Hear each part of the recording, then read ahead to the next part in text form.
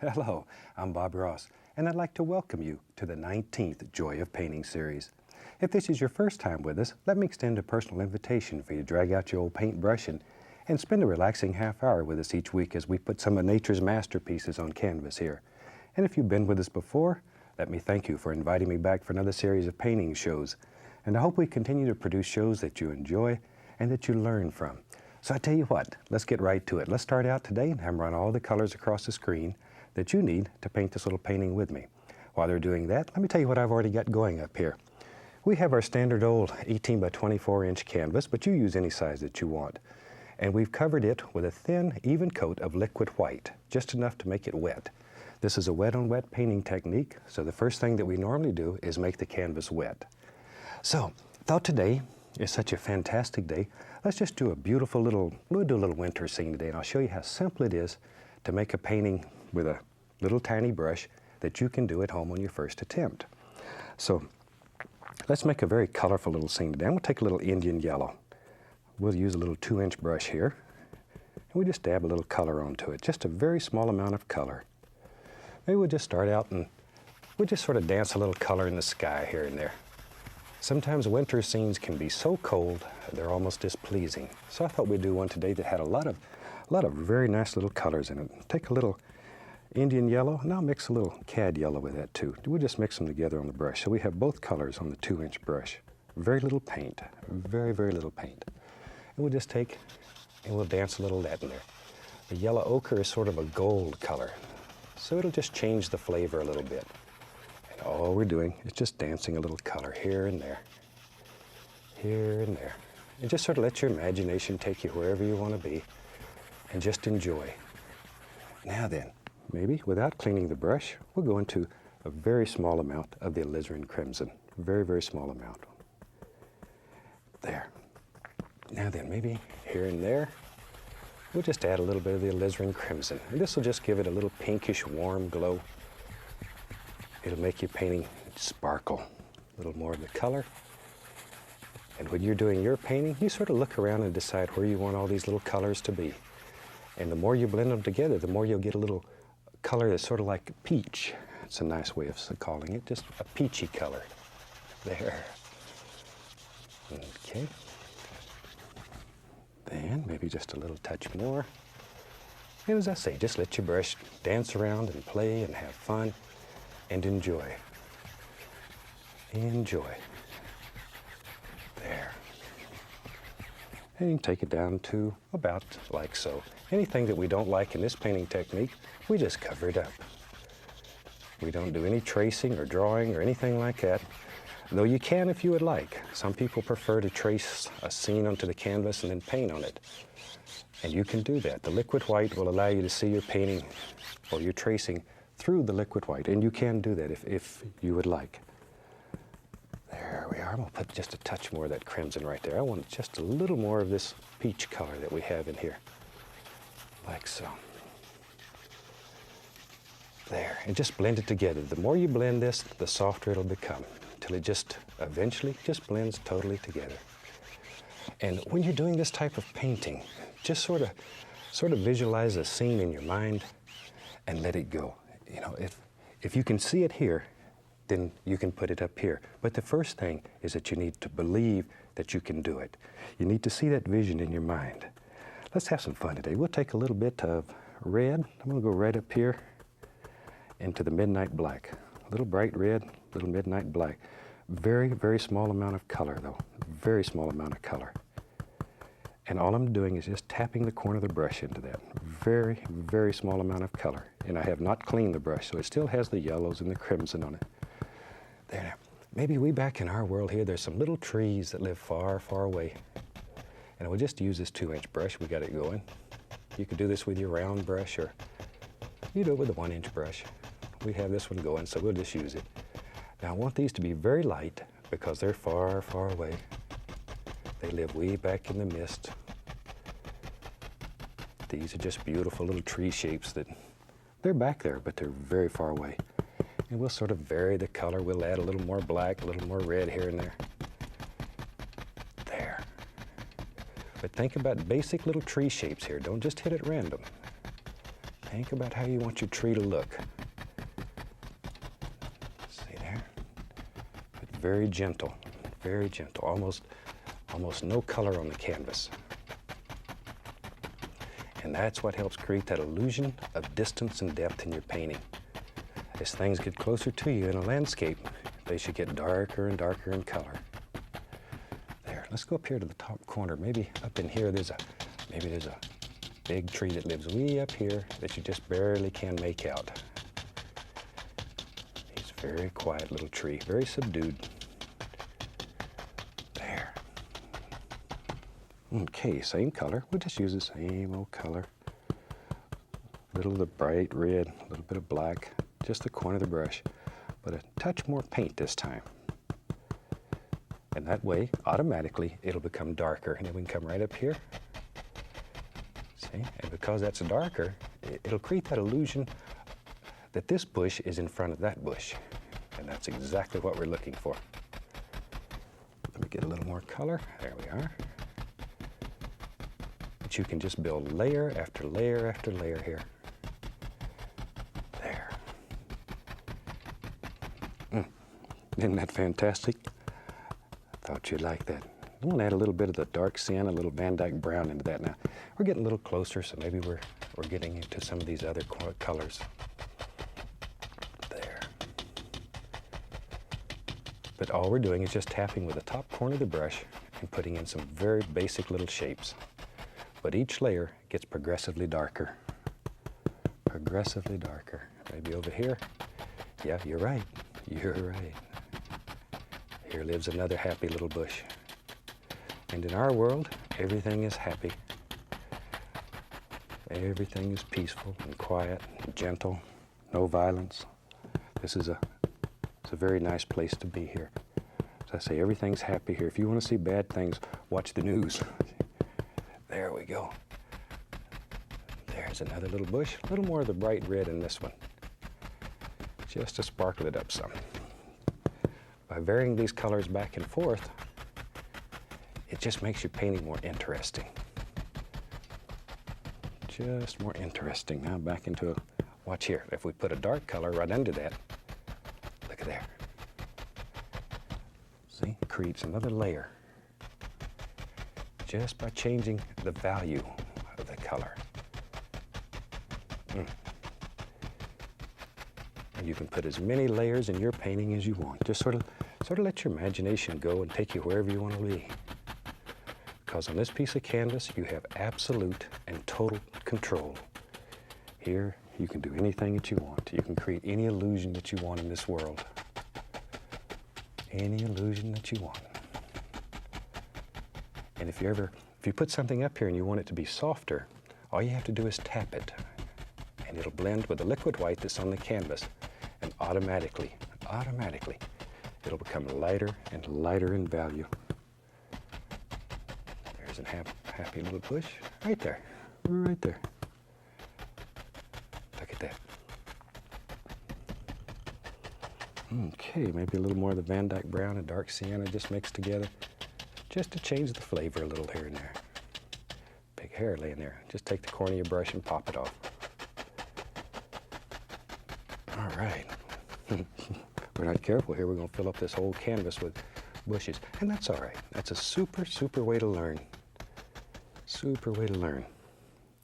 Tell you what, let's put a few little sticks and twigs and some trunks in some of those trees. And we'll use a liner brush for that. Get a little paint thinner. And we'll go right into the same color that we made the bushes out of. We'll start with just a little black, a little bit of the red, but not much. Turn that brush. That brings it to a very sharp point. This is a script liner brush, number 2 script liner brush. It has very long bristles and it comes to a very, very sharp point. And it holds a lot of paint, so you can literally make it flow. And we thin the paint till it's like an ink, almost a water-like consistency. And that way it'll flow right over these thicker paints without mixing. And if it mixes, then you'll become a mud mixer and you won't be happy with me. So if you have trouble making it flow, all you need to do is add a little more of the paint thinner. And you can just begin putting in all kinds of little sticks and twigs and things that live way back here in some of these. Just sort of let it flow. Let your hand just sort of jerk her. If you have a little nervous twitch, this is one time that it'll be beneficial to you. It will help you out. There. I have people write sometime and they say that the hand shakes a little and they're having a hard time this is your thing right here. Enjoy it. Okay, just wherever you think they should live. Just begin dropping in all kinds of little deals, little twigs and sticks. And maybe even here and there, there's some that come right on up here. Maybe this old tree lost all of its foliage. There. But this helps create that illusion of depth and distance in your painting. There we go. There's one. Put a little one in here. Some people will find it's easier to pull down to make these. Others will find that it's easier to go up. Try both ways, and whichever way seems to work the best for you, then that's the right way. The only rule that we have here is that it makes you happy and that you enjoy what you're doing. I'm going to add a little Van Dyke brown to the color, and as we get down here in these darker things, we need some little branches that are a little darker. Same color with a little Van Dyke brown added to it. There. Maybe, shoot, I tell you what, maybe right here lives, big one. There he goes, up, up, up. That's your bravery test. He's a bigger one. He just stands up here and watches everything that's happening, enjoys life. There. Maybe he's the old Papa Tree, and these are all of his kids. See there? Okay, good. A few more little doers here and there. Okay. Always a lot of little sticks and twigs out in the woods. So you can just put as many or as few as you want in your world. There, one right there. Now we said this was going to be a winter scene, so we need to begin thinking about some snow in it maybe. There, wash the old brush. And we wash our brushes with just odorless thinner, and I just wipe them on a paper towel. Tell you what, I've got several of each brush going here. Let's take a little touch of that bright red, a little bit of the black. We'll just put a little undercolor. If we're going to have snow here, let's just put in something it'll just end up being shadows basically. Put a little color under here. That'll show through. It'll make your painting a little more interesting. Once again, because you have liquid white on here, this color blends with it, and all these beautiful things will just happen automatically.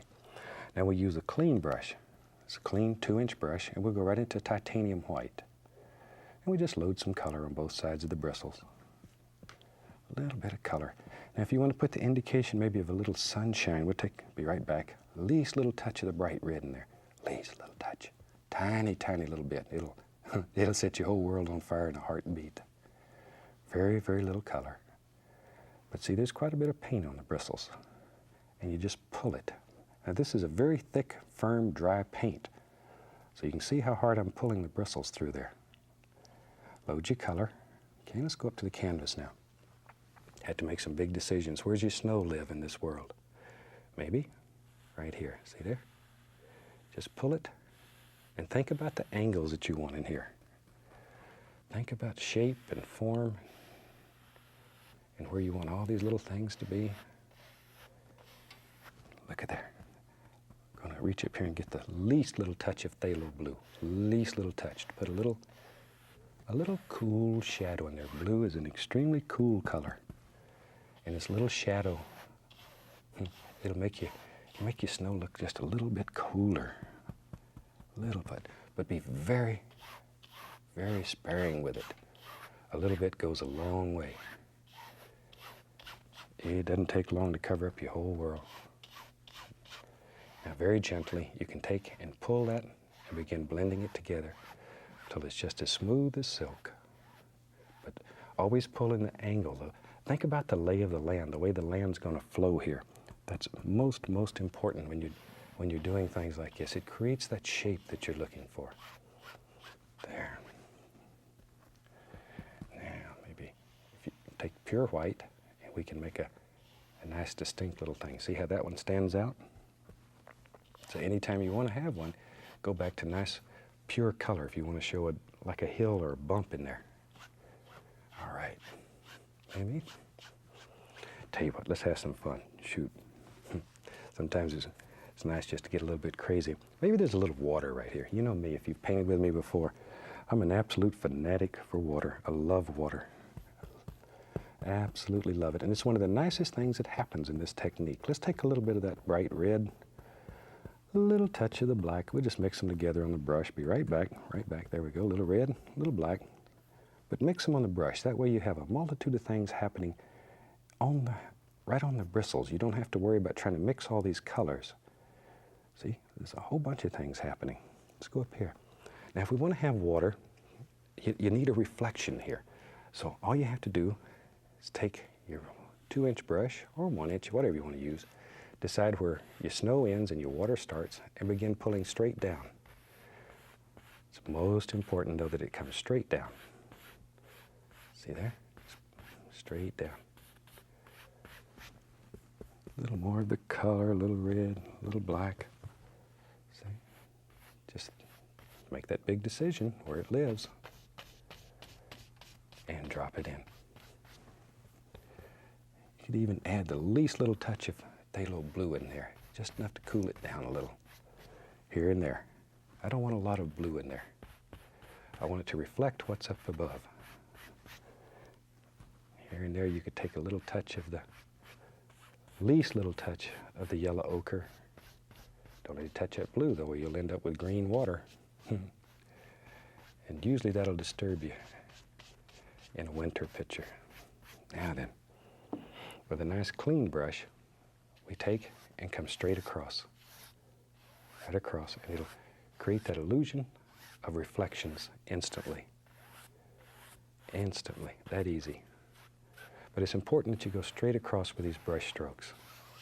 If you don't, it's going to look like your water's tilted. And we can take our brush that has the white on it, and we can redefine some of these edges here if you want to make them a little more distinct.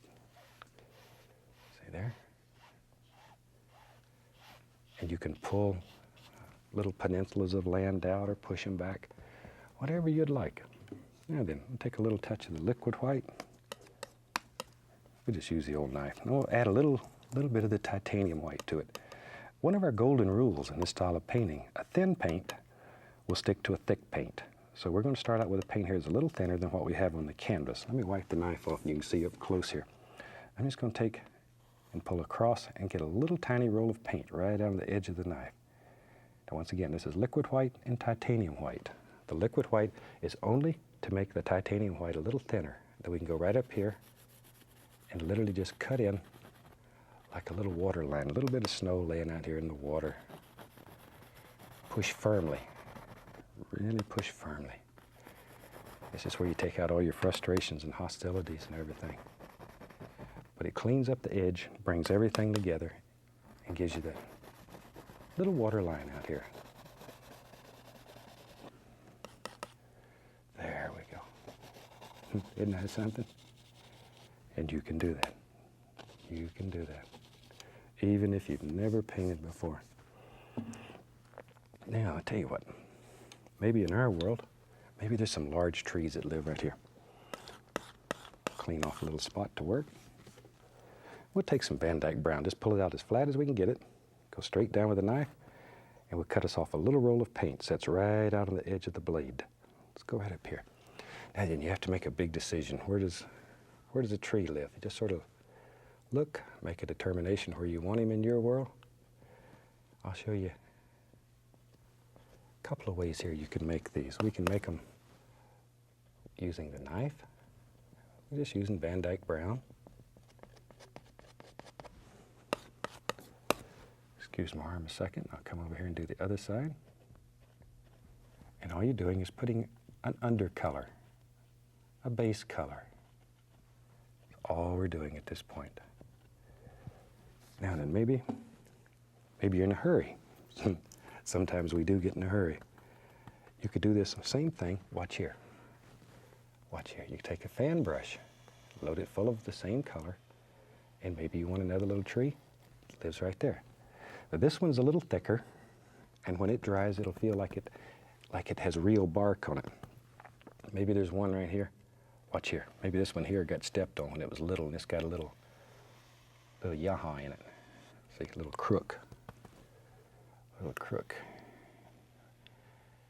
This is a crooked tree right here. And sometimes it's nice just to put some little trees in there that are a little different. Now then, we'll take a little of the titanium white, and once again, we'll pull it out as flat as we can get it and cut off our little roll of paint. And let's go right up here. If our light's coming from the left, maybe in this one, let's touch and just give it a little pull. Little pull. And we can instantly turn these into some very nice little birch trees. Just some happy little birch trees that live out here. And this one here, zoop. Put him right in. Now, I really think I prefer the ones made with a knife because once again, when they dry, they're nice and thick. They actually feel like a real tree. The other ones will be much smoother. This one here that's got the old bend in him. So it's sort of it's a matter of choice. Decide what you want in your world and drop it in. We'll try to show you how to do this. That's all we're going to do. What you do is up to you because painting is as individual as people are.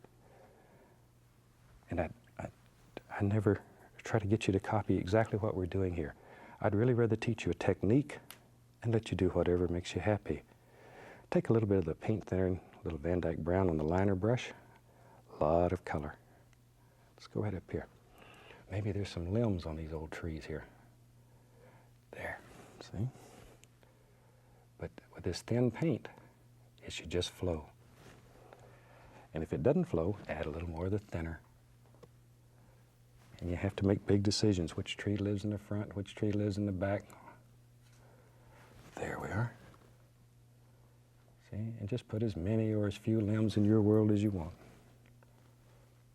There we go. Maybe there's some on up here, wherever you want them. There. While we're up here, we'll do this one. We don't want him left out. There. And have some come up and across the trunk. Don't have them all just coming out the side. It'll give the impression that big giant came along with a huge razor blade and cut them off and there's no limbs going across, that they're all just on each side. So let them come across. Some go behind. Then it looks natural. There. Study trees. Make friends with them. There's nothing wrong if you're a painter going out in the yard and talking to a tree. You know, people will look at you like you're a little strange, but painters are expected to be a little different. So you do whatever makes you happy. And by talking to a tree or just studying a tree, you don't actually have to go talk to a tree. It helps you understand how the old tree grows. Maybe down here there's a little baby one. See there? Yeah. I'll just use that same little brush. We can go down here with a little of the white, clean up his little foots so it all comes together. There we are. Now then, maybe over here on the other side. Let's come right down here. Maybe let's have a little doer. It lives right out here.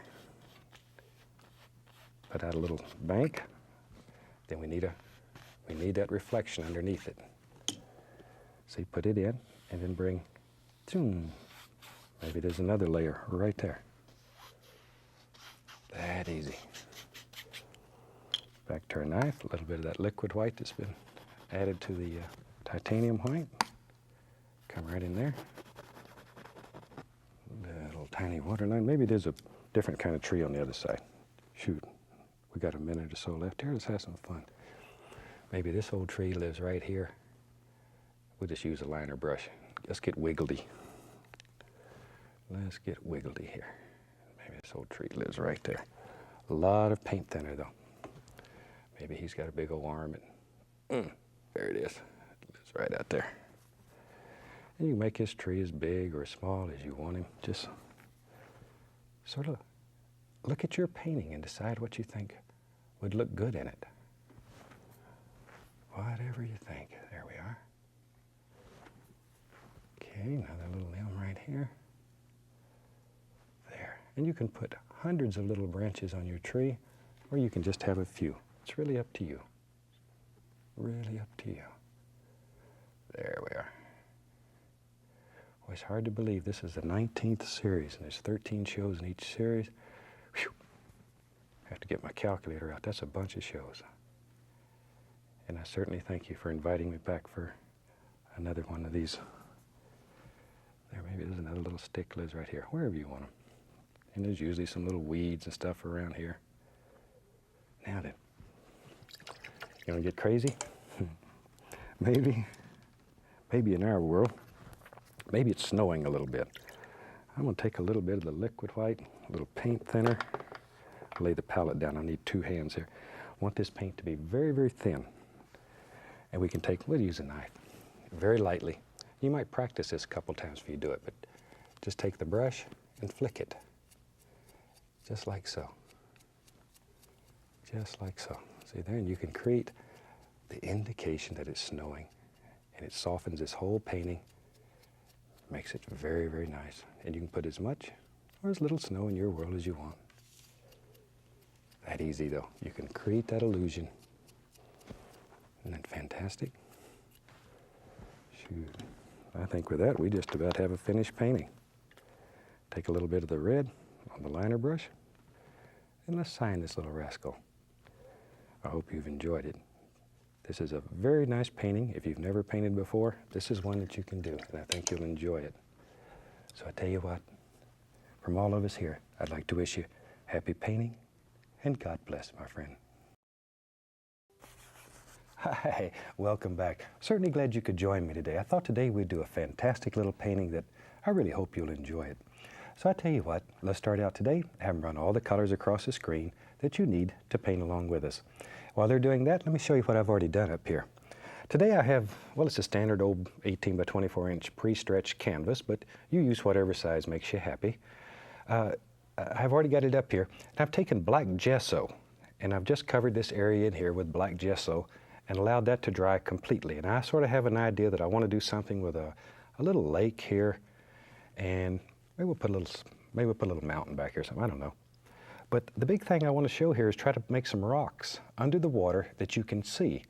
So we've done that with the black gesso. I've just taken and just dropped here and there, and just to give it a little effect like so. Okay, everything is black. Then we've covered with a liquid clear, a very, very thin coat. Tiniest little amount you can imagine.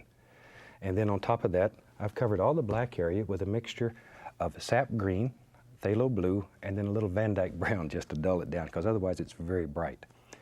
The part of the canvas that we didn't have any black gesso on, then I just covered with liquid white like we normally do. So I was just finishing up putting a little bit of this color on here, and this is once again a mixture of sap green, phthalo blue, a little bit of Van Dyke brown. Now we know we're going to have water in here. If we had covered this with a liquid white, it would be opaque. But since we use the clear, it's nice and transparent. So we can just take the same color, that same color that we've done everything with, and just begin laying that right over the top. And right from the very beginning, we'll have the basis for our water. Beautiful little color there. It's sort of a blue-green. And this will look like all kinds of little things in the edge of the water, if everything works just right. There. You see, that way part of your painting's already done before you even get started good. And this is a lazy man's way of painting. I look for very simple ways to make very effective little paintings. And I hope that'll make your painting life much easier for you. Here, to make these little effects, I've just taken a corner of the brush and just tap, and it goes right into the liquid white. We don't care, because we're going to mess with that in a little bit. So I tell you what, let's start out today. We'll use the old fan brush, and let's make us some happy little clouds up here in the sky. And for that, I'm going to take a little Prussian blue. We'll use a little Prussian blue today, and a little touch of midnight black. And we just mix those on the brush. And I'm just using the fan brush, but you could use a filbert brush or a 1-inch brush, whatever. Very little paint on the brush. Okay, let's go up here. Now let's make some big decisions where our clouds are going to live. So we take the corner of the brush and very lightly, and very little color, just begin putting in a basic cloud shape. That's all we're looking for. Now, interestingly enough, all I'm interested in here is the white area. This dark is going to be blended out. In other words, use the white area here to form your basic cloud shapes. Be more concerned with this than you are with this. This we don't care about. And I'll show you why here in just a second. There. And we'll have some nice fluffy clouds in here. And maybe in our world there's one that lives right about here. And he just bounces around, has fun all day. Clouds are very, very free. And when you paint them, try to paint them that way. Try to paint them with a looseness and a freedom that just shows that they're floating around. Maybe we'll have another one right here. Once again, though, we're worried about the white area here, not the dark. And that's all we're concerned with at this point. There. A little more color right in there. Okay, let me grab a little 1-inch brush here. And you could continue to use your fan brush, but we'll just use this. Just want to blend this out. And I'm trying not to touch the edge, just blending it out. And it'll blend with the liquid white, and automatically it's going to become lighter and lighter in value. And you can blend this to any degree that you want of lightness. There we go. See, just blend that right out. Now then, and I'm just using sort of little crisscross strokes to blend that.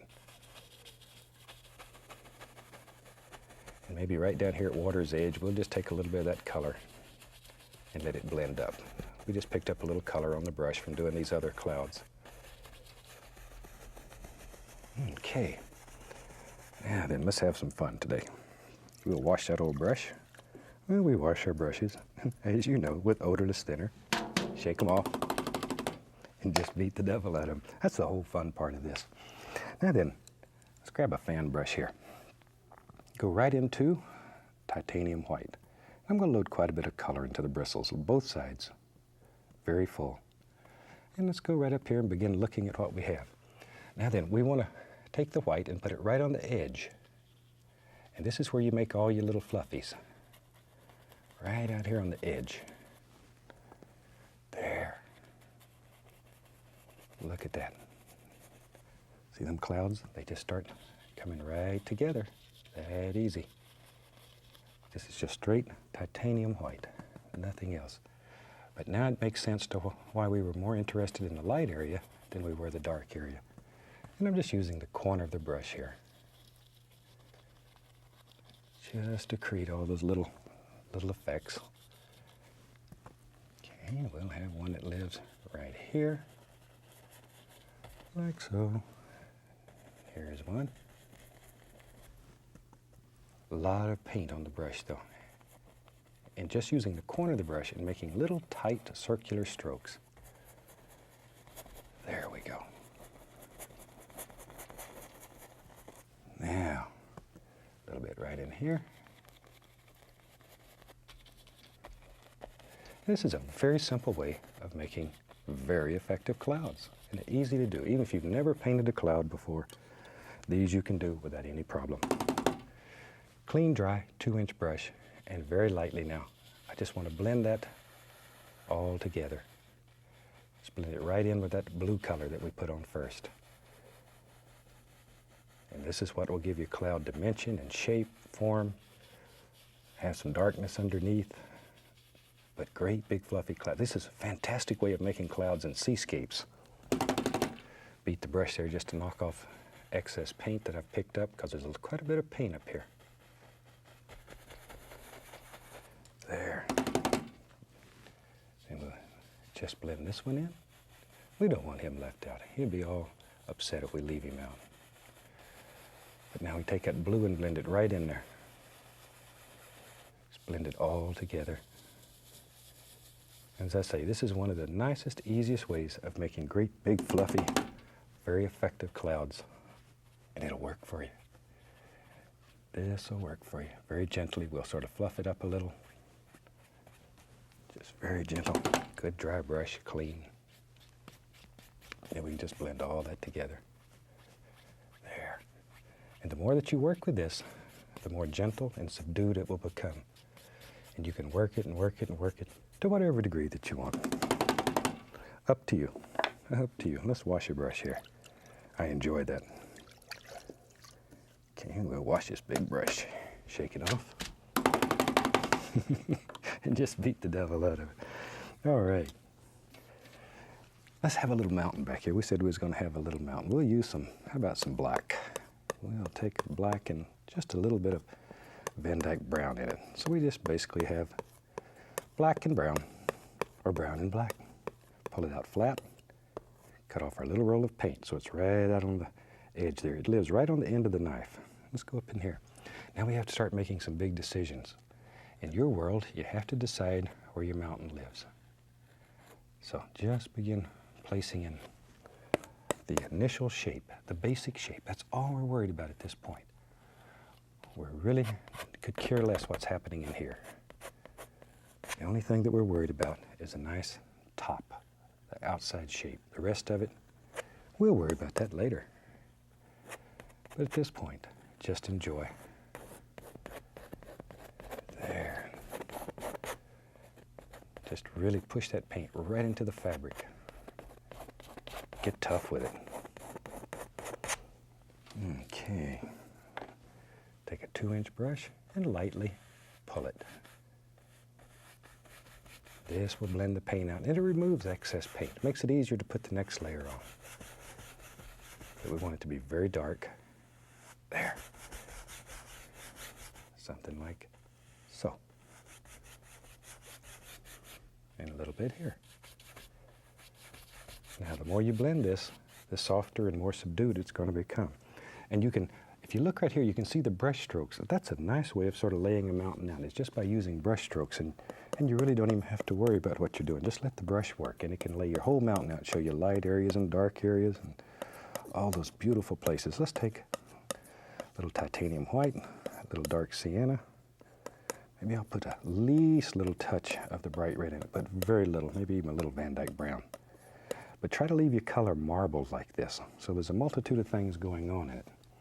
Then we'll cut off our little roll of paint. I don't have a lot of paint on there, just a little. Now you can begin just coming in here and playing, barely touching the canvas. Let the knife flow with angles. Just let it flow.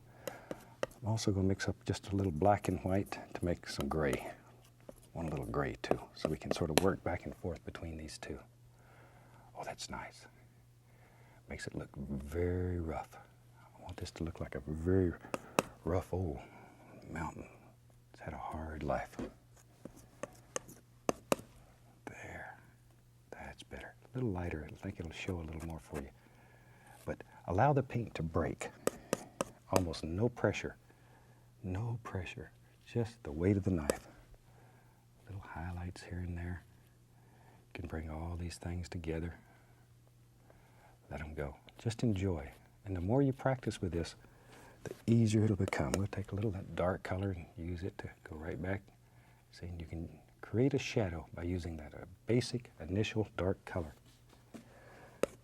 There. Maybe a little touch right over in here. There we are. But play with this a little. It's unbelievable what you can do with this big old painting knife here. Looks like a putty knife almost. You can, with a little practice, you can do entire paintings with it.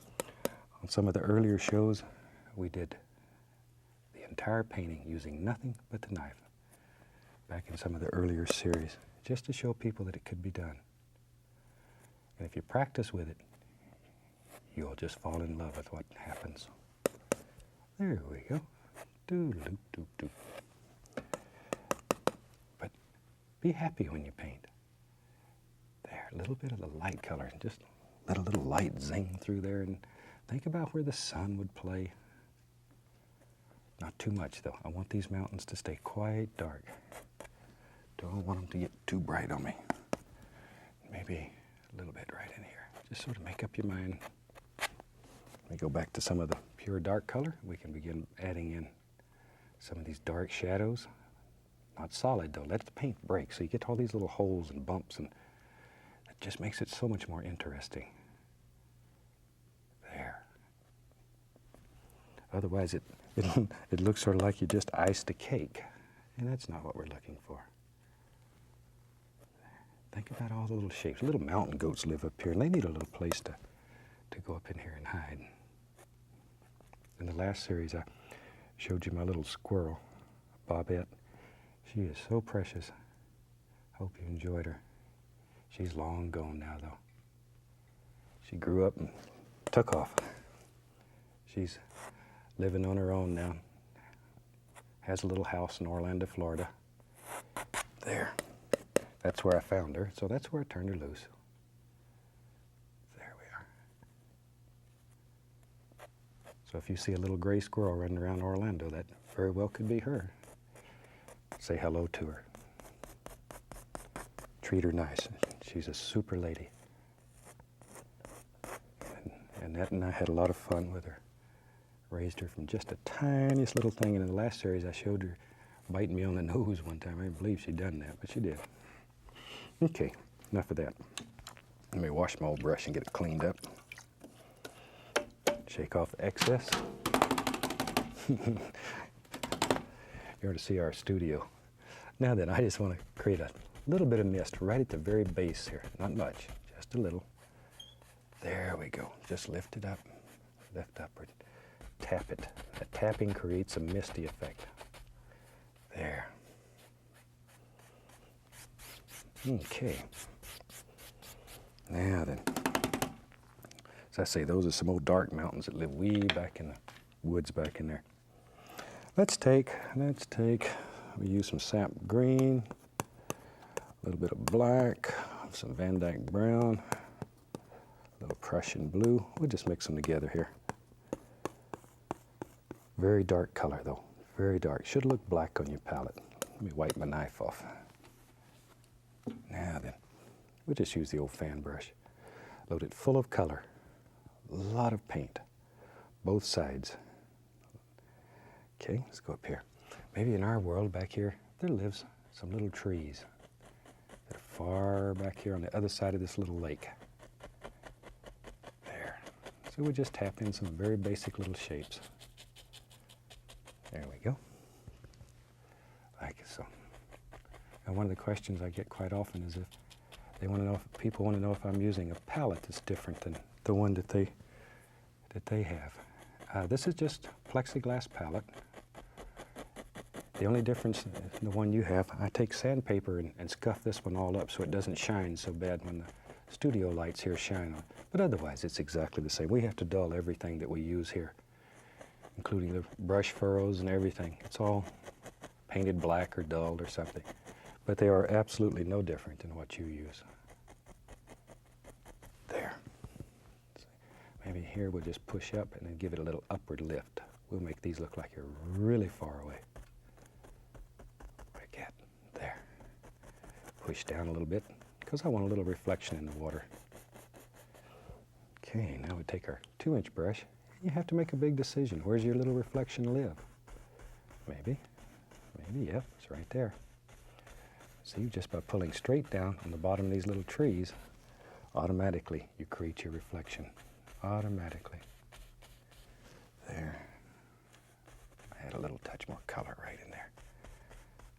And it goes way back over here into nothing. We don't know where it goes over there. Knock off the excess paint, then very lightly come across. Now if you wanted to sparkle these, watch here, watch here, watch. This is fun. Take a little white on the brush. See, there's just a little bit of white. Now watch. Come right in here, go, choom. It makes like little shimmers of light. Really, it'll sparkle up your painting. But don't get too wild with it. It gets nice and pretty soon you just want to cover the whole thing with it. Too much is distracting. Just a very small amount. Just enough to give it that shimmer. Just a shimmer. We don't want to kill it. Oh, we have that white on there. We just gently go across that. Now the white is a very opaque color. Can't see through it, so be careful or you'll lose all these little indications that you work so hard to put in here to make it look like there's rocks right along the edge in here. Okay, maybe. We'll put a little land back here. What the heck? I'll just take a fan brush and just push upward. We'll have a little peninsula there, maybe, and maybe this one goes way back. We don't know where it goes. Just let it go. I'm going to take another fan brush. I have several going here. Put the least little touch of titanium white on it. Very small amount. Now, this is sort of a sneaky little trick. Watch right up here. I want to make the indication here like there's little tree trunks way away, but at the same time create another plane. And just by doing that, can you see what's happening there? It looks like there's a whole other plane. And it also looks like there's a lot of little trunks. So if you ever get one that's a little bright, just work it. That dark color will eat it up. But that easy. You can make all kinds of little things. That's sort of sneaky, but it works well. Now, we'll take some yellow, a little bit of black. We just mix them on the fan brush here. A little black and yellow. It makes a beautiful dark green color, and that's exactly what I'm looking for. Load both sides of the brush. Okay. Now then, we said we was going to have a little grassy area here, so just take the brush and just give it a little upward push. Just a little upward push. There. We'll make a little indication way back in here of a little grassy area that lives right in front of these trees. There. Maybe a little touch back here. That's farther away, a little more difficult to see. Take a little touch of liquid white now. Little liquid white. I'll put the least little touch of dark cyan in it. See, I don't want pure white. I want it to have sort of a tone to it. Cut across. Okay, let's go up here. Now then with that, we can come right in here and just put the indication here and there of a little water line. Just a little light area in here to break all this up. This is where you create the shape, the bottom shape of your land back here. You can have it go up and down, but these lines need to go basically straight. If they don't, your water just won't look right. It'll look like it's going to run right out of your painting and get your floor wet. And just push very firmly, act like you're trying to cut a hole right through the canvas. Right through the canvas. And if you want one to go away, look at here, you can just rub it, see? The more you rub it, the more it's going to pick up that color underneath, and it'll just go away and leave you. That's all there is to it. Okay, I think it's time we really had some fun. This big area back here, I want that to be some large trees that hang over the water. So I want to start out and just put a few little indications back in there that maybe there's some little trunks that are way back in there. Take a little Van Dyke brown, a little dark sienna, a little white. I want this to be quite dark, just enough so it stands out. And just go back in here, and we're not going to see a lot of this. We're going to cover it up. But if you can see through the branches here and there, you're going to see the indication that there's things happening way back in here. Just a few. We'll do some more in the foreground, but just want those back here. We'll just use an old 2-inch brush. I'll take a little of that black, a little cad yellow. We'll get a little yellow ochre, a little Indian yellow. Shoot, once in a while, a little touch of that bright red, not much. Because if you put red and green together, they make brown.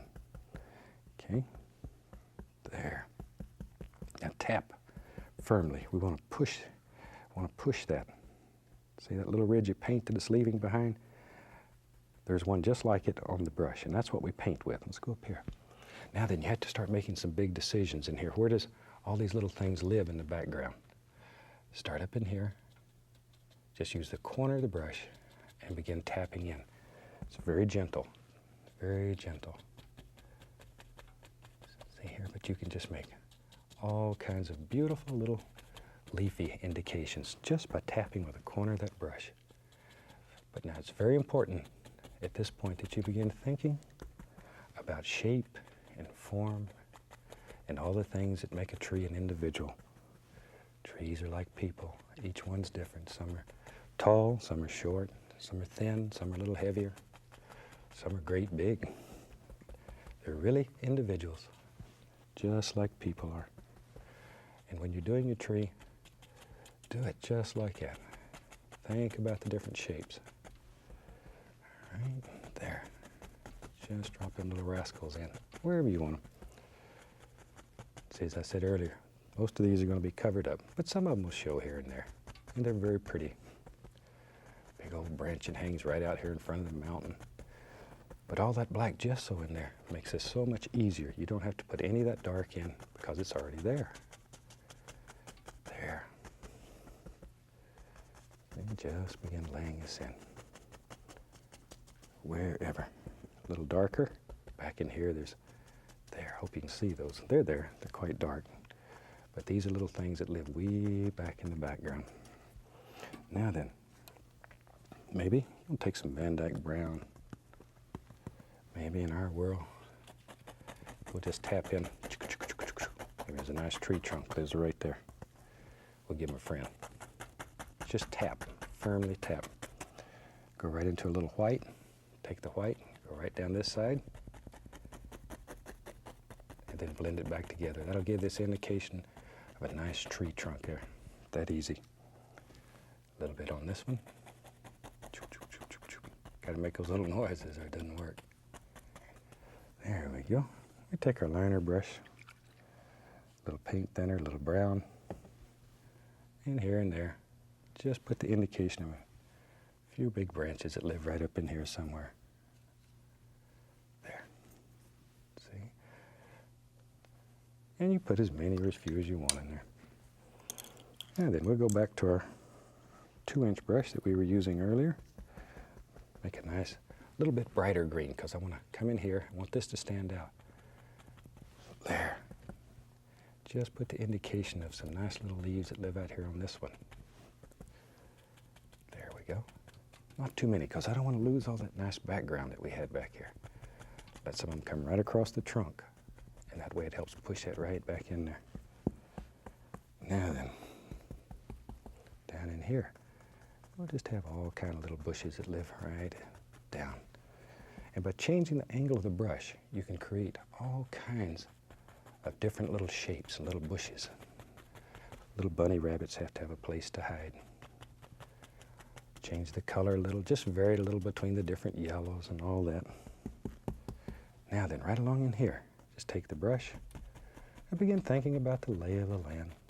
And we can tap in all kinds of little soft grassy areas that just live right along in here. The more you tap this, the more it picks up the color and the darker it'll become. So, there we go. Okay, just tap though, very gentle and very, very easy. There. Let's see there. And you can create all of these little grassy areas. Okay, a little here. Sometimes it's nice though to leave some little dark areas in here too. And that'll give the indication maybe there's little indentations in the ground. It's just not perfectly smooth. There we go. Little places to hide in there. Let it come right up to underneath like so. In a super easy way, I'm going to leave this quite dark over here because in my mind it'll be in shadow over here. And you can pick out little high points. But once again, the more you tap on this, you can keep on till it looks just like velvet. And it's very, very pretty. Shoot, I think we about have a finished painting. Tell you what, let's take a little red on the liner brush, sign this one, and we'll call it finished. Hope you've enjoyed this one. It's a little different. It'll give you some experience using the black gesso. I think you'll really be pleased with what you can do on this. So from all of us here, happy painting, and God bless, my friend. Hi, welcome back. I'm certainly glad you could join me today because it's a fantastic day here, and I hope it is wherever you're at. So, tell you what, let's do a fantastic little painting together.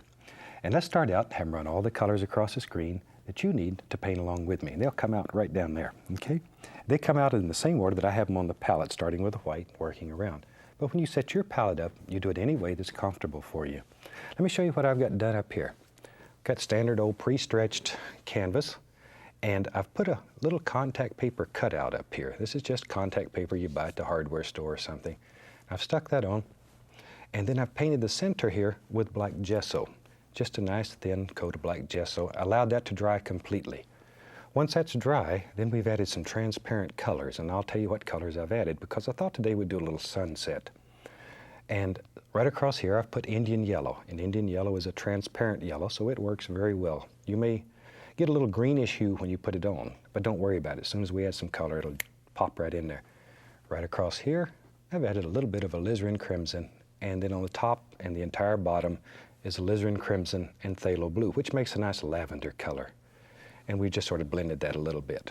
So it's all ready to go. And up here, oh, this is fun. I was drawing a couple of pictures of our camera people. This is Richard, and over on the other side over here, then we have Kathy. These are two of our camera people. They give me a hard time, so I thought I'd put their picture up there today. Hope you enjoy that. That was one of my early loves, was doing cartoons. And a lot of times for my young friends, I'll sit and do cartoons and show them how to do it. Maybe we'll do that on the air one day if you'd like. Let's start out today with the old 2-inch brush. And we'll use a little titanium white and just load some color into the brush, both sides, it doesn't matter. About like so. There we are. Better watch where I'm doing. Now then, let's go right in here, and we have to make a decision. Where's our horizon going to be? And I think mine will be about right here. And you can, at home, when you do this, you can see where the yellow and the lavender sort of meet. We don't want to get into the lavender yet, just the yellow. Decide where the lightest area in this sunset's going to be. And you start in here and just start doing little crisscross strokes. I get a lot of letters from people all over the country who want a very simple and easy little sunset to do that's effective. So I thought today we'd do something that's nice and easy. Anybody can do this. Now start with the lightest area and blend outward. Always blending outward. There. Just keep going outward now. And you blend upward. Then you're going to get into all these other beautiful colors. Look at there. There. And just keep blending and blending and blending. There we go. Now, automatically, that goes from light to dark, and you've done basically nothing. Let's wash the brush. And as you know, we wash our brushes with odorless paint thinner. Be sure it's odorless. If it's not odorless, you're going to be the most unpopular person in the house. And we never use turpentine. Turpentine, oh my gosh, 1 thimbleful will run everybody in the neighborhood out. I want to make this a little brighter, so I'm going back into the titanium white, load the brush exactly the same way. Let's go back up here. Once again, find your light spot and have this lightest spot a little bit off center. In other words, not dead in the center. It'll just look a little better composition-wise that way. Start in this light area and begin blending outward.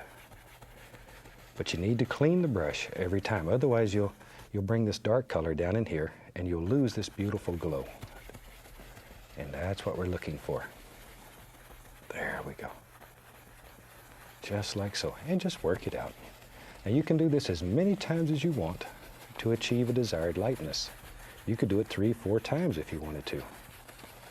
But each time it's going to get brighter and brighter. But once again, I suggest that every time you do it, you wash the brush and start with a nice clean brush. Otherwise you're going to pull that dirty color right down in there. Now, going across just very lightly removes the brush strokes. And instantly, you can see that glow. It goes from the brightest all the way up to the dark. And that's one of the simplest, most effective ways I've ever came up with of making a very nice little sunset sky. And if we're going to work in the sky, tell you what, let me grab a fan brush here. Let's make a little cloud out here in the sky. They're always a lot of fun and they're very effective. And of course, we're never interested in selling paintings, but if you should want to sell your paintings, these little extras like clouds and all kinds of little things like that, that'll make your painting sell. Let's take a little of that phthalo blue, a little alizarin crimson. We'll just mix them together on the brush, like so. A little bit to the reddish side. You can make a lavender color here that's to the blue side or to the red side. I want to go slightly to the red side, but not a great deal. And you can mix this on the brush and just load both sides with a little bit of paint. Now then, you have to make a big decision in your world. Where does your cloud live? Maybe in our world, our cloud lives right about here. And I'm going to use just the corner of the brush. And think about this shape. Maybe this is going to be a big old cloud that just sort of floats around here and has a good time. As I've mentioned before in other shows, clouds are extremely free. They just sort of float around and they just enjoy being there. And when you paint clouds, think about that. Think about the basic shape that you want this cloud to be. Don't just throw in a bunch of color and hope that a cloud appears.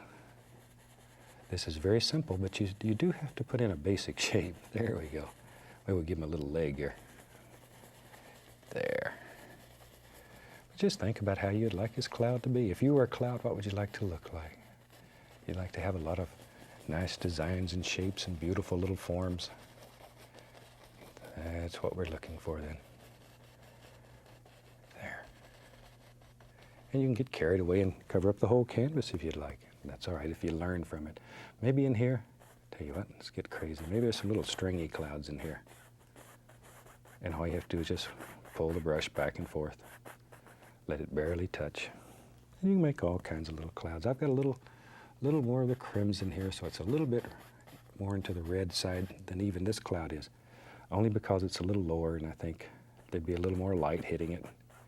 I want it to just shine a little more. But just barely grazing the canvas. Barely. There we go. Now then, let's take a clean, dry 2-inch brush and we want to very gently blend this. Now, there's 2 reasons. One, to sort of mix the color up. Most important, though, is to take off that excess paint. Watch here, watch here. Just use the corner of the brush and just make tight little round circles. Tight little circles. Just like so. And that'll lift any loose paint off the canvas. There. And you can just blend that. If you blend it enough, it'll just eventually go right into the other color and sort of disappear and just become a big dark shape there. Don't do that. Don't do that. There we are. Now we'll beat the brush. And all that does is just remove the paint off the brush. Very gently. All right. Now, you can fluff this cloud a little if you'd like, very gently. 2 hairs and some air. That light. But this will lift it and make it look fluffy. And then very lightly, just go across it. This removes all the brush marks and blends it all together. But isn't that a fantastic way to make a big old cloud that's up here in your sunset? Now these little thin ones that we made down here, they're the easiest of all because all you have to do here is just very lightly with a clean brush. Be sure it's clean and dry. You can go across and you can pull that if you want to. See, give it a little pull and you can bring that together. That easy. There we are. Now, isn't that an effective little sky to be made that easy? And you really can do this. Even if you've never painted before, this is a very simple one to do. Now then, let's mix up a little, we'll take some alizarin crimson, let's use a little Prussian blue. We'll make a dark lavender color, more to the blue side this time. Shoot, you can throw a little bit of Van Dyke brown there. Not a great deal, just a little. Just to dull it down a little. I use brown as a color to dull other colors a lot of times when I want to do this, just so it's not too bright. Let me clean my knife. There we are. And we'll just use the old 2-inch brush again. Shoot, that's a lot of fun. So often we avoid this brush because it's so large, but it'll do fantastic things. I'm just tapping like so. There you are. Just give it a little push. That creates a little ridge of paint. There, see it? Okay, that's what we're looking for. Now then, back in here, you have to begin thinking about what lives back here. And I'm just using the corner of the brush. And we're not committed here. All we're doing is begin laying in some general ideas, like so. Just where these colors come together. There. Okay, now that gives us a very basic little horizon. A little more color. There we are. Now then, now we can begin thinking about little individual trees and bushes that live in here. And maybe in our world, there is now. Maybe there's a big tree that lives right here. See? But that easy. Just using the corner of a 2-inch brush, you can put in a very basic little shape for a nice tree. And sometimes this is a little scary if you've never tried it, so just practice. This 2-inch brush is fantastic, but if you're a little more comfortable with a 1-inch brush, shoot, feel free to use it. The only thing we want you to do here is to be happy with what you've done. If you're happy with your results, then it's good. Let's go over on the other side here, and we don't want it left out. Maybe we can have another little tree. He lives way on up here and almost up in the cloud. There we go. Maybe he's got a friend over here. Everybody needs a friend. Ooh, I want to cover up that nice part of the cloud. That is beautiful. Maybe a little something there, wherever you want. There. See, isn't that easy? Already you begin to make out all kinds of little things that live in there. Now then, let me find my little liner brush. Dip it in a little of the paint thinner. We'll go back into that same color. But the paint is very thin. It's almost like ink. Almost like ink. Turn that brush in there. This is a script liner brush. It has very long hair, so it comes to a very sharp point. There, you can see it. Right there. Very sharp point, though. Now then, we can go up in here, and we can begin putting the indication of some little trunks in here. Little sticks and trunks and all the little things that live inside your tree. The little squirrels have to have a place to play. There.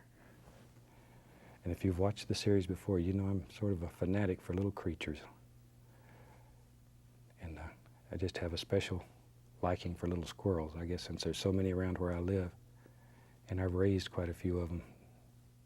And they're a lot of fun. A lot of fun. There. Sometimes when I get angry at them, I'll call them tree rats. There. Because if you shaved his tail, you wouldn't let him in the house. There we are. Let's go on the other side over here and put some little things in these trees. Now, if you have trouble making this paint flow, you just need to add a little more paint thinner to it. Thin paint will slide right over the top of this thick paint. And the paint that we use here is very dry and very firm, very thick. And that's what allows you to do this one layer after another on top of each other without becoming a mud mixer. If you use a thin, oily paint, then you're in trouble. Then you're in trouble because your paints will just mix together. And if you're going to use a thin paint, then I recommend you allow the paint to dry between each layer. The one thing that's so fantastic about this is the fact that you can do it all while it's wet. Find a clean brush there. All right, let's take a little sap green, a little yellow ochre. So we have cad yellow, a little yellow ochre. Reach over here, get a little of that Indian yellow. All those beautiful colors. Let me get a little more of the sap green. I'll darken that a little more. Maybe even a little black. There. Okay, now we just give it a little push. Once again, we want to create that little, see that little right there, that little ridge of paint. Push. There, that's what makes this work. Just push. Okay, let's go right up in here. Now then, maybe this tree right in here, we want to put some highlights. Here's our light source. So all you do is come slightly above the dark and begin thinking about your basic form and shape in this tree. And just let all these little things happen. There. See, by mixing color on the brush, you have a lot of things that are happening in the brush. There we are. Just layer after layer. And you can create some of the most spectacular little trees like this you've ever seen. And it's very, very simple. Sometimes you add at least a little touch of paint thinner. If you have trouble making it stick, just like with a liner brush, all you do is add a little bit of thinner and then it'll stick. Add at least a little touch of bright red to this one. Ooh, nice. It's nice. Boy, that little rascal's got character. He's sitting out here watching the sun sink right behind that hill. So he's got the best view of all. Now, while we have that going here, we can begin thinking about little things that live underneath here, because you always have all kinds of little happy bushes and trees and plants that grow in here. Now, if you're a little more comfortable with a 1-inch brush, this will work just as well with a 1-inch brush. I just sort of like this one. But try them both. See which one you feel the most comfortable with, and off you go. Let's go on the other side over here and put some nice things in there. There we are. Just once again using the corner of the brush. This is our light source, so it'll be highlighted more on the other side of the tree. There. Always think about where your light's coming from. Okay, maybe a little touch of the bright red added to that. Ooh, give it a nice orangey flavor. There we are. There we are. Okay, then our little undergrowth, little things underneath here. We just put in all kinds of little doers. There's one. But notice that we're leaving some of these dark areas in here. These little dark areas are very important. Sometimes you get doing this and it starts working so well and it feels good. And you get carried away and you cover up all the dark. And if you do, then your painting is going to look very, very flat and you're going to be unhappy with it. There. And we want this to work for you. So be conscious of these dark areas and don't lose them. Sometimes I believe they may be more important than the light areas for creating that illusion of depth and distance in your painting. Okay, I'm going to get a little touch of the black and add to my yellow, make a nice darker green. And let's think about maybe there's some nice soft little grassy areas in here. Very gently. Let me get another brush here. I want a clean brush to do that. So it's a little darker. There, that's better. Don't want this to get too bright on us. And darker, darker, darker back over in here. Can actually just about fade away. Just fade away. It's like old soldiers do. I'm an old soldier. I spent half my life in the military. They say old soldiers never die. They just fade away. There. So the same thing here. You just allow that to fade. Now, notice these angles. This is how you create the lay of the land. Just by changing these angles, you can totally change the way that the land flows or what's happening in your painting, just by changing those angles. There we go. Darker, darker, darker, maybe down in here. But look at the depth that's in here, and it's because of all these little different planes. Isn't that a super way to make a little sunset?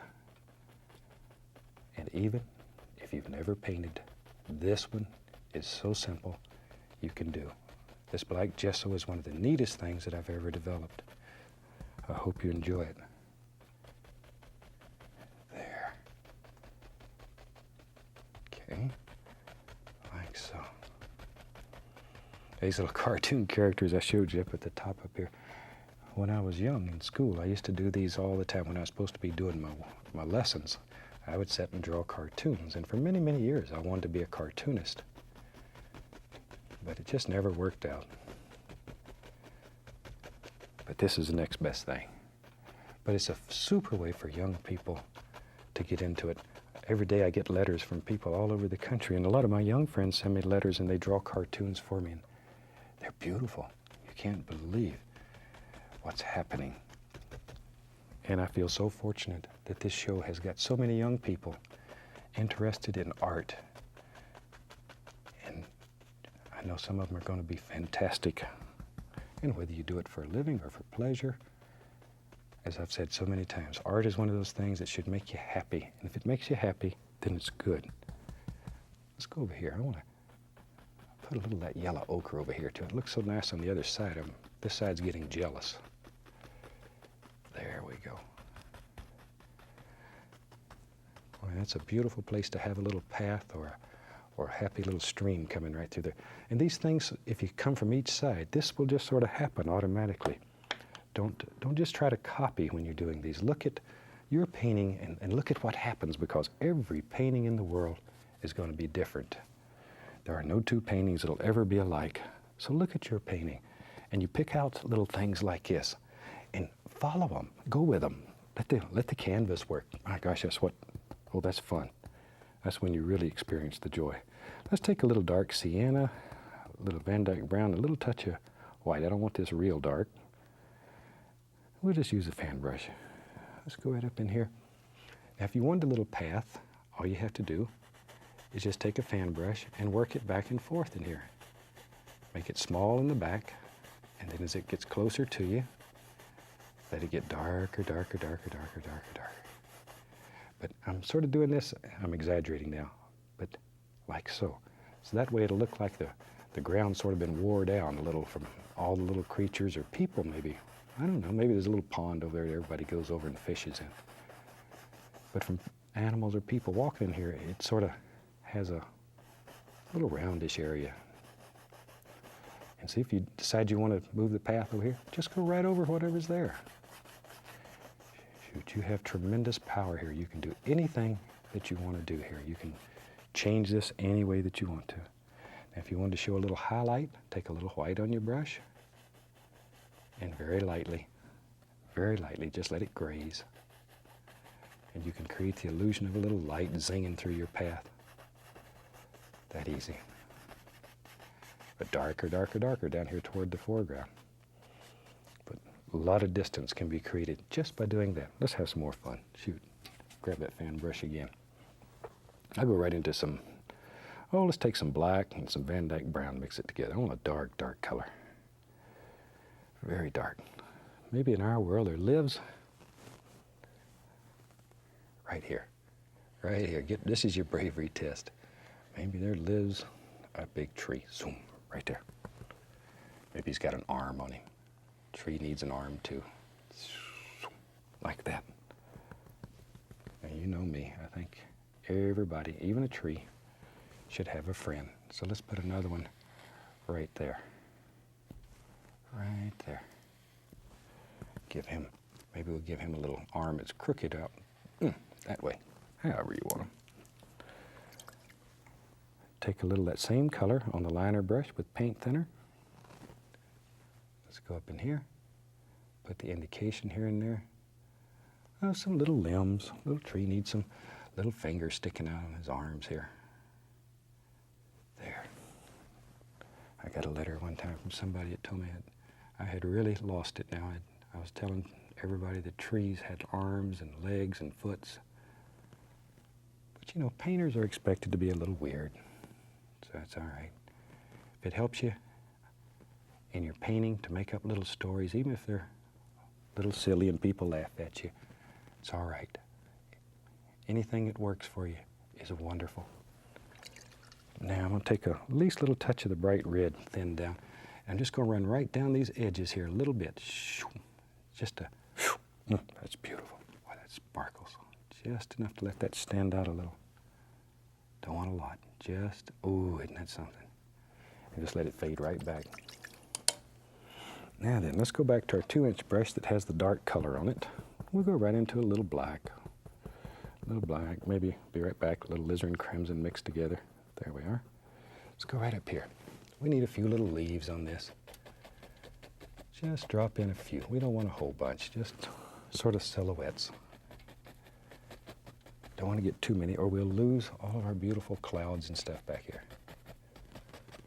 But even if you lose them when you do yours, at least you learn how to make them so the time's not wasted. I want to add a little bright red to that same color. We'll let that, the black and the color on there will dull it so that it's very dull. There. But just enough to give you a little hint of color. There.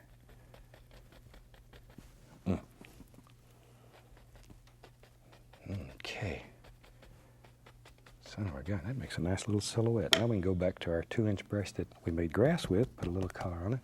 We want to clean up his little foots down here. There I go again, giving them feet and arms and hands and all that stuff. See there? That easy. Like so. you can just create all those illusions just by tapping with a great big old brush. Tell you what, I think the moment of truth is here. Let's bring the camera up here. There goes our little cartoons. Bye, Richard. We'll just take this contact paper off. And this is when it's really fun. This is when you get to see if what you've done worked. Sometimes in some of these now, I like to take and extend the painting outside the oval. Today, I'm pretty satisfied with it the way it is. So I tell you what, take the old liner brush, a little paint thinner, some bright red, make the paint thin like water or ink, and let's sign this one. We'll sign it right down here. Another question I get all the time is, how do I sign the painting? What do I use for a signature? Anything that makes you happy. You can use a first name, a last name, initials. I've even known people who sign with a symbol. Each person is different, so you make up your own way of signing it, and it becomes your personal signature. From all of us here, I'd like to wish you happy painting, God bless, and I look forward to seeing you next time. Hi, welcome back. Certainly glad you could join me today. You know, we get hundreds and hundreds of letters here concerning the joy of painting. And one of the things that we hear over and over again is people feel intimidated or they're a little nervous about putting the first stroke on canvas. So I thought we'd devote this entire show today to teaching you how to just sort of loosen up and take life easy and enjoy painting. We're going to use a very limited palette, and maybe I'll just use something like a 2-inch brush and maybe a palette knife. Very simple, but I want to show you how to get over this fear of your first painting. So let's have them run the colors that I'm going to use across the screen, and let's just have some fun today. Just drag out the old easy chair and get you a big glass of iced tea and kick back and sort of enjoy this. If you have your paintbrush out, I invite you to paint along with us, and I think you'll enjoy doing something that's a little different. It's very free, very relaxed, and it gets you over this tightness or this fear of your first painting. So I'm just putting a little liquid white on the canvas, and basically here all we're looking for is just a nice thin even coat of the liquid medium all the way across the canvas. This just makes the canvas wet and slick. It's what allows color to blend on here, and maybe we can really demonstrate today how color blends on this liquid white. Now this is a pre-stretched canvas. It has give to it. It's not a canvas board. We don't recommend those because they have cardboard in the center, and what happens, they'll absorb this liquid white, and very rapidly your surface will become dry, and it's no fun to paint on it anymore. Because this is wet, you need it to stay that way. All right, let's take a little yellow ochre, and I'm just going to play today. Let's just have fun. A little yellow ochre. Be right back. Don't go away. Little touch of the black into it. Very little. And we just make a light little color like so. And we still have liquid white on the brush. So we're just letting that blend. We're going to make a very soft, maybe a little muted area in the background back here. And just play with color. You know, maybe one of the hardest things to do in painting is to get over this fear of canvas. It's natural. And if it bothers you a little bit to jump up here and then start throwing a bunch of color on the canvas, it means you're normal. You're just like me and everybody else that's ever painted. You go through this until you get over this fear. So that's what we want to play with. Then we'll take a little touch of the Prussian blue. So this begins to get a slight greenish hue to it, but not much. Not much. And let's just begin playing with color. Just play. Maybe, we ought to decide what season it's going to be at least before we get too far involved. Maybe something in the winter colors. That's always fun. A little bit more of the Prussian blue and black. A little touch of yellow ochre, but mostly just blue and black. And just let these colors sort of blend together and play and have fun. But really and truly, don't worry about it. The way to learn how to paint is to be relaxed and enjoy and just let it go. Things work better for you when you're relaxed and you're really happy with what you're doing. So try to let it happen that way. Maybe on this side, we'll put a little bit more of that.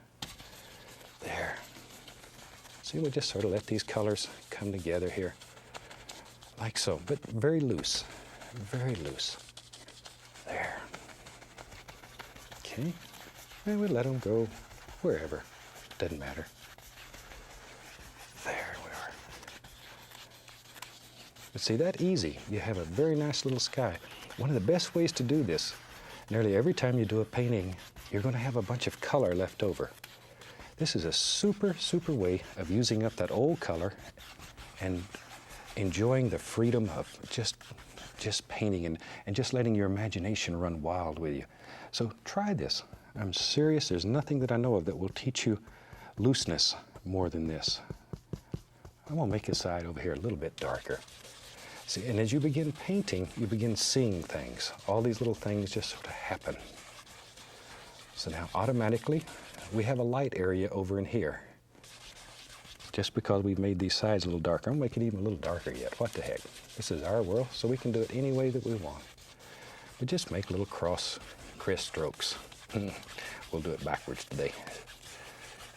There. Very lightly, I'll just sort of blend that out a little. See, and we have all kinds of things happening in this sky. That's simple. And if you want to blend it more, just continue to blend. You can make it as soft as silk or velvet just by doing that. Now maybe in our world, maybe we back here in the background, maybe we can visualize some little distant tree indications. Just take the brush, lay it like that, give it a little gentle push. But I want these to be very soft and very light, far away. See? Now the other side. These are just little indications of things that are far back here in the distance. Far away. Don't let them get too distinct, or you'll ruin that illusion of distance in your painting. And if we're just going to play here, enjoy this. Let it go. Let it happen. Let it happen. Maybe there's another one right there. I don't know. Wherever you want them. But this is mainly just a little midnight black, a little Prussian blue. There's a touch of yellow ochre left in it. You can add maybe the least little touch of Van Dyke brown, but the color should be very soft and very muted at this point. Very soft and quiet. Maybe this one goes way up here. We don't know. Just push harder if you want it to look like it's a bigger tree. But this background idea is a way to make very soft scenes that you want to show a lot of distance in, and it's very, very simple and effective. Okay, a little more of the color on the brush. Tell you what, maybe there's a tree that lives right here. Maybe this one's sort of crooked, and it goes all the way off the canvas. Who cares? In your world, you can make it any way that you want it. Okay. These are just, once again, distant indications of things that are happening. Very soft and muted, quiet, peaceful little places. This is where all the little creatures would live and have fun. There. Some of them you can hardly see in there. They're so far away. There, maybe. There we are. Let's see, we said this was going to be winter, so we need to keep that in mind. I'll mess around here and forget what season I said it was going to be. There we go. Now then, down here at the base, we're still using the same colors. Same old colors. We can tap in a few little happy bushes that live right down in here. This is just a tiny bit darker, so it indicates that it's a little closer. Now if this is our light source here, less pressure on the brush, let it get lighter and lighter. Very gentle. Just sort of fade right into that. Where you want it to be darker, just get a little tougher. Push. And let it go right on off there somewhere. There we go. Maybe over in here. Tell you what, maybe there's a few little trees that, yep, you're right, live right here. Just little indications of little things. See? And you can just turn the brush in different directions to create all types of effects. There.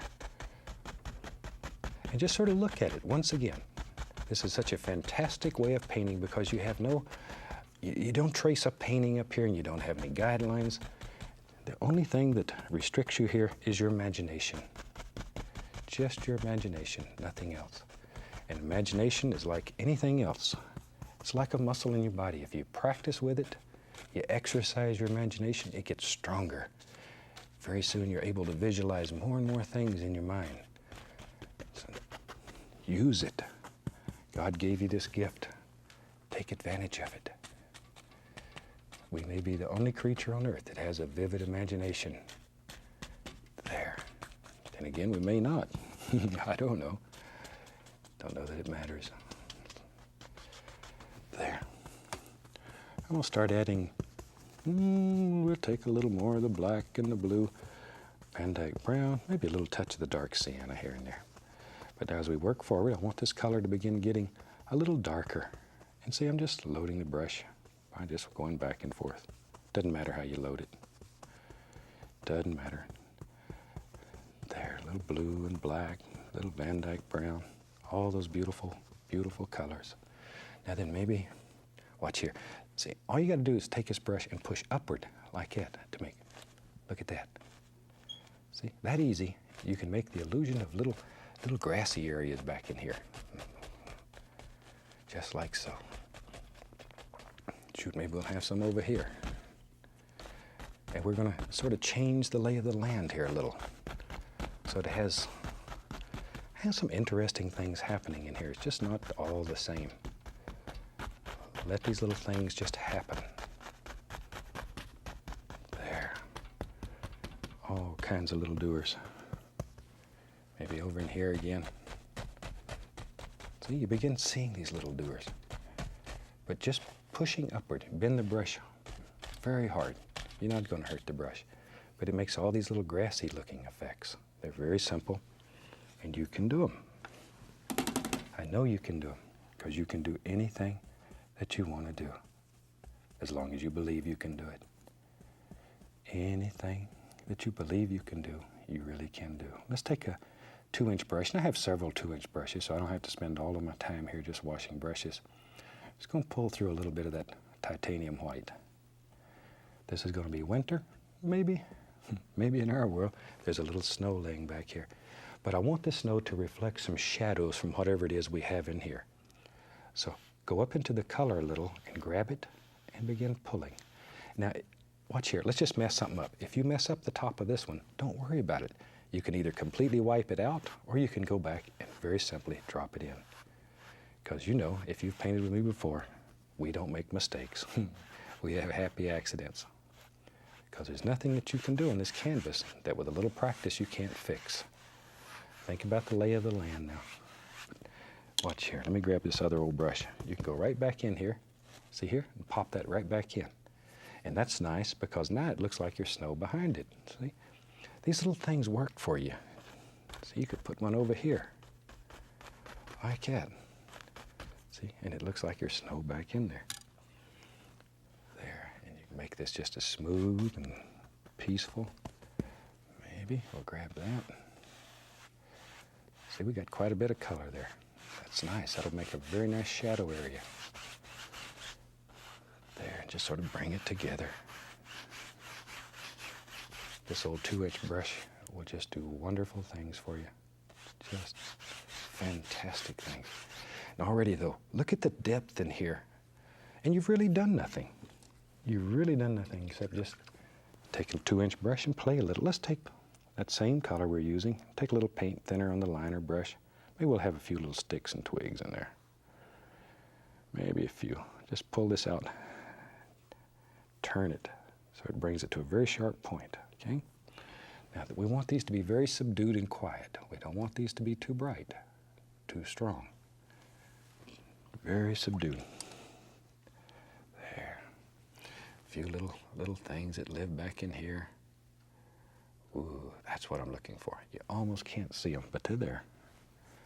There, you'll see them. There. See, and just pick out where you think a little twig would live and drop it in. Drop it in. You know, I mentioned we get a lot of letters from people who are a little nervous about trying their first painting. We also get a lot of letters from people who are painting and they're doing some of the most fantastic things imaginable. Maybe in this series we'll show you some. But people who have never painted, just from watching the show, have picked up a brush and they're doing marvelous things. And maybe more important than the painting, it's the fact that they can do it. It's the fact that you can achieve a creative process like this. And it's a nice way of, I think everybody has sort of an urge to be creative, and it's a nice way of letting that urge come out, and it's so enjoyable. That's one of the reasons we like to show you. Shoot, let's get crazy. I talk too much sometimes. Let's go back into some of our blue and black. Get a little brown, be right back here. Let's see, I'm gonna have a little more brown, a little dark sienna. I may even reach over here and get the least little touch of alizarin crimson. Oh, nice, nice. Now if your color gets too dark on you, or you think it's too dark, you can reach right over, pick up a little white, and lighten it up, because you can do anything. Let's load the brush up. Tell you what, let's load it to a chisel edge. Let's really have some fun. Chisel edge. Let me turn it around here so you can see how sharp that is. See, it comes to a beautiful, sharp chisel edge. There we go. But you must put enough paint into the bristles to stick the bristles together to make the chisel edge. Let's go back up here. Maybe in our world there lives a little tree, or a big tree. Maybe this is a big tree. And we can, if it helps, you can put in a little center line like that. Get a little more color here. Now then, think about where you would have nice branches living here. Just take the corner of the brush and just put out a branch here and there. Just let them go. Just let them go. And maybe they aren't all just even. Maybe these aren't all potential Christmas trees. They're just trees that grew any way that they wanted to grow. All evergreen trees are not going to be Christmas trees. Some of them are going to be crooked. Some of them are going to be sort of, they're going to be sort of poor. There. A little more paint.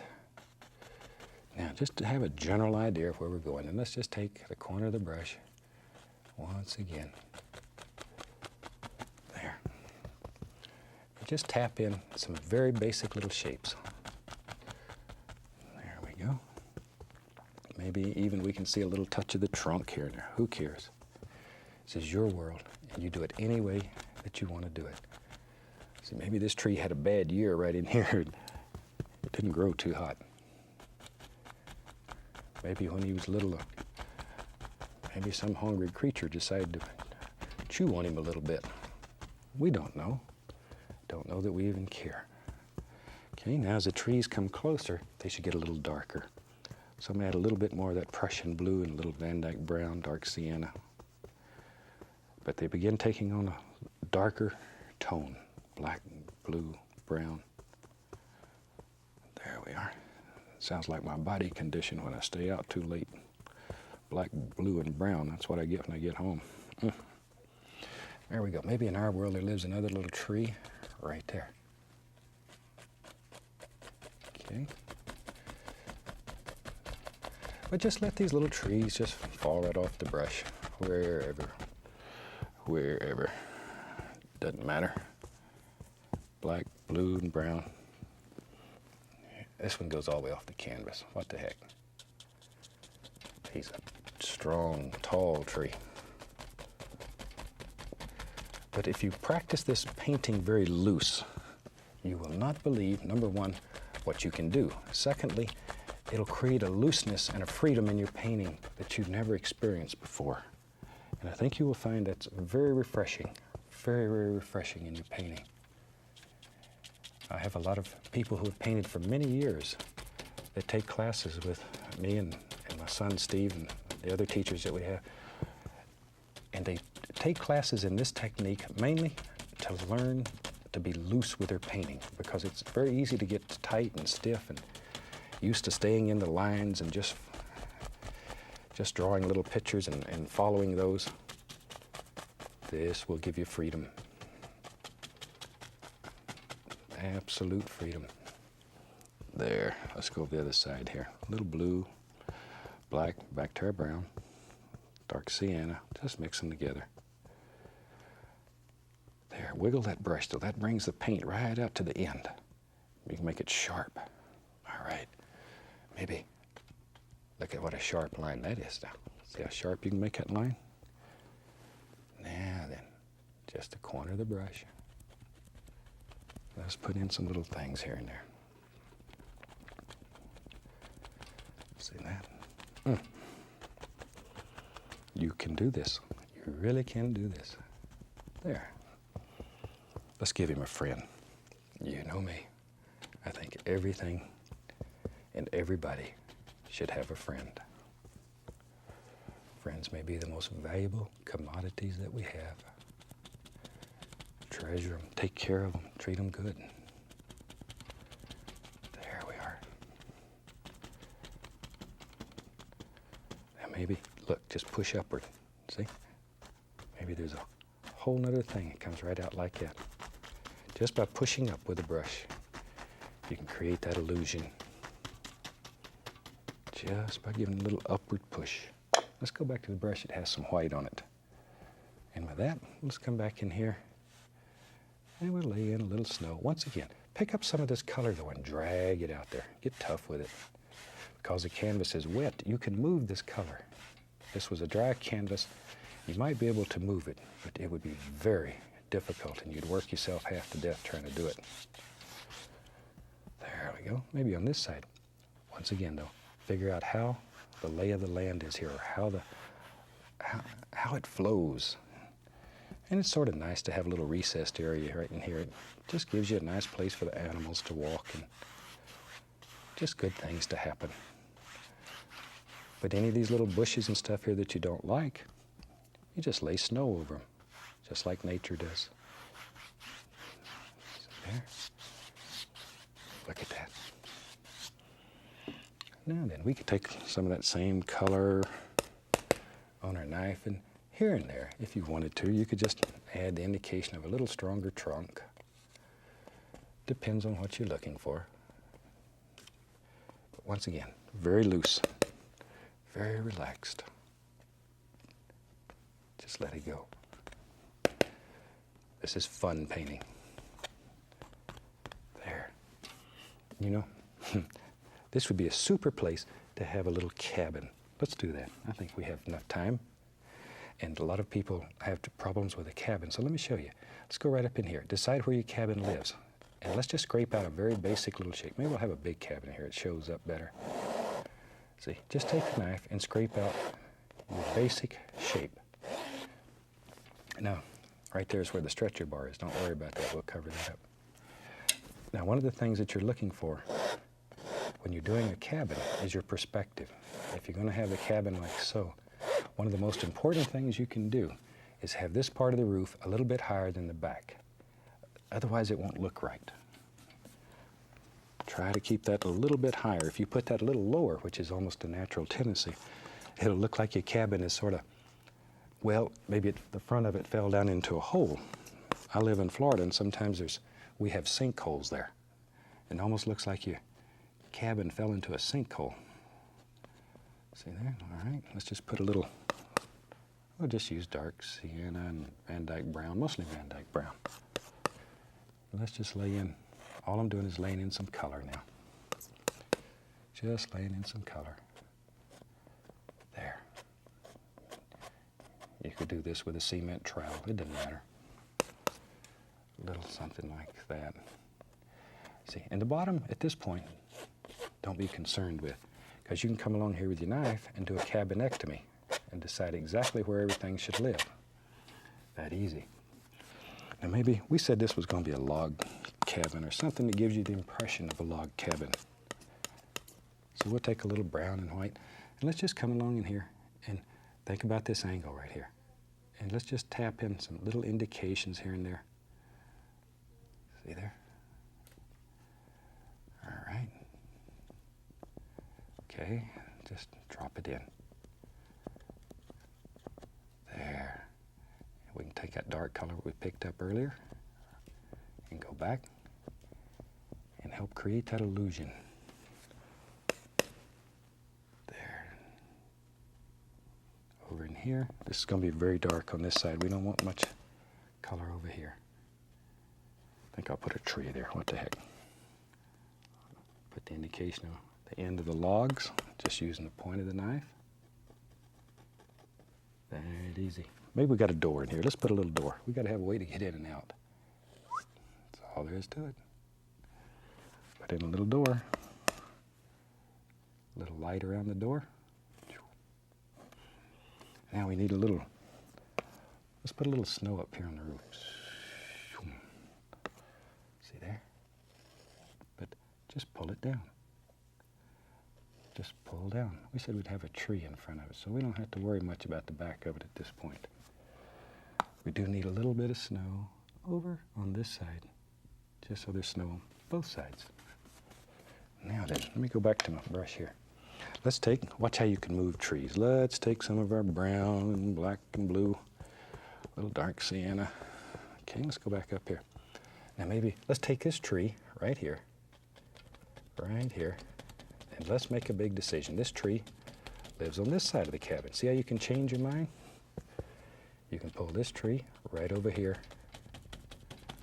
in front. That easy. That easy. On this canvas, you have unlimited power. Now then, maybe, blip, see there? Little grass growing over here. Maybe a little right in here, whatever. Let's take our brush with the white on it. Come right up to the bottom of the cabin. There we go. Put a little snow right in there. Watch here, watch here, watch here. Touch, push, bend the bristles. Just do this in layers, continually in layers though. Grab the bottom, give it a little pull, like that. See how that just all comes together? Shoot, tell you what, maybe there's a little sprig right here. And that way it looks like there's stuff behind it. There. Shoot, I tell you what, let's go on the other side over here. Maybe over here in our world there lives, or there does now, maybe there's a little doer that lives right out here. Now then, once again, take a little titanium white, grab that, and just let it flow. See there?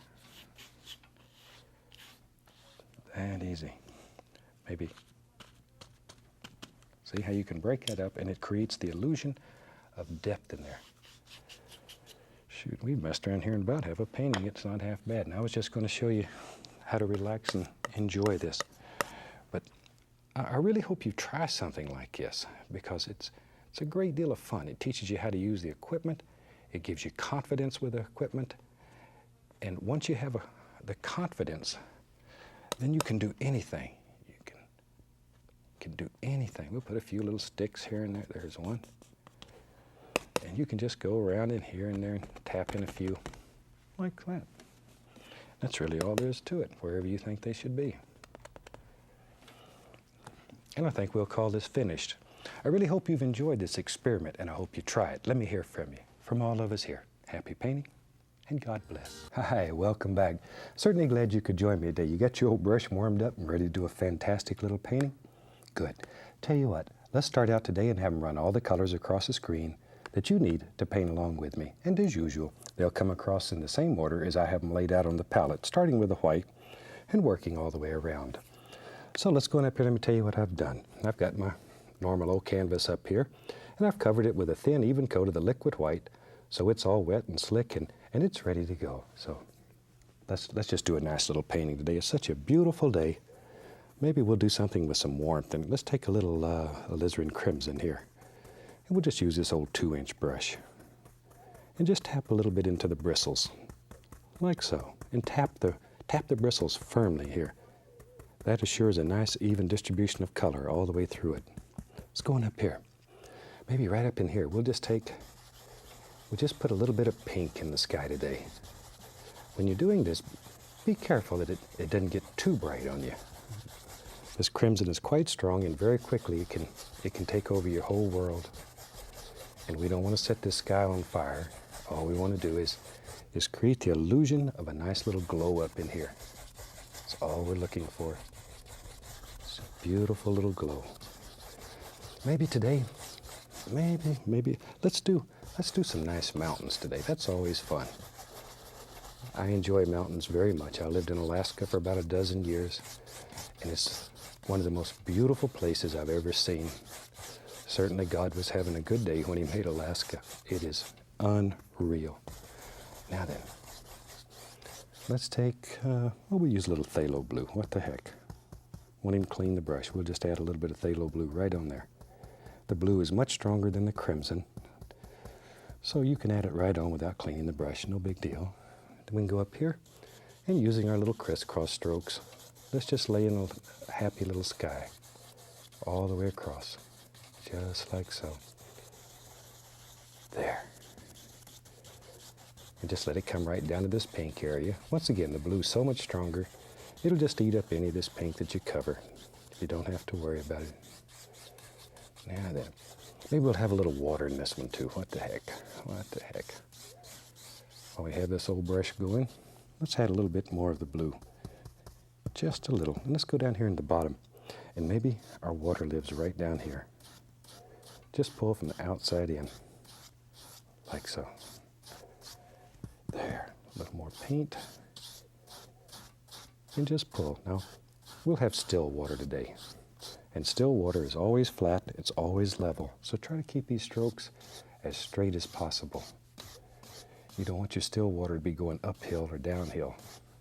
You want to keep it as straight as possible. There. Let's wash the old brush. That's the fun part of all this. Okay.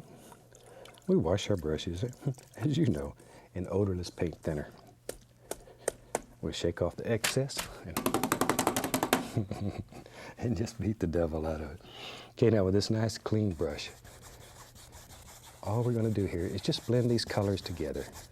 Still using the little X strokes or crisscross strokes or cross-criss strokes, whatever you want to call them. There we go. And we'll go gently across the water also, just to bring it all together. There. Okay. Shoot. We have a happy little sky. Let's devote most of our time today into doing a fantastic mountain. I get so many letters from people, and mountains are just about the favorite thing going right now. So let's try that. Let's try that. We'll take a little phthalo blue, a little alizarin crimson, and mix it together. And this is very dark. It'll look black on the palette. So take a little bit of white, and then check it out and see if it's what you want. Maybe we'll add a little bit more crimson to that. I want a lavender color, but I want it to the blue side. Pull it out flat, cut off our little roll of paint. Lives right out on the edge of the knife. Let's go up in here. Now you have to make your first major decision. Where does your mountain live? Let's come right up in here. Maybe our mountain starts right here. And all you do is take the knife and firmly, you can probably hear how firm is it, firmly push in a basic shape.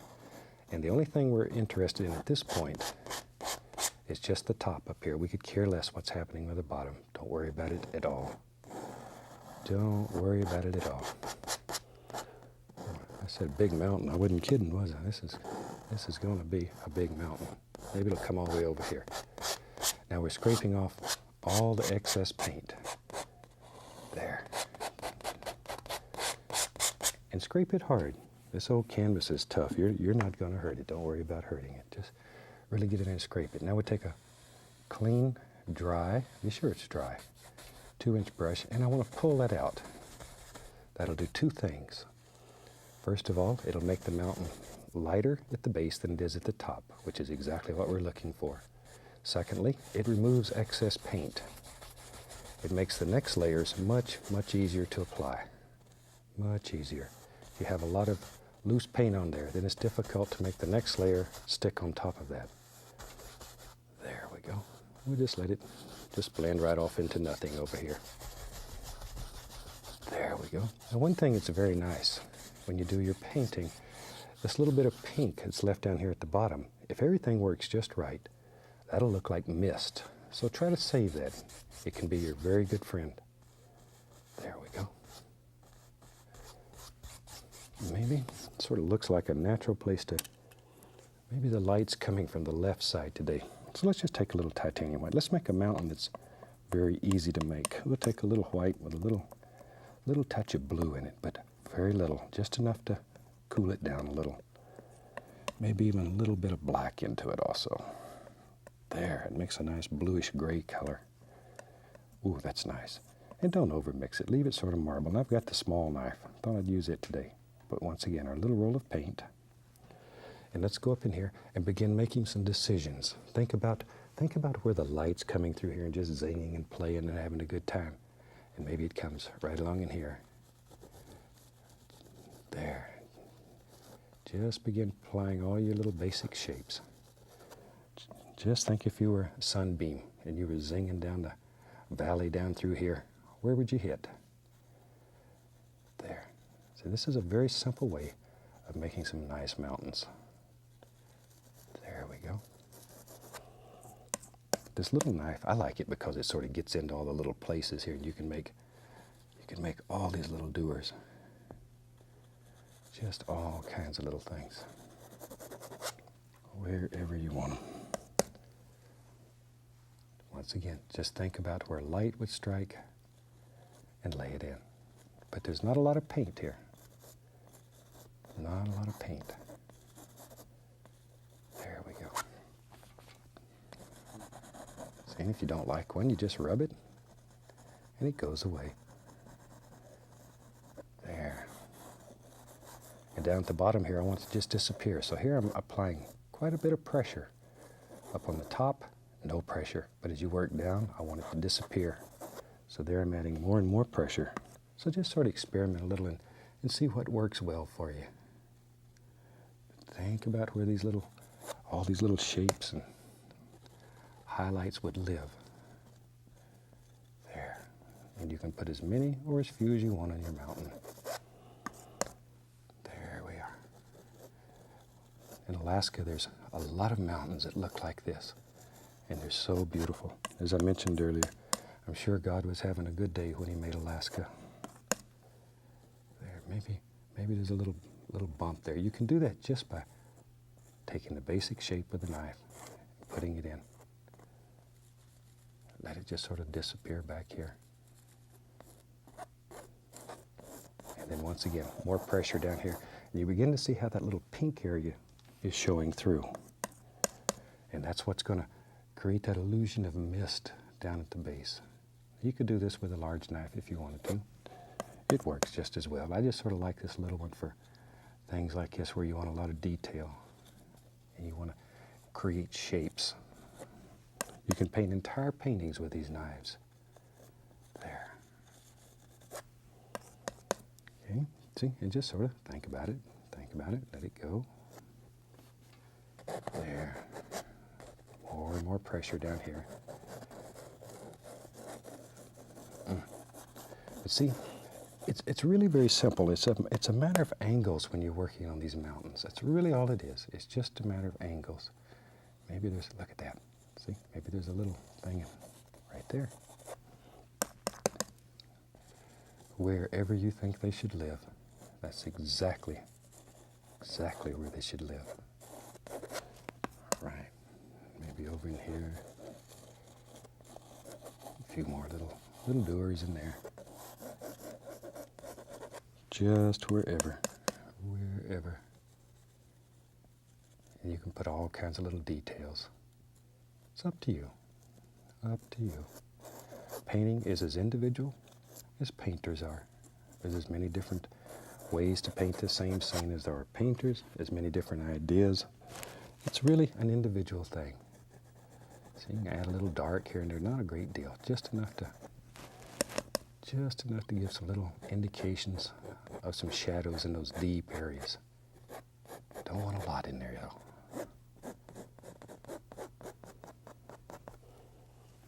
Okay, maybe right in here.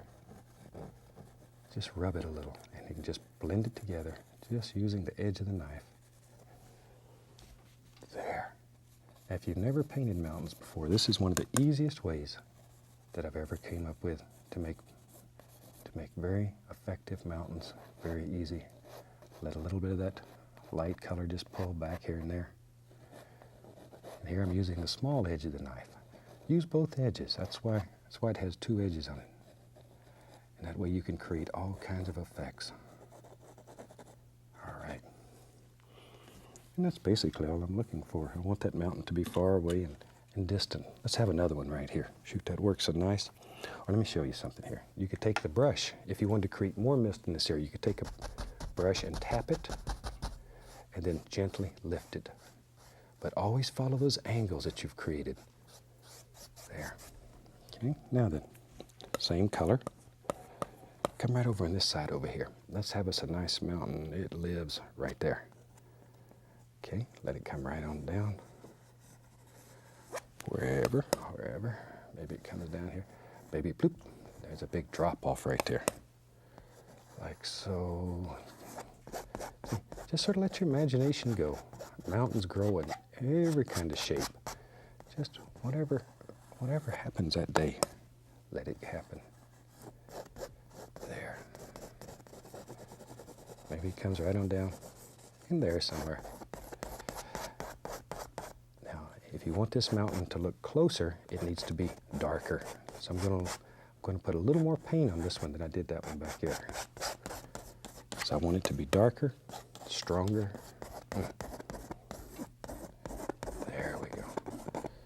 Maybe it'll go like that. And there, all we're trying to do is just put color on the canvas. You could put this on with your shoe. It doesn't matter. Just apply the color. Now we'll take this brush and begin blending it out. Grab it and blend it. There. Think about the angle, though, that you want it to flow, how you want it to flow. And just by using brush strokes, you can create all kinds of little things happening in here. There we go. But by using this angle, it gives you that impression that the mountain, the lay of this land on this mountain flows in that direction. That's exactly what we're looking for today. I want those mountains to look like they just flow right down the side there. Okay.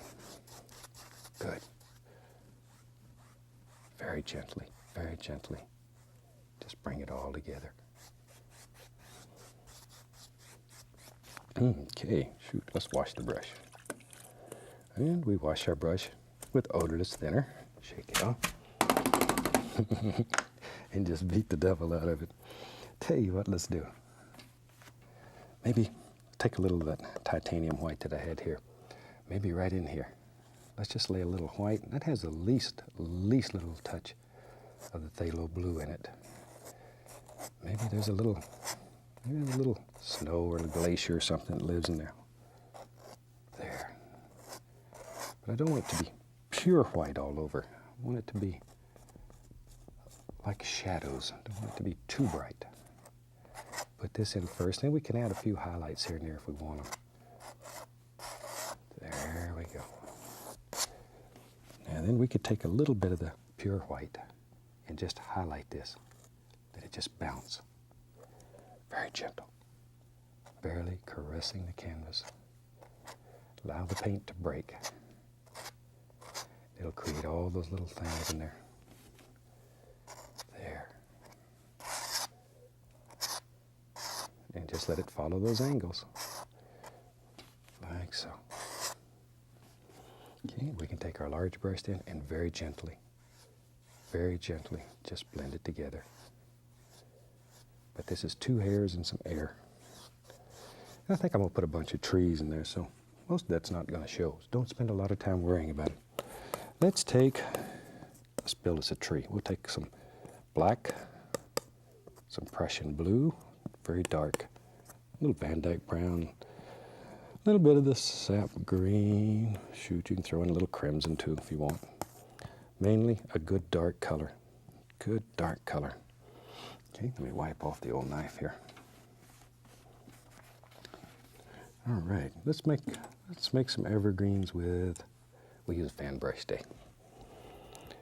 We'll go right in here, load a lot of color into the brush, both sides, back and forth. Just really fill it up. Let's go right over here. Now you have to make some big decisions again. There.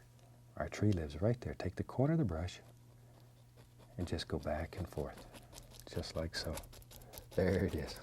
Them son of a guns live right there in the bristles. All you got to do is sort of shake them out, like so. There. Maybe he comes right down there. I don't know. Wherever. Just give him a friend. You know me. I think everybody needs a friend. Could be the most important thing in our lives. There. My mother was with me in Alaska for about a year, and she fell in love with the place. Maybe one of these days her and I'll get to go back up here. She's a super lady. Well, she was born and raised in the South, and when she got to see Alaska, she had never seen scenery like that. So she was as fascinated with it as I am. Now, if you have trouble making this paint stick over the top of all this white that you have back here, add a little paint thinner to your color, but right on the brush, but very little, very, very little. You can always add more, but once you thin your paint down, then it's a son of a gun to try to get it back. So just add a tiny, tiny little bit. Maybe there's a little baby tree. He lives right there. Right there. Maybe that's his mama. All right.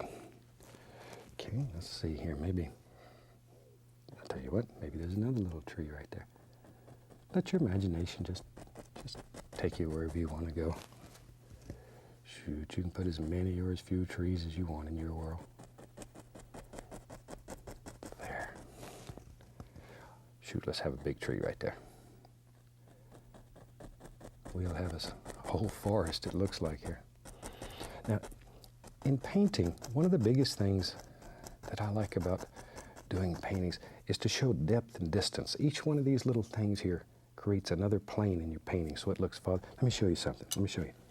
Maybe if we wanted to create the illusion, I'll just use that same color. I just want to show you how to create depth in your painting, because that's very important. Let's just take a little of that color with a little titanium white on it. Maybe in our world we want to show another plane here. If you wanted to, look here, you could just come right in here and create another layer right there, just by doing that. We'll put it behind the tree. See there? And when this painting is done, hopefully that'll come out to look like a whole nother layer. Now then, I'll just create a little mist at the bottom of it with a clean brush. I'm going to lift it up in very short little strokes, make it look like little distant trees and stuff. It's way back here in the distance, very quiet. Now watch here. Watch here. Let's go back to our fan brush. Now if you put trees in front of that, it'll push everything back. It'll push it back. Let's have another one right there. See there? Now leave some space so you can see through here and see that there's trees behind. Look at that. But see, now you can see distance in there. Maybe let's put one little crooky one there. There he is. Poor little guy. All right. Now, let's put something underneath here for all this to sit on. We'll just use that same color. It doesn't matter. Mainly we're looking for a nice dark color. Nice dark color, that's all. Something about like so. And let me grab another fan brush here. I have several of them going. Let's take a little yellow, a little bit of that color. Grab a little sap green, mix in there. There, maybe a little more of the sap green. I want that a bit, oh, there we're looking. That's what we're looking for, dark green.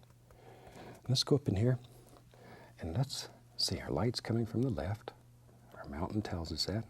So let's add some highlights here, a little more on the left than on the right. There we go. Give these little trees some nice highlights. There they are. Use the other side of the brush. We can do that one. There. Now don't kill all the dark. Don't kill all that dark. That's what makes these evergreens so nice, is the fact that they're dark. It creates contrast in your painting. There. There we go. Forgot this one. Don't want to leave him out. A rascal will get mad. Nothing worse than a mad tree, I'll tell you. There. A little bit up in this one. Shoot, we've got us a whole forest here. Let's use a 1-inch brush now. Maybe there's some nice bushes that grow right in front of these trees. We'll just push in some color. There we go. Wherever we want them. Wherever we want them.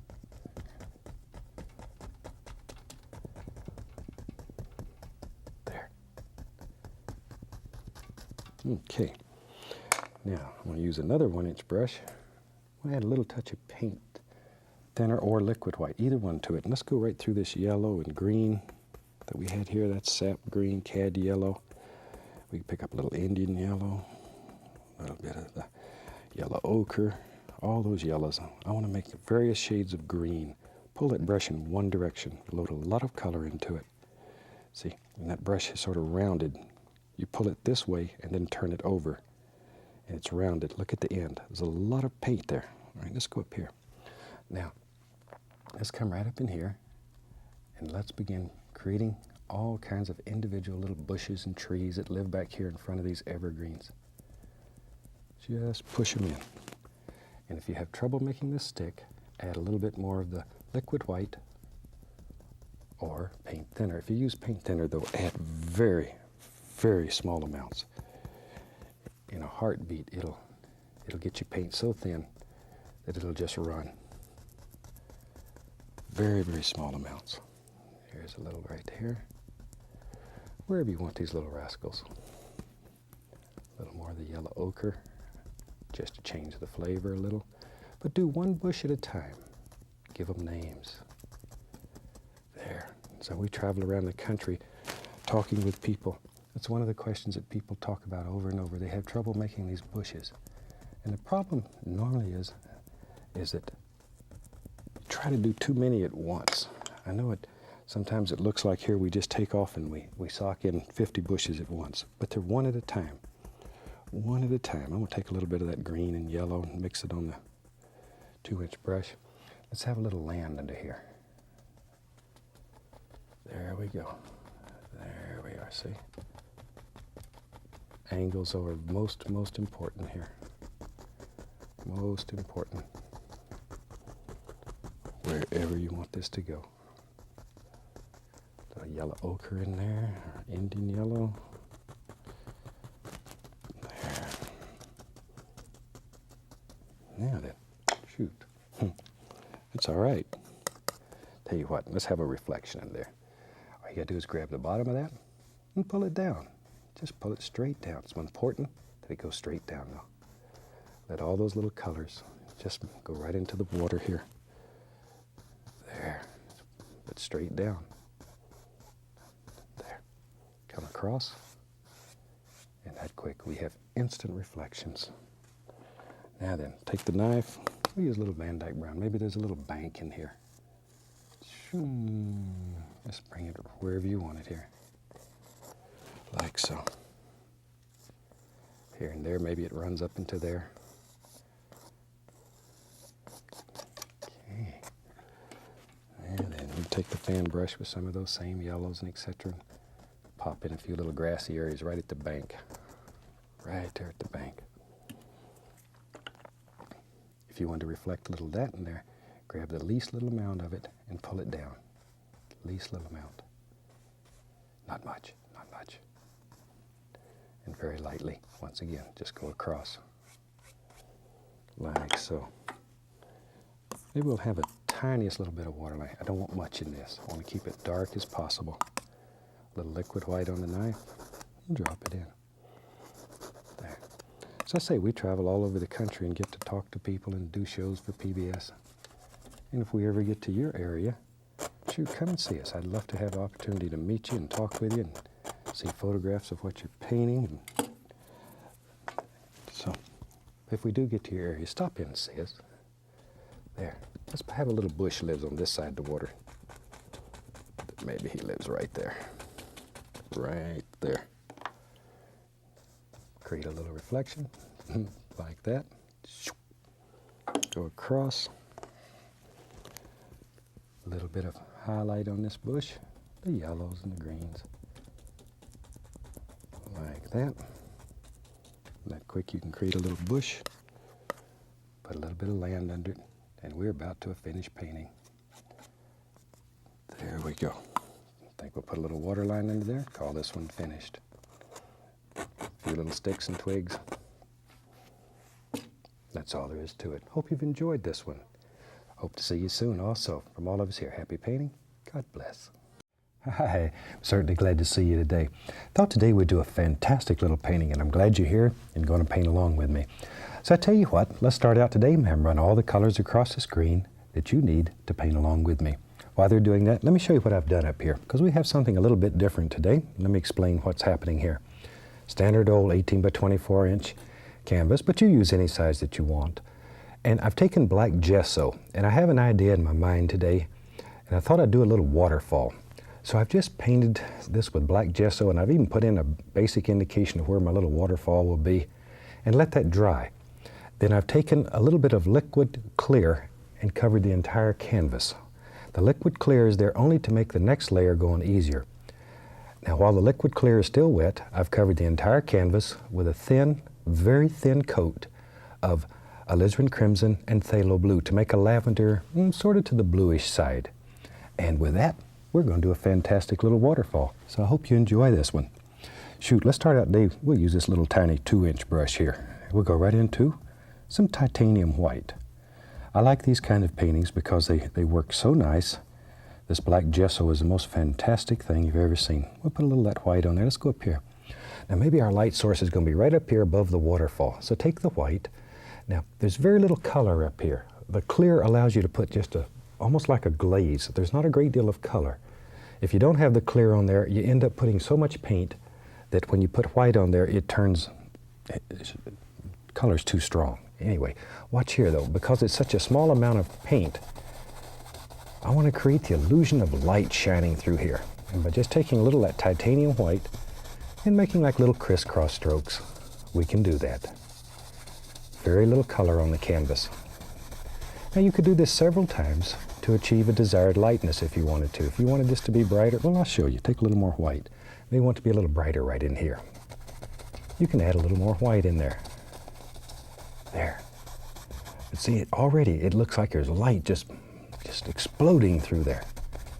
And it's a beautiful, beautiful way to make some very interesting paintings. And you can pull it a little if you want to really make it look like light rays zinging through. There's no limit to this. There we go. All right, so we have our light source now. Now without even cleaning the brush, I'll just go right back into that lavender color I was using to cover the canvas with. Alizarin crimson and phthalo blue. Much more crimson than blue though. But it's still to the bluish side. The blue is so much stronger than the crimson. We'll just tap a little color onto the brush here. And it still had the white on it that we just used, so it's a little lighter. Okay, let's go up in here. Now maybe back in here we have all kind of little tree shapes and stuff. So let's just start thinking about little trees that live way back here. We don't want these to be too dark yet. We want these to be very subdued, very quiet, because they're right in that strong light that's coming through there. So all we're looking for here initially is some very basic little shapes of some happy little trees that live back in here. There we go. But very, very basic little shapes. Maybe there's a few more little things living in here. Wherever you think they should be. It's exactly where they should be. Just sort of let your imagination just go wild. It's what's so fantastic about painting. You can create any kind of world that you want. See, already it gives you an impression of limbs hanging over there. Now then, shoot, I'll just use that same old brush. I'm lazy, I don't want to clean it. Take a little bit of the titanium white on there.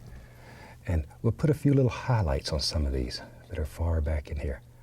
The lights zinging through here, these are going to be very light and bright. There they go, see? And begin thinking about shape and form. There. Now then, maybe as we work a little closer, tell you what, let's begin picking out a few little tree limbs and little sticks and twigs that live in there. So we'll take some paint thinner on our liner brush and go into that same identical color. Think about trunks and sticks. There. If you have trouble making this flow, add a little bit more of the paint thinner, that's all. That's all. Okay, See there? You can make as many or as few as you want in your world. Wherever you think there should be a little stick or twig, that's where you want it. And this paint should flow just as easy, almost like you were using a pen and writing. If it doesn't flow like that, chances are you don't have quite enough thinner on your brush. We'll take a little more of that titanium white, a little more of that lavender color. And now we can come back in here and let's begin picking out little individual clumps of things that live on these trees. Little tiny things. See them? There. Wherever you think they should be. Darker, darker, darker over here in the left, because not as much light's going to strike over there. Takes very little paint to do this particular part. Very little. Maybe. There, let's add a little more color. Maybe right down in here, there's some things that just sort of, maybe they just sort of hang over like this. I don't know. Just sort of let your brush take you there. Maybe it hangs right down. I don't know. I really don't know. You can just sort of pick out all these little things that you like in here. And just begin working with shapes and forms. Let all these little things happen. Think about all the little creatures that live out here, little squirrels and bunny rabbits, and just hundreds and thousands of little things live in here. There. Okay, there's another one. Right. But already you have so many layers there that create the illusion of depth and distance in your painting. Maybe, oh, there's a nice one. Looking for some nice individual shapes in there. There. Okay. Now then, tell you what, I'll just take a fan brush here. Shoot, we'll take a little bit of that same color, and maybe back in here you can just, this should be almost identically the same color as what you have up there. Just want to put the indication of some things way back in there that you just barely can see. They're far away, and all we're doing is just tapping in some basic little shapes. Now then, probably the most fun thing to do here is the waterfall, of course. So let's do that. Let's do that. We'll take a 1-inch brush. I'm going to dip it into a little bit of the liquid clear. Just a small amount. Just a small amount. We'll go through some titanium white. Now the clear in there is only to thin it. It's only to thin it. All right. In fact, I may put a little more. Let me dip the brush into just a tiny bit more. There. All right, that's nice. You can feel it when you pull the brush across. It should be slick. You can reach up and get the least little touch of phthalo blue. Ooh, least little touch though. Whisper, whisper. Okay, let's go up in here. Now if our waterfall lives right here, let the water sort of come along like this and then shoom, and fall. Just let it fall. See there? Shoom. Just let it go. There. Add a touch more blue to that. I want it just a little more to the blue side. Oh, that's nice. That's nice. Hope you can see what a difference that makes. There. Now, we can take a clean 2-inch brush and from the bottom lift upward and smooth that and blend it until it's just as smooth as glass. That clear will allow you to just make it so smooth. And maybe down here toward the base, maybe there's some mist. We'll just take a little white paint, very small amount, right on the tip of the brush. And let's just put the indication here of a little foam. If water falls that far, you're going to have mist that's floating around here. Just no way you can get away from it. If water falls that far, you're certainly going to have mist. There. Already that sort of looks like it's laying in a little cloud almost. That's what we're looking for. All right. Now then. Maybe. Tell you what, maybe in our world, maybe there's a nice tree over here on this side. But you start with the thing that's the farthest away and you work forward. So let's take a little dark sienna Oh, I'll reach over here and get a little white, thin it down a little. We'll use the liner brush. A little bit more of the dark sienna. Okay, let's go up here. Maybe there's a little tree trunk that lives right in here. And just wiggle that brush, turn it as you let it come down so you get all of those fantastic little shapes. It's not just a future telephone pole living here. This tree has form and shape, character. He's a nice tree. Very nice little tree. There he is. Okay, now, maybe over here, there's not as much light striking. Let's use that same old brush, shoot 'em lazy. Take a little sap green, a little bit of cad yellow.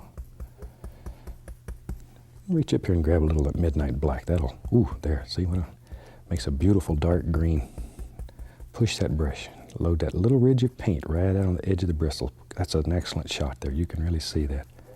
Okay, let's go up here. Now then, I want to have nice leafy things that are hanging right over here. Just begin with the corner of the brush and begin creating this illusion. This is what's so fantastic about having the black gesso on there. Automatically, this just happens because you have your dark color underneath already. You could do this on a white canvas, but you'd work yourself to death trying to get that much dark in there. See? And here, the black gesso puts that all in there for you. There. Okay, maybe back in here, there's some things. They're a little darker. They hide way back in here. Now on black canvas, color shows up so much stronger than it does on a white canvas. So be careful that you don't get carried away. Oh, this gets working so nice and it feels good. And next thing you know, you've covered up your whole canvas. There. And you want to retain some of these dark areas here. Makes it look deep and secretive, mysterious. Just all kinds of little happy things going on in there.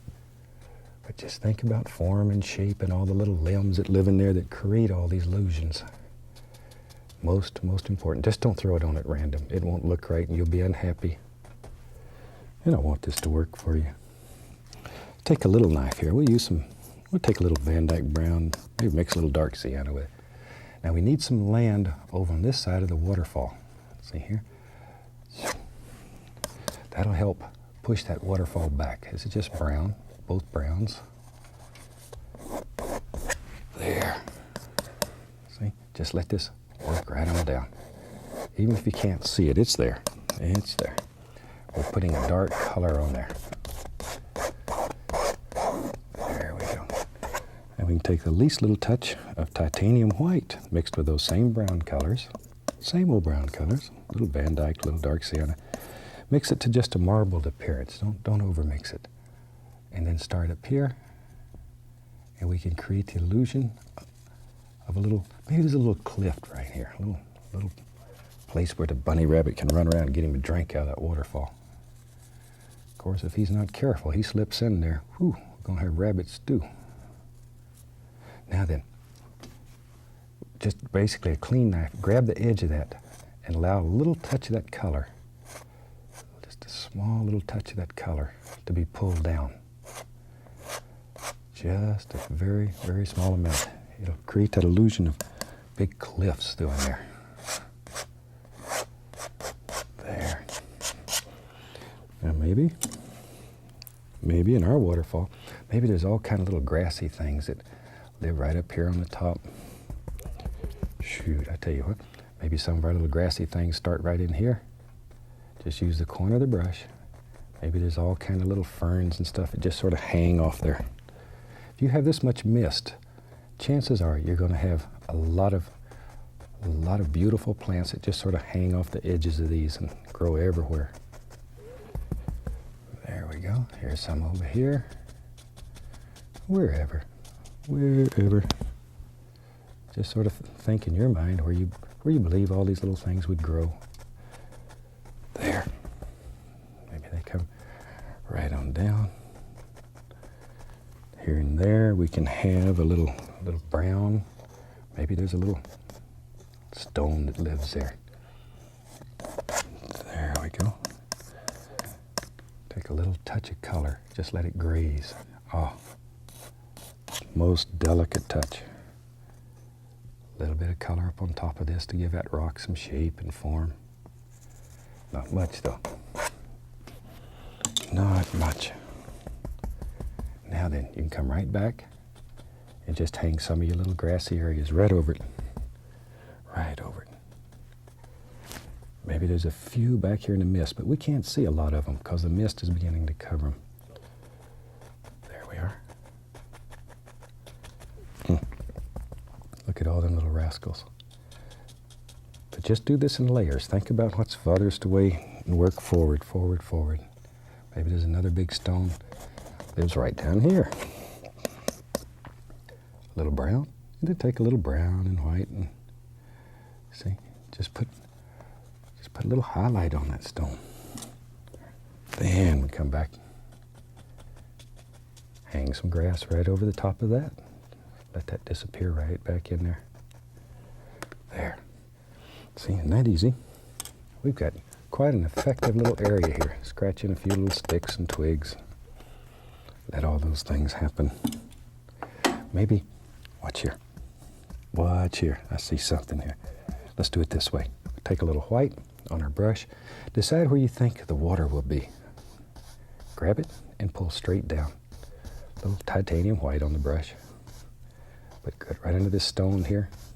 Just pull it down. But it's important that this comes straight down. There. Even if you turn your brush at that kind of angle, you still want to go straight down. There we are. Maybe it comes over here somewhere. We don't know yet where we want to go.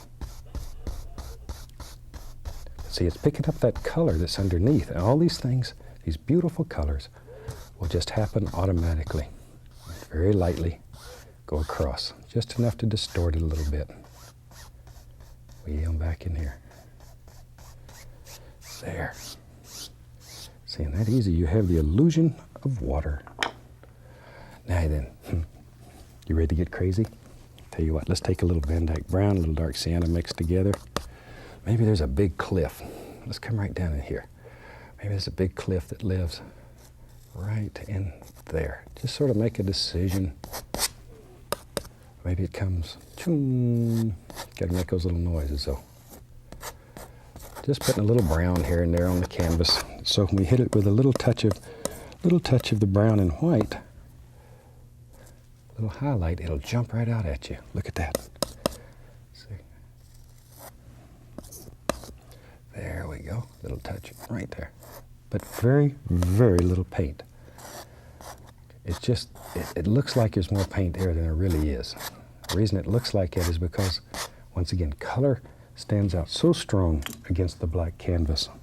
So strong. I'm going back to my brush. It's got little grassy colors on. Now, if our cliff lives right in here, let's just begin putting some of the little grassy things that live right here on our cliff. Just let them follow right on down. Just follow the basic angle there. See there? Just sort of fill it in. But leave some of your little rocky areas there show through. Don't kill them all. There we go. Now here's another little trick. See, if you want to push that waterfall back, let this come over it. Look at there. And instantly, it'll push that waterfall back into the painting. And now it's back in a secret little place back here. There we go. This is a place that the tourists never see. It just hides in there. There we are. Wherever you think they should live. Okay. Isn't that fantastic? But these little grassy areas are what make it so nice. Maybe these come all the way down to the water. Maybe they even hang in the water a little bit. That's all right too. Now sometimes it's nice to take and grab just a touch of those and pull them down into the water. Let them reflect. Just let them reflect. That little touch there will really excite. I'm going to touch a little bit of phthalo blue here and there. Just tiniest little bit. Just enough to make it stand out a little. Beautiful. Now then, Maybe there's a big tree that lives right there. So for that, we'll go back to the same lavender color that we covered the canvas with. And maybe our big tree hangs over here. So all we're doing here is creating layers that each layer creates more depth in the painting, makes it look deeper. And to me, that's what makes a painting interesting, that it has depth and distance. It's not just a flat subject. It has dimension. There we go. Okay. Maybe that comes right on down. Just sort of make a decision where you think a big old tree would live here and drop it in. That's all there is to it. Probably doesn't look like much at this point, but it's there. It's there. We're going to take liner brush, a little bit of Van Dyke brown, a little white, all those colors. Mix it with paint thinner so it's very thin, quite dark. Get a little dark sand in there too. There, that's better. Now then, we got a few little limbs that are showing through here, but keep these quite dark. We don't want them to get too light. If they do, they won't look exactly right. There. And when you're painting these, you might even think that they're not going to show, but they will. People will see them. They will see them. Of course, as we've mentioned before, I know nobody's interested in that happy buck, but if you should be, these black canvases are some of the best-selling paintings that you can do. People will love them. Absolutely love them. Now then, clean that old brush. Let's take back to my brush with the greens on it. I'm going to add some black. I want this to be a much darker green. Much darker. We'll tap a little color into the brush. Now let's go up in here and let's begin putting on some shapes there. See there? Now, once again, if you have trouble making your paint stick, add the least little touch of the paint thinner. Oh, least little touch though. Don't get crazy, because very quickly it'll get too much, and then you can't control it. It'll just run all over the place. And think about how these limbs would hang, especially in this kind of area with all that water there. These would probably be big old saggy trees. There. Maybe sort of tropical type trees. Darker and darker back over in this area. Don't let them get too bright. There. Once again, I know you get tired of hearing it, but think about form here. Don't just hit it random. Think about form. There's all kinds of little things that live in here. There's little limbs that protrude out this way. That's what these are hanging on. There. Sometimes maybe they hang over like that. However you want them. And when you start doing this, you'll see all kinds of things happening. Don't just try to copy. Don't just try to copy. You know, we're trying to teach you a technique here. So when you do your own painting, sort of look at it. You're going to see hundreds of things that are happening. Your painting will probably come out much better than this one. But don't just try to copy. There. That's the reason we don't trace anything or start out with patterns here. Because it's more of an individual thing if you do your own thing. We each see nature through different eyes. We each have our own idea of how things should look. And the way I think things should look may not necessarily be the way you think things should look. So let your imagination take you where you want to go. Don't just depend on somebody else to take you there, because you can do it. Maybe there's a little bank here so we can stand on it. Look out here. Let's just drop in, just using some of that lavender color. We'll just put us in a happy little bank right there. I just put the dark in there just to form an edge, so we have dark in there underneath this. Now we can come back and we can create all kinds of little things. There.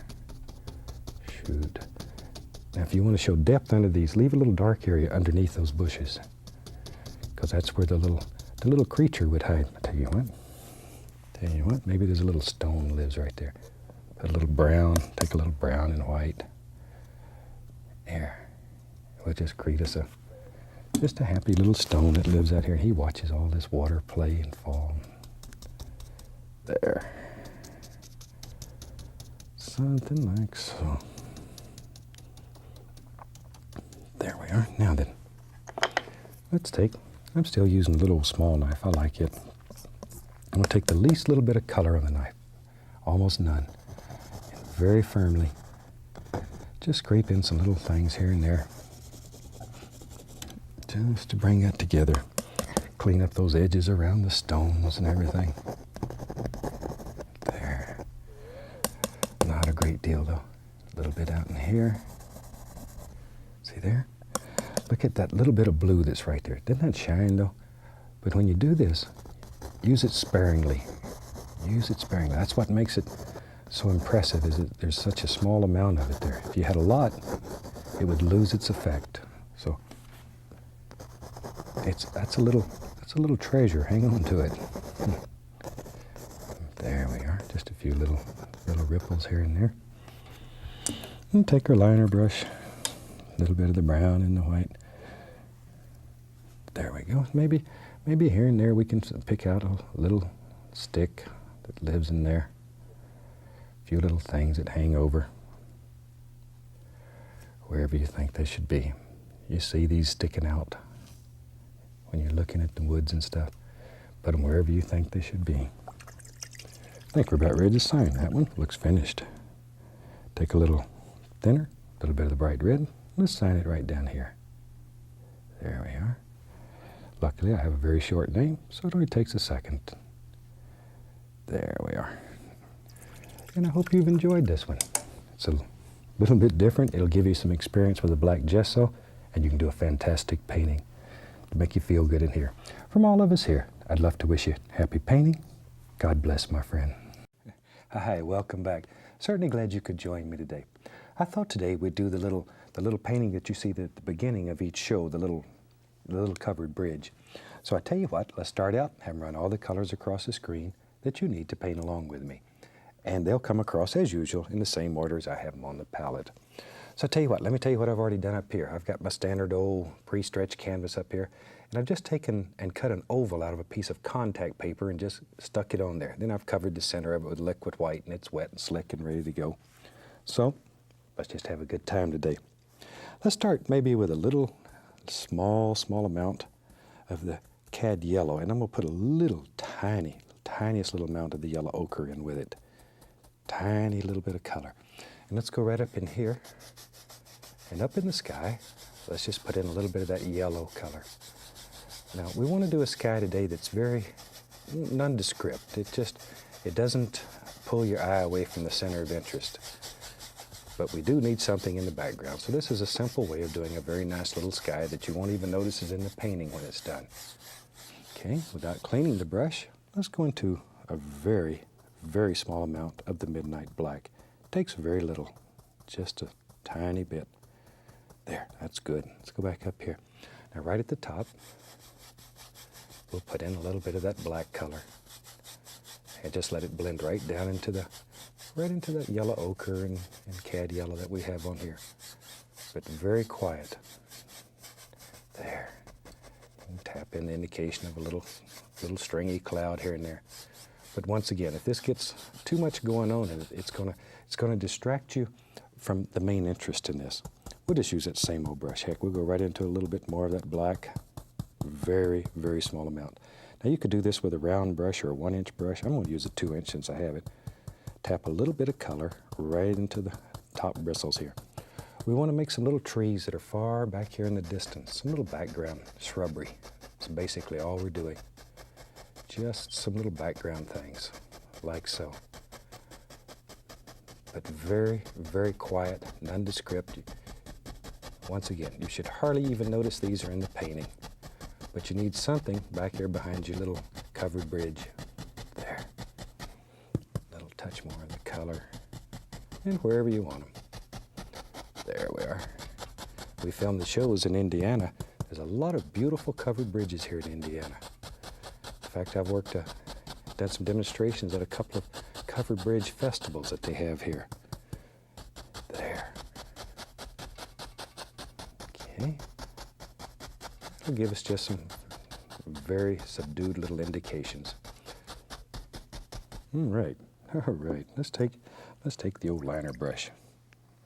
I want to take the least amount of the dark sienna on the liner brush, and this paint should be thin like ink or water, very, very thin. I don't want much color in it. Turn the bristles. That brings them to a nice sharp point. There we are. Let's go up here. Now maybe here and there in our world we're going to put the indication of just a little stick and a twig and a trunk and, you know, those little things in here. Don't worry about a lot of detail. Just want the indication here and there. Wherever. There. Okay. And that quick. We've really got all we need. If we get too much more, it's going to distract the eye. And that's not what we're looking for today. We want this to be very subdued and very quiet back there. Now, we had a little snow in that painting. So let's take, well, I'm using the same old brush. I had such a small amount of color on it, we can go right into the white and it won't even show. Let's go right back in here and decide. We got the titanium white on the brush. Let's decide maybe where the snow is. Just grab it and pull. Now somewhere right over in here, there's a little stream, because that's the reason there's a covered bridge there. So remember that the lay of the land's probably going to go down like that. So that should always be in your mind when you're putting this in. This doesn't show much now, but as we put other colors in there, then it'll begin to show. On this side, maybe it comes over and drops down over here somewhere. But all we're doing is just basically applying a little bit of white onto the canvas. There. Okay. Now we'll worry about fixing that all up later. It's just that we want this behind the bridge, so we need to put it in first. Now then, at this point, I'm going to take and start scraping out a basic idea of where this covered bridge is going to be. Maybe he's going to live right in here somewhere. That'll be his roof over in here. There comes the eave on the far side. It's just like making a big cabin, something like so. Maybe if I put a little tiny bit of color on the knife, you can see that better. I can see it here, but I don't know if you can see it at home on the TV. Maybe, see, it comes right out, something like so. The only reason we're doing this is because I'm going to put some big, huge evergreens in here. And I don't want that color to get up here on the roof that's going to be white, covered with snow. Because if it does, then you're going to end up with green snow. That's the only thing that's worse than yellow snow. It's green snow. See, and you could just go right on like this and lay in a whole basic idea of your little bridge. There we are. Now then, let's go back in here. I'll take some black. Let's use some Prussian blue. Prussian blue, very strong, dark color. Little Van Dyke brown, even a little alizarin crimson. We'll just mix all that in there. There we are. Okay, let me clean off my knife. Just wipe the knife on the old paper towel. There. Let's load the fan brush full of color. Now notice I did not put any green in this at this point, because once again, I do not want a lot of green in this painting. Now then, we have our basic structure. I think we had one tree that was about here. So you can put in a center line. Now, push upward with a brush. These are great big full trees, so push upward. There. Create all those beautiful branches that stick out here. Push quite firmly, and think about individual branches that just protrude out from the side of the tree. Now we're getting close here, so just sort of work around it. Doesn't matter if you get a little in there, but we don't want this whole big gob of color stuck right out here on our building. A little bit up in here. There. Isn't that a super nice way of making a big old tree? It's very easy. You can do this. Just push it upward. There. Okay. We need for this tree to have a friend. Let's say this friend lives, yep, right there. Once again, push upward. There. I like this painting because it's dark contrast here. It stands out like a sore thumb. And that's what makes your painting interesting. The play of light against dark and dark against light and on and on and on. That's what really makes your painting special. Now we can take a little touch of white, a little dark sienna mixed in it, and we can go up here and we'll put the indication of a little trunk here and there. See, that's all you need. It's really all we need. Now then, if we wanted to put a little green on here, what we'll do, I'll just leave this dark color on the fan brush and I'll go right into some yellow ochre and a little cad yellow. But I don't want a lot of green in this painting. Once again, winter scenes, I try to avoid a lot of green. But it's a very, very dark green, very dark green. Now we can go in here and just pop in, pushing upward the same way, a few highlights on these. Don't overdo though. Once again, you'll lose that beautiful, beautiful darkness that's here. And with a painting that has snow in it and all this much white, it's this dark that really makes these trees stand out. There. On this old tree, a few there. Like so. There we are. Okay, I think that's about all we need on that. Shoot. Now then, we can take our brush that has the white on it, and we'll come right down here at the bottom of this big tree, and I want to pull a little touch of that color, a very small amount of it out, and think about the angle here that we had for our snow. Just a small amount of that color, so it looks like there's a shadow under that tree. There it is. Because the canvas is wet, you can move that color. Okay, now then, let's go back in here and begin adding in all of our browns and stuff. And all we're doing here is just laying in color. Just laying in color. There. Okay, now then we can come right down. Shoom. This is where the fun starts. Because this you could do any old way that you want to do. You're really just blocking it in here. Just throw it in. Just throw it in. All right. Now then, decide where the front of this is, and we'll just do a bridgeectomy. See, comes right across like that. That gives us a basic shape for a bridge. Now then, this is going to be the side of the bridge. We'll start filling it in. There. Okay, just pull it down. Pull it down. We go about to here, pull that down. Now then, we need the bottom of this to be nice and straight and smooth. So for that, I'm going to touch and pull upward. Sort of have an idea of where the bottom is. Touch it and pull. There. Okay, that gives us a nice straight edge along the bottom. Then all we have to do is just sort of fill it up. Fill it in. There. Okay. Now underneath that, we had some very dark color because there's some stones and stuff under here that hold all that up. It comes under something like so. And then we had a little water. So under here, that's reflected right down into the water. So you can just continue that. This is basically just Van Dyke brown. There. And our water's going to live right along in here somewhere. I don't know exactly yet. Somewhere right along in here. There. But whatever's going to be water, we'll just grab the big brush and pull that straight down. And that'll end up being our water area. Okay, gently go across. And already it's beginning to have that impression of water. Now then, see, maybe this hangs out a little further here.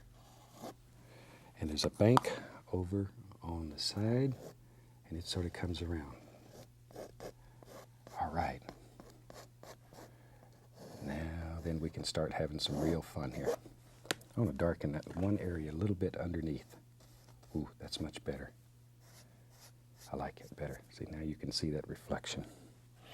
Okay, let's make this a combination of some bright red, a little dark sienna, a little touch of yellow ochre, and maybe a little bit of white. But don't overmix it. Leave it sort of marble like that. Take our little roll of paint, and let's go right up here and just touch and begin pulling down very gently, very, very gently. There.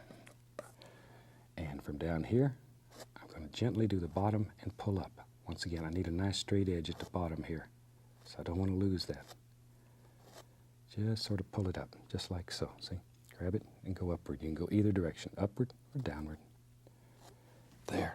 A little from here and down. Now then, something like so. I'm going to take just a touch of the yellow ochre and just highlight it here and there. Maybe a little touch of white here. Oh, that's nice. That's nice.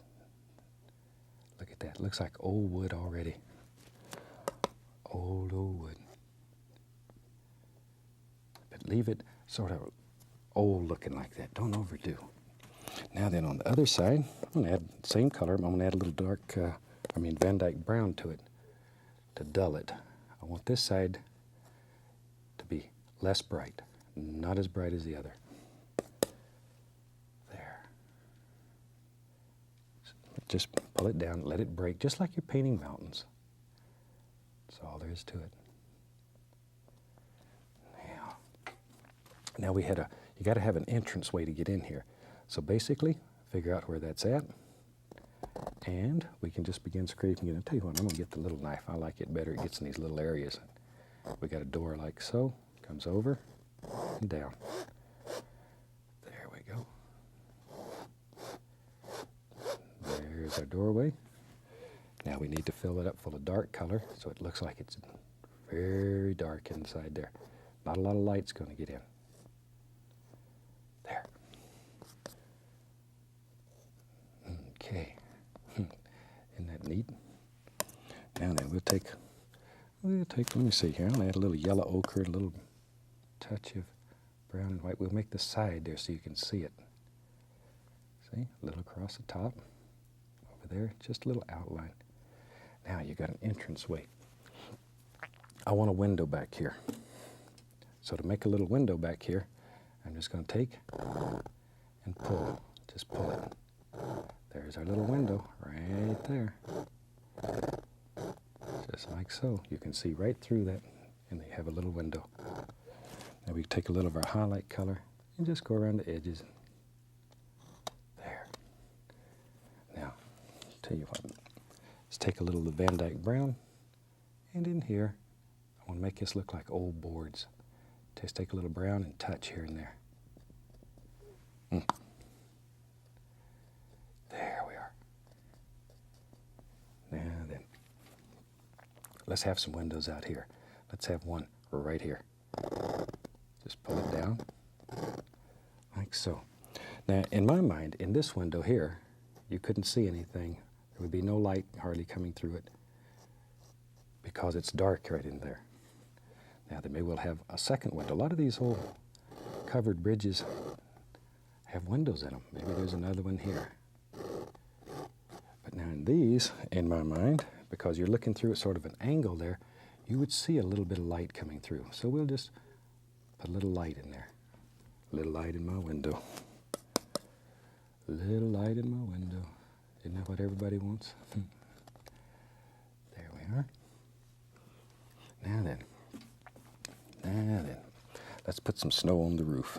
If it's winter time, there's going to be a little snow up there. There now, we'll just come right along here. See, this is the reason we didn't want to get those trees all down in the roof area.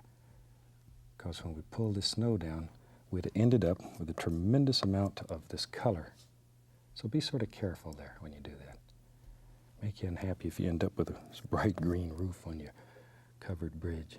Now, very gently, following the angles, you can just pull that right down. This whole knife will do fantastic things for you. Just follow those angles, though. There. See there?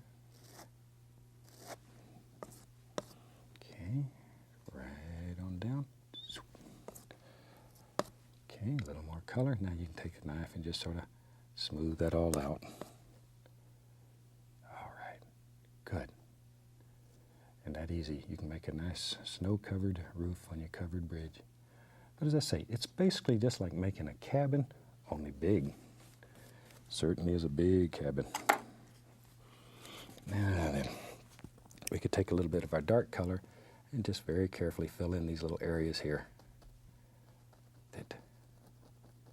So the tree fits right up against there.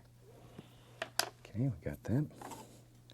Take our knife then, and we'll put a little snow on this side of the roof. See? And that brings it all together. And that easy. That easy.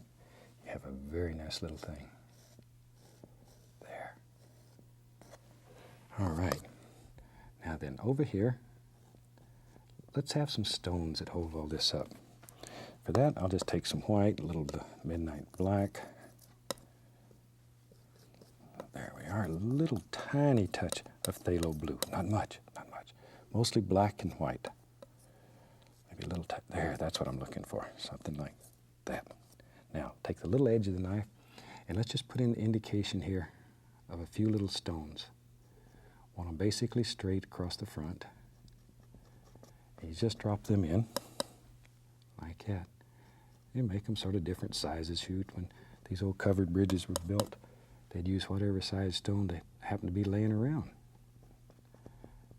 Now then, over in here, we'll just put the indication. This is in shadow underneath. So you're not going to see many stones under here, though you might get the impression here and there of one or two. Maybe even the least little touch of yellow ochre, because there'd be a little light coming through the side over there. There. Just enough to sparkle a little. There. Very nice. Okay. Now, if you want to really make that look like stones, we take our liner brush and we'll go into a little bit of titanium white, dark sienna mixed together, and a little black. Put some black in there to gray it down real. Ooh, there we are. That's what I'm looking for. That's what we're looking for. Okay, let's go up here. Now you can take a liner brush and just sort of very quickly go around each stone. And that will give you the illusion of stones that are put together. There. You know, this one's been in the opening of every show in this series with a little cartoon character. It only takes a couple of minutes to paint it, but it takes a lot of fantastic people a long time to make that beautiful little opening. So I really hope you enjoy it. Really hope you enjoy it. Hope you like that little cartoon character too. Hope you like it. We're thinking about making maybe a full-length cartoon out of him and turning him loose on the world. If you'd like to see that, let me know. I'd be interested in knowing if you'd like to see, my young friends especially, if they'd like to see cartoons made with him. Let's come right up in here and grab this. I'm going to take least little touch of the black, mostly titanium white, and I'm going to put a little shadow over in here. You need that shadow so you can put a layer of white right here and it'll show. Now we'll take pure titanium white and we'll make the other side. See now, because you have that shadow, that stands out. Bring it right on down, almost down to the water there. Right down to the water. There we are. Okay, and then just smooth it out. There. Over here now. Let's grab this, add a little bit of black. There. And we can begin making our little road here that goes right up to our covered bridge. There we go. Now, let's have a hill that comes over this way. So just by changing this angle here, maybe the snow comes down and goes right across like that. See there? I'm going to take a least little touch of that phthalo blue and add right in here. Least little touch though, smallest amount possible. And when we come back over that, that'll look like a little shadow area in there. It'll make a little recessed area there in your snow. All right, then just take the brush and smooth it out. Okay. Take a little gray on the knife, and you can put indication of maybe the snow's a little higher over there. Just bring it right up, like so. There. While I have that going, I'm going to take a little bit of that titanium white with the indication maybe this is frozen. Who knows? Who knows? A little bit of water line right out through here. A little over on this side too. Should have put that in before I done this, but that's all right. We'll just take the big brush here and bring it right back in. See, we don't make mistakes. We just have happy accidents. Now then, let's take our liner brush. Liner brush. A little touch of Van Dyke brown, and maybe over in here we can see. Come right up in here. We can see a little bit of the fence. Choom, choom. This is just to keep. Sometimes we party a little too much, and maybe if it wasn't for a little fence here, when we come through the bridge, we'd sort of fall down in the water. You know how that goes. All right, let me take some liquid white, put a little yellow ochre, a little dark sienna in it, and just mix it up. It's very, very thin, very thin. And we'll take our liner brush, dip it in paint thinner, go into the Van Dyke brown. Then I'm going to take the other side and go right through that thin paint that we made. So we have dark on one side, light on the other. Let's come right up in here, and let's put in our little fence on this side. And we'll let it get bigger and bigger as it works out here. There. See there? There he is. Just a little thing there. And there's always a few little weeds grow around these because you can't cut real close to the post. If you're like me, you're lazy, you look for a reason not to. Okay, same old double-loaded brush. We can come right back in here. Put in our little rails. There they are. See there? Shoot, maybe some of these are almost down in the snow there because the snow's deep. This is an Indiana-covered bridge. It's really deep.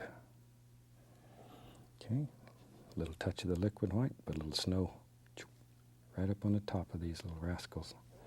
Just like that. Now then, we'll go right back into the brown. Maybe I think we had a couple of trees that lived right up through here. There they go. Just some happy little trees that live here. A few little branches here and there. There they are. This old tree here, he's had a rough life. He, like me, he's really had a rough one. Maybe he had a friend, if I remember. Yeah, friend goes right up through here. There. There we are. It comes right on out. A lot of paint thinner though, and this will just flow. See? Put you some branches and limbs, and sort of scary going right over your little bridge that you've worked so hard on. But that's what'll make it really nice. Down at the bottom here, we'll put a few little weeds and stuff out here. There. Tell you what, this is a moment of truth. Let's take a contact paper off and see what we have here. Pull it off. Voila, there it is. Isn't that something? Now maybe in our world, tell you what, maybe there's another post that lives outside here. He stands right out just outside the oval. He got away. Take a little touch of the liquid white, put right up on top. Maybe a little weed out here too. Who knows? Something like so. Shoot, I think we about have a finished painting. Take a little red. Let's come right along in here, and we'll sign this little rascal. Hope you've enjoyed it. It'll give you a little challenge, especially if you do it in 30 minutes. But at home, you can take your time. Let me hear from you. Let me know how this goes for you, okay? You have a super day, and from all of us here, happy painting, and God bless, my friend. Hi, I'm glad you could join us today. It's a fantastic day here, and I hope it is wherever you're at. I tell you what, let's get right to it today. Let's have them run all the colors across the screen that you need to paint along with me. I thought today we'd just do a beautiful little painting, and I want to show you how to use some of the liquid black and liquid white mixed together. So let's see what I've done up here. The bottom of this canvas I've covered with a little bit of the liquid black and the top with liquid white, and just sort of blended them together like so. It's the liquid white and black are basically the same thing, only one is dark and one is light. This is excellent when you're going to have big areas in your painting that are going to be dark. So it does the work for you. So let's have some fun. Shoot. Every series needs a painting. It's just fun. And I thought today we'd just do one that has a lot of color, Beautiful little painting. We'll start with a little Indian yellow. Little Indian yellow, not much. 2-inch brush. We'll go right up in here. And let's just drop in a happy little sky. Just bring it right on over like so. There. That is nice. Maybe without even washing the brush, we'll add a little bit of yellow ochre to that and just let that sort of bounce around and play. And this is where you really just have fun. Just let your brush dance through the sky. Let it dance. This yellow ochre is sort of a gold color. There. And at home, when you're painting along, maybe you want to change it. Maybe you want a pure blue sky. And you could certainly do it using the same exact procedures, just a different color. There we go. And I'll tell you what, let's go into a little touch of the bright red. Beautiful little red color. So we'll use that. And we'll come right along in here. And we'll just dance some of that in. Let it just come right on down in here and blend with all those other beautiful colors that we have. And we'll just keep blending here for a little bit until we blend them together. And it'll make sort of a peachy color. Sort of a peach, I guess that's a good word for it as any. Just let it blend together.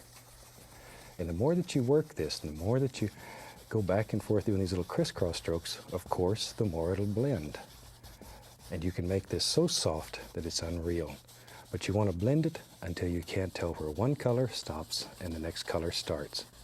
And when it gets to that point, then it's just right. And sometimes when you're doing this, stand back and take a look-see at your painting, because it's very hard to tell when you're real close if it's blended or not. So step back. There. All right, I think we've got a nice little sky. That easy. That easy. Let's put us a little mountain in this today. For that, I'm going to take black and Van Dyke brown. Just black and brown today.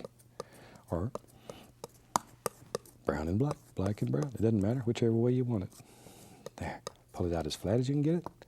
Cut across. We get our little roll of paint, and it lives right out on the edge of the blade. Hope you can see that. There you go. Now then, make a big decision. Where does your mountain live in your world? Maybe there's a peak that lives right there. Another one there. Just wherever you want them. Just sort of, maybe that just comes right on down. There. Right on down. We'll just let this flow right off into nothing. Maybe we'll just have a very simple little mountain today. And we'll just play with that. Okay, scrape off all the excess paint. We'll grab a clean 2-inch brush, or one that's not real dirty, and pull that. Just pull it.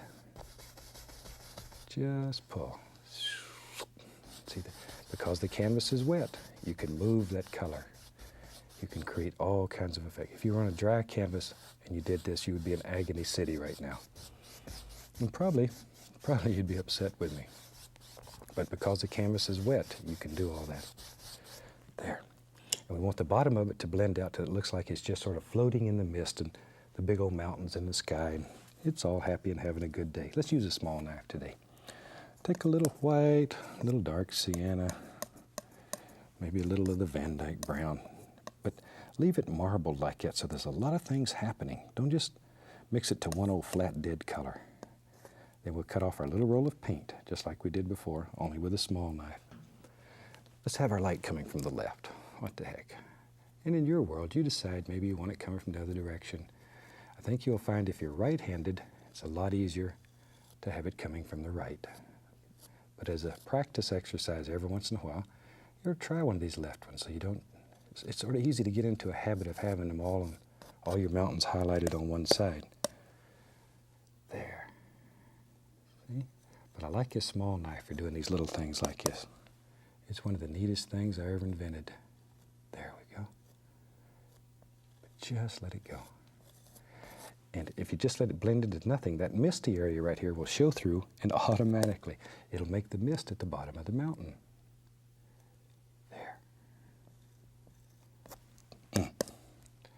Big old rough mountain that lives up here.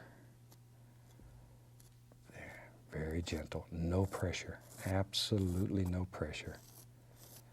Just like an angel's wing, very soft, very gentle. Just let it float. let it float. I'm sure if you've watched the series before, you've heard me mention that when I was teaching my son Steve to paint, I used to tell him just to pretend he was a whisper and he floated across the mountain. And I think that's one of the neatest ways to sort of get the feel of this. Just pretend you're a whisper and you just float through the air and float right across this mountain. Very gentle. There we go. Okay, now then, I'm going to take a little touch of. We'll use a little bit of phthalo blue. I'm going to mix it over here. A little bit of alizarin crimson. Just mix together. Make a nice lavender. Be right back. Little touch of white in one area. So now I've got light areas and dark areas in the same pile. Okay, now then I'm going to use that lavender color to go up in here and begin creating some nice shadow areas. And we don't need too many, just a few here and there. Just a few. Sort of bring all these things together. Give them a little shadow so they don't feel left out. There. There we go. Right here. This little peak needs its own shadow. If he doesn't have his own shadow, he won't stand down. He won't come out and play. He'll just sort of hide back here. A little touch in here. There we go. It's that little shadow area, though. It separates. It's your separator. All right. That easy. Now then, if you want to make this rascal really sparkle, you can take a little bit of titanium white and here and there, just barely touch. Look like there's a little light that's just zinging right down through there. But don't do a great deal. If you do too much, it's going to lose its effectiveness. Maybe up in here, a little touch of that dark color. Just so there's a deep shadow area in there. Use that little edge on the little knife. That's great for getting in tiny little spots. There. That's not a bad looking little mountain. Shoot, he's sort of cute. Sort of cute. Let me find a clean 2-inch brush. Let's come right up in here. Now I want to create more mist, so I'm going to tap this, being very careful to follow the angles that are in that mountain. Very careful. Tap it. Then gently, very gently, 2 hairs and some air. Just blend that. Now that old mountain is just floating around up there. Over here, just pull it a little bit in that direction. All right. Good. Now we said we was going to have a lot of color and get crazy today, so let's do that. I'm going to we'll just use some black and brown, all these colors I got mixed, some of that lavender. We just put it in a pile here. So let's take some Prussian blue. I'll put a little phthalo green in there too. Prussian blue, a little Van Dyke brown. Shoot, maybe even alizarin crimson. We don't care. I'm looking for a very dark color. Has a little bluish green base to it. Okay, let me clean off my knife. We'll let's use a 1-inch brush today. What the heck? I want to go in here, pull it in one direction. Just load some color onto this brush, but pull it in one direction. Then we're going to turn this brush over so the rounded corner is to the top. Let's go up here. Now, make a decision. Major decision time. Where does your little bushes back here live? I think they live right in there. Just begin pushing them in, like so. Think about basic shape and form, and that's really and truly all that we're worried about at this time. Later on, we'll worry about a lot of things, but now, just push in some basic shapes and push that brush upward, make it bend. Be careful, don't let it do that. See the difference? There it slides, there it pushes and bends. Now there's going to be a taller bush right there. These bushes and trees cover up a multitude of sins. There. Okay. I have several of each brush going, so I don't have to spend all of my time cleaning brushes. Take a 1-inch brush, dip it into a little bit of liquid white. We'll go into a little yellow, grab some sap green. Boy, I get a lot of sap green there. We're going to have all kinds of colors. There's going to be some greens in here and some of the brighter colors. Pull it in one direction again. One direction. See there? It's most important. Then turn it over. Always turn it over. Okay, let's go up here. Decide which little bush you want to be green. And we'll go right in here and just push in some color. But don't let the brush slide. Don't let it slide. If it slides, you're in trouble. Okay, let's see here. Maybe we'll take some yellow and yellow ochre. Shoot, same old thing here. Pulling that brush in one direction. I'm going to get a little touch of that bright red. Ooh, that's nice. That's nice. One direction. Maybe this one lives right here. Oh, that's beautiful. Nice orangey color bush.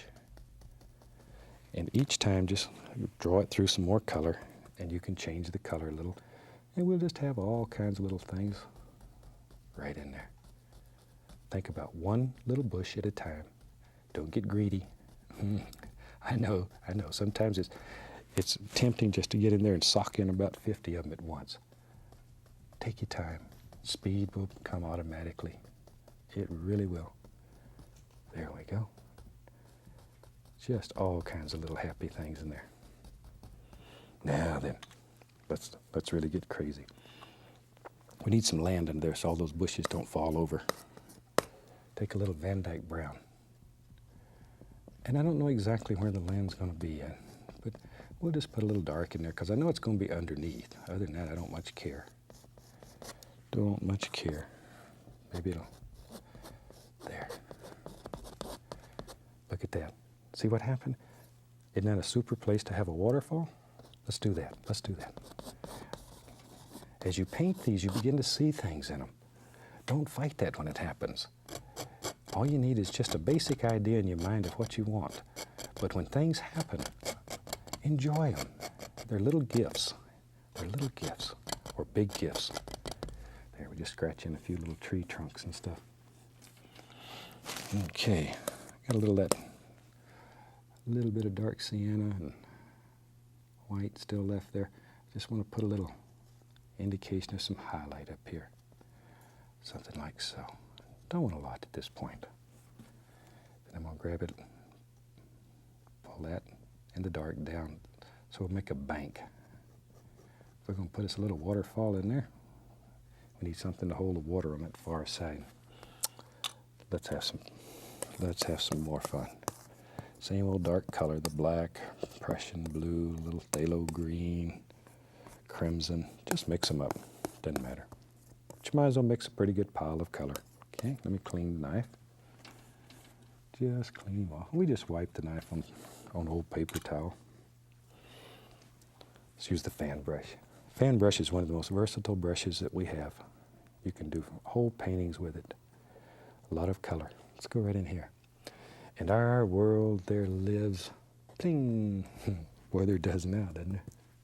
Great big tree, and he lives right here. Look at that. But look how this dark color stands out against that bright background. Isn't that beautiful? It's that contrast that makes it so appealing, so beautiful. Ooh, right over my bush. All right, I know he's still there though. He lives right there behind that tree. Maybe? Yep, let's have another one. Let's have another one. Back and forth, back and forth. There. See, those little trees just live right in there. All you gotta do is just sort of scare them out sometime. Maybe we'll put another one right close. There.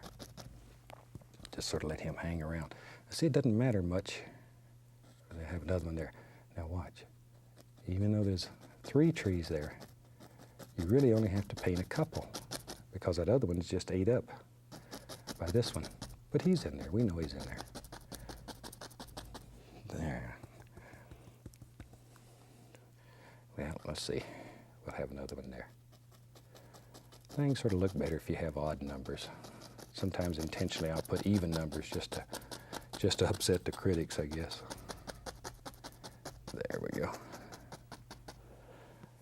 All right, we'll use the knife, a little bit of white, a little dark sienna, cut us off a little row. Let's put the indication here and there of a little tree trunk that lives in here. I don't want a big indication, just a little here and there. Just a little. doop, doop, wherever you think they should live. And you won't see the entire trunk. You're only going to see parts of it through the leaves. So don't worry about putting it all in. Oh, there it is. Lost my fan brush. We'll take that fan brush that had the tree color on it and go right into a little yellow, and automatically, because it had blue in it and black in it, we'll get a beautiful green. Load the brush full. And let's go up in here, and you got to make some decisions. Which tree's in the foreground? We said that one's in the back. We'll do it first. And then just begin popping in some highlights on these trees. Darker, darker, darker as they work down. There. More emphasis on the left, because we said that's where our light was coming from. There we go. Darker, darker, darker, darker. Just barely touch them. Just let it fade into nothing. And this big boy here, this must be the boss tree. There. All right.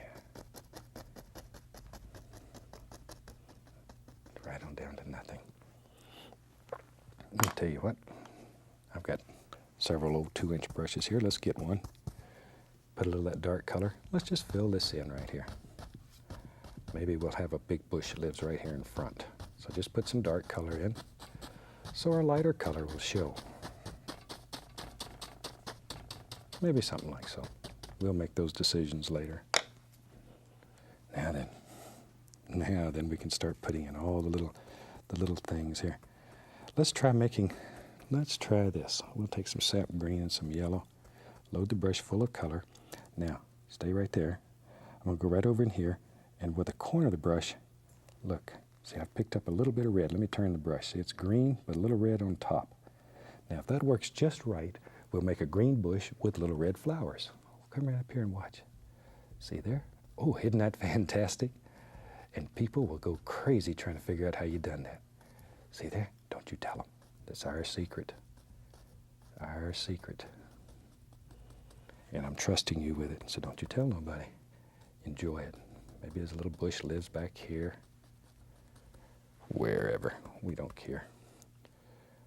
Right there. There's another one. So you can just put these wherever you want them. And as many as you want, or as few as you want. Doesn't matter. Pop them in. Push the brush up, turn it sideways, and push upward like that. Makes a nice effect. Okay. Let me find another fan brush. I think it's time we got in here and started playing. We're going to have some water. But notice that we've done the entire side that's on the other side of the water first. Basically, it's finished over there. And then we'll do the water, and then we'll do what's on this side. So you're always working with the thing that's farthest away first, and then work forward. Now I've taken liquid white, mixed with titanium white, put a little touch of phthalo blue into it. Just a little. Just a little. Okay, let's go up here. Now then, let's just pretend we're water, and we're just floating along here and having a good time. It's a wonderful day. A wonderful day. And we get right down in here, and oh, goodness, somebody pulled the stopper out. And there we go. We fall right over. So just think about water is just falling over. That's why they call it a waterfall. There we go. All these comedians out of work and me trying to be one. There. Now then, down here where it hits, push, splash. Let all these little foam things just occur. And you can make it, see if you want it wider, that's all you got to do. It's your world. You can do anything. Anything. You have total and unlimited power on this canvas. You can create any kind of universal world that you want. As I've mentioned before, I think that's one of the things that originally got me interested in painting, is that I could create any kind of world that I wanted. Let's take some liquid white. I'm going to use some dark sienna in it. I want to make a thin, light brown paint. Maybe we'll put even a little yellow ochre. Nice. Nice. Okay, let me clean off my knife. Let's use the filbert today. I'll put a little paint thinner in the bristles. Very little, very little. We go right into some Van Dyke brown and dark sienna. Just mix them together, like so. Maybe I want a little reddish tone to this. I'm going to grab at least a little touch of crimson and put in there too. Ooh, that's a nice color. Hope you can see that. Let's go down here. I'll find you. There you are.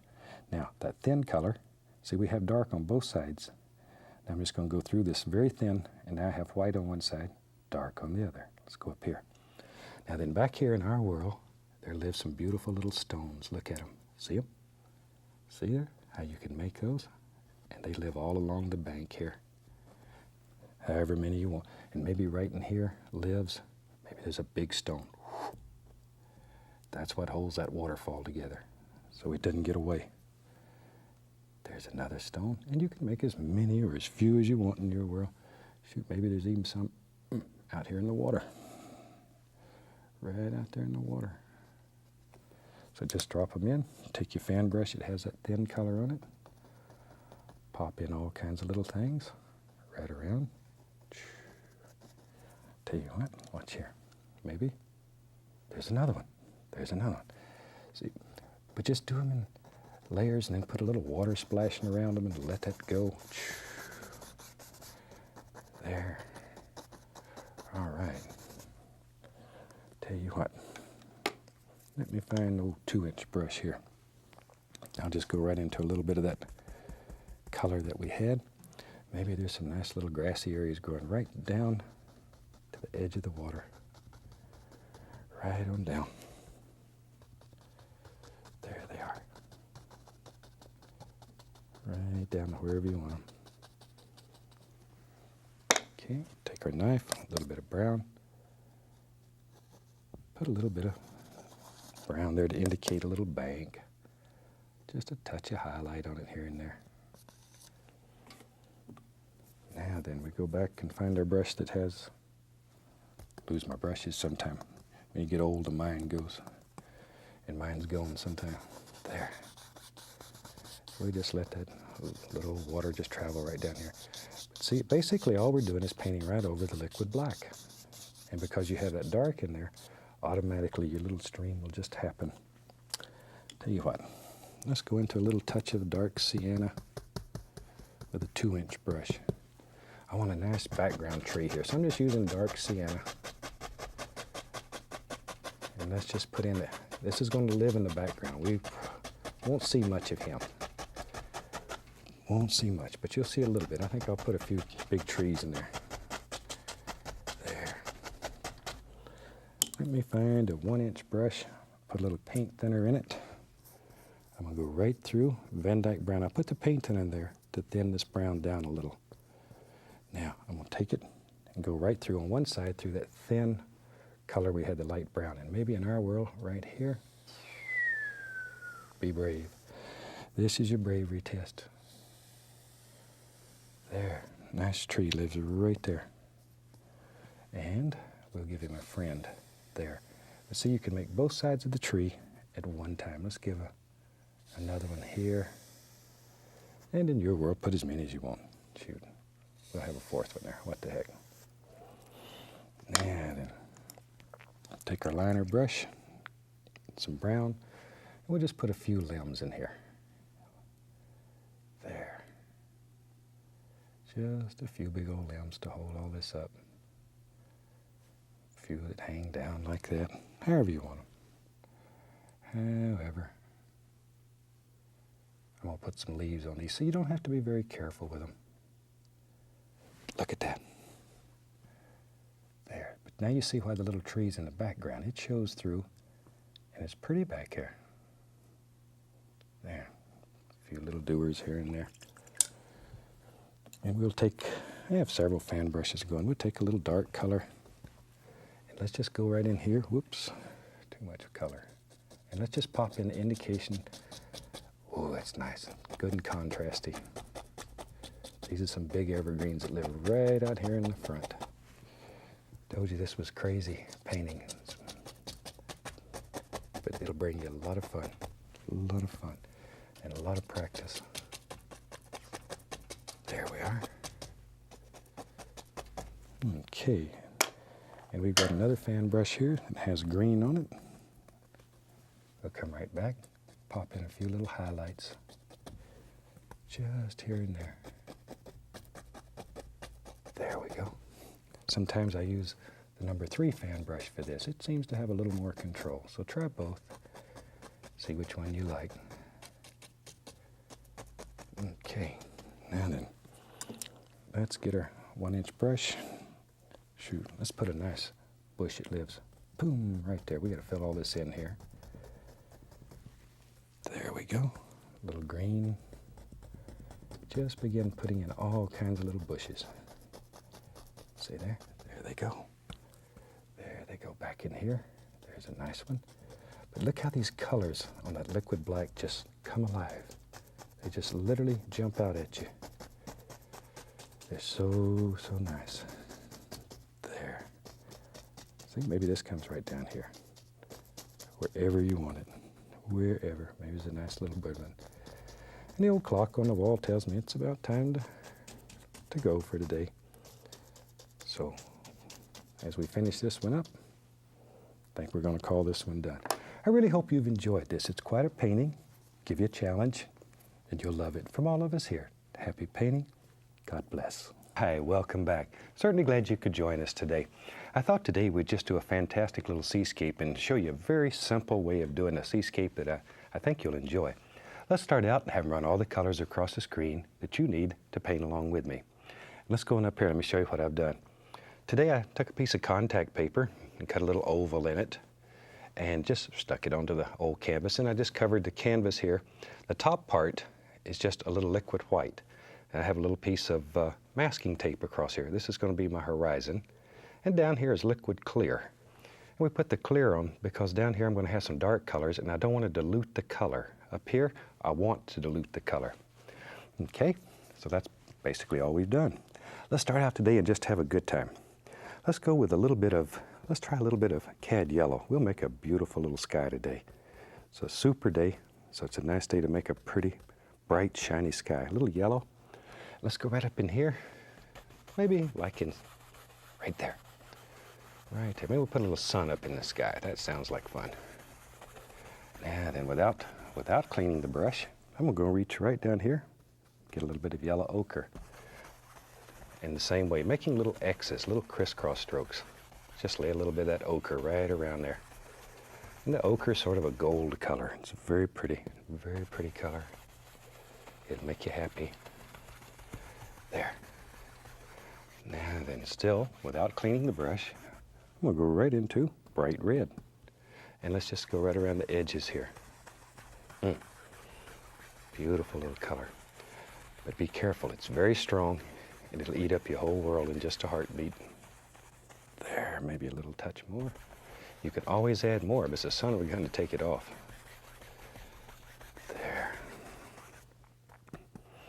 Okay.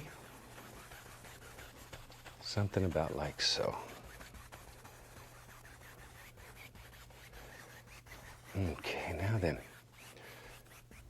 we'll take a little of that bright red, a little touch of phthalo blue into it. Be right back. There we are. A little bright red, a little phthalo blue. We'll go right up in here, and we'll just very quickly dance in a little sky up here, a little blue. Okay. Let me wash the old brush. That's the fun part of this whole procedure. Just wash it. Shake off the excess. And just cover everybody in the studio. Now with a nice clean brush, we can blend this. I think it was in the last series we showed you one of our cameramen with his raincoat on. He sits over there with his raincoat because I've been known to splash him. There. Now then. I beat the brush just to knock off any paint that I've picked up. It's much easier than going through the whole cleaning procedure again. Okay, now we'll just blend this all together. And you want to blend this to where you can't tell where one color stops and the next color starts. There. And when you're doing this at home, sort of step back and take a look-see at your painting. It's hard to see it when you're very close to it. So step back and look and see if it's exactly what you want. If it's not, blend it a little more or add some more color or whatever it takes to fix it. There. Take a little bit of titanium white. Now maybe we're going to have a sun right up in here. So we'll take that white and we'll just begin dancing. I want a very light area, right around the sun. There, and we'll just let that blend outward, outward, outward. That easy. Okay. See, now we have a nice bright spot right up in there. And we can take, we'll just use the old finger today. We'll do a little finger painting. Go right up in here, and we just draw a little circle. And make your sun round. If you make those square or oblong suns, people sort of laugh at them. We don't want anybody laughing at your sun. Clean brush, and very gently, you can just go right over that and sort of blend it a little.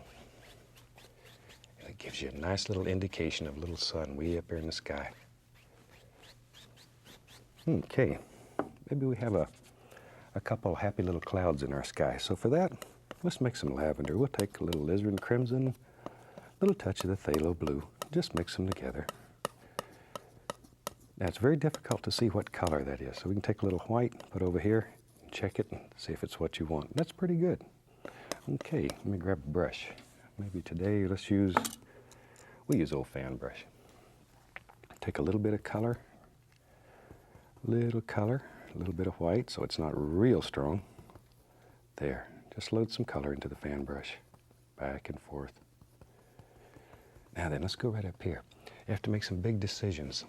Where does the clouds live in your world? Maybe there's a happy little cloud that lives right up here and just floats around. Just floats around, has a good time. There. But just use the corner of the brush and make little tiny circles. There, maybe there's one that comes out and comes right across the sun. Wherever. Maybe, let's go right on down. There's one down here.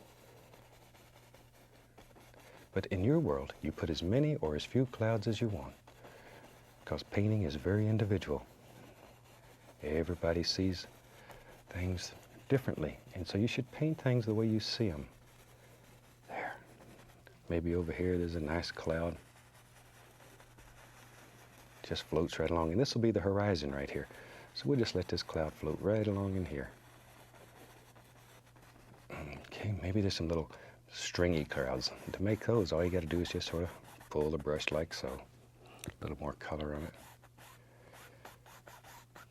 There, those are the easiest kind of clouds to make. Okay, maybe up in here, shoot, who knows? Maybe there's another little cloud lives right here. As I say, when you're doing this, decide how many clouds you want in your world and just drop them in. Just drop them in. Maybe up here there's another little tiny one. Lives way up here in the sky. He watches all this down here. Now then, take a good clean dry brush and very gently, we're just going to sort of stir it up using just the corner of the brush. This will blend it all together, and it also removes any excess paint that's on there. There. And then very lightly, just blend it. You can fluff it a little if you want to. Look at there, though. Then a super nice, easy way to make some very, very effective little clouds. Now these stringy ones here, all you have to do is just pull those. Just give them a little pull. And you can, since the canvas is wet, you can move them. Zoom, there they go. There. And maybe there's a little sunlight playing across some of these. Let's take, I have several fan brushes going here, so I don't have to spend all my time washing them. We'll take some white, titanium white, get a little bit of the bright red. Don't want too much. Just enough to sparkle it a little bit. A lot of color on the brush though, really got it filled up. Now then maybe in our world, maybe a little light plays right through here. Just bounces right across the tops of some of these little clouds. There, don't want to overdo, but just here and there, wherever you think light would just hit and sparkle. And there. A little more color. Maybe there's a little over here too. Okay, super. Maybe right in here, there's a little indication right on top of a little light playing on that cloud. A little there, wherever. Now this cloud, maybe be a little color right along here, like so. Just sort of make a decision where you think the light would hit it. Needless to say, it's going to hit right under here, right along in here. Now then, the good clean dry brush again. Be sure it's dry. If it's not, it's going to sort of just moosh together. That's a new word. There. Just sort of wind it up. Playing. I like to do seascapes, but I like these that have a lot of going on in them. Sometimes they're sort of hard to do in the time that we have here. I know recently I did one that was, ooh, gosh, it hit so nice. And I just couldn't get it down to where I could do it in 30 minutes. So we featured it in the newsletter. So everybody will have a chance to paint it. There we go. Okay, all I'm doing is just blend that out a little bit.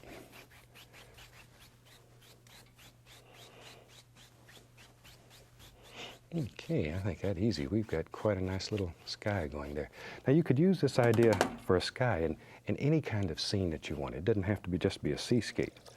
Maybe you want to do a nice landscape or something that you needed a sky like that. And of course it'll work just as well. No problem. Let's clean off the old fan brush. We just wash these in thinner and wipe them on a paper towel. Now then. Let's start down on the bottom. That's where the fun will start. I'm going to mix up a little more of that lavender color.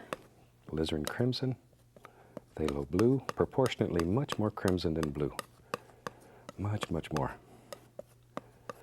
And once again, it's very difficult to tell what color that is. So take a little white paint and lay out, check it, and see if it's what you're looking for. That's pretty good. Now then, we have this piece of tape here. This is just to keep our horizon straight. So we'll take that off. You don't have to have that there, but it certainly makes your life easier. Make sure our mat's still down there. And we can use a 2-inch brush.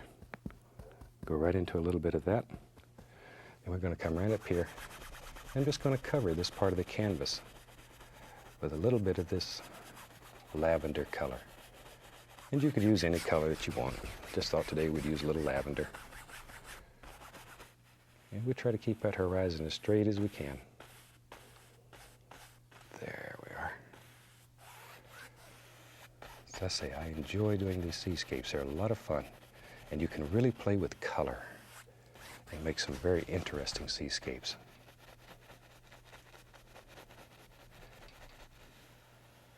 There. And maybe we'll have a little beach down here. So instead of putting the lavender all the way down, we'll wash the brush. I just like to wash this brush. And we'll just beat the devil out of it. Now down here on the bottom, we'll go into a little dark sienna. Now we have the clear down here. So that does not distort the color. There we go. Maybe a little touch of Van Dyke brown right down at the very bottom. So we have Van Dyke brown, dark sienna, and then the lavender color that we made. And we'll just sort of blend those together. All right. See, if we'd put liquid white on here, we would have diluted all these colors. And I don't want to dilute the color at this point. Now then.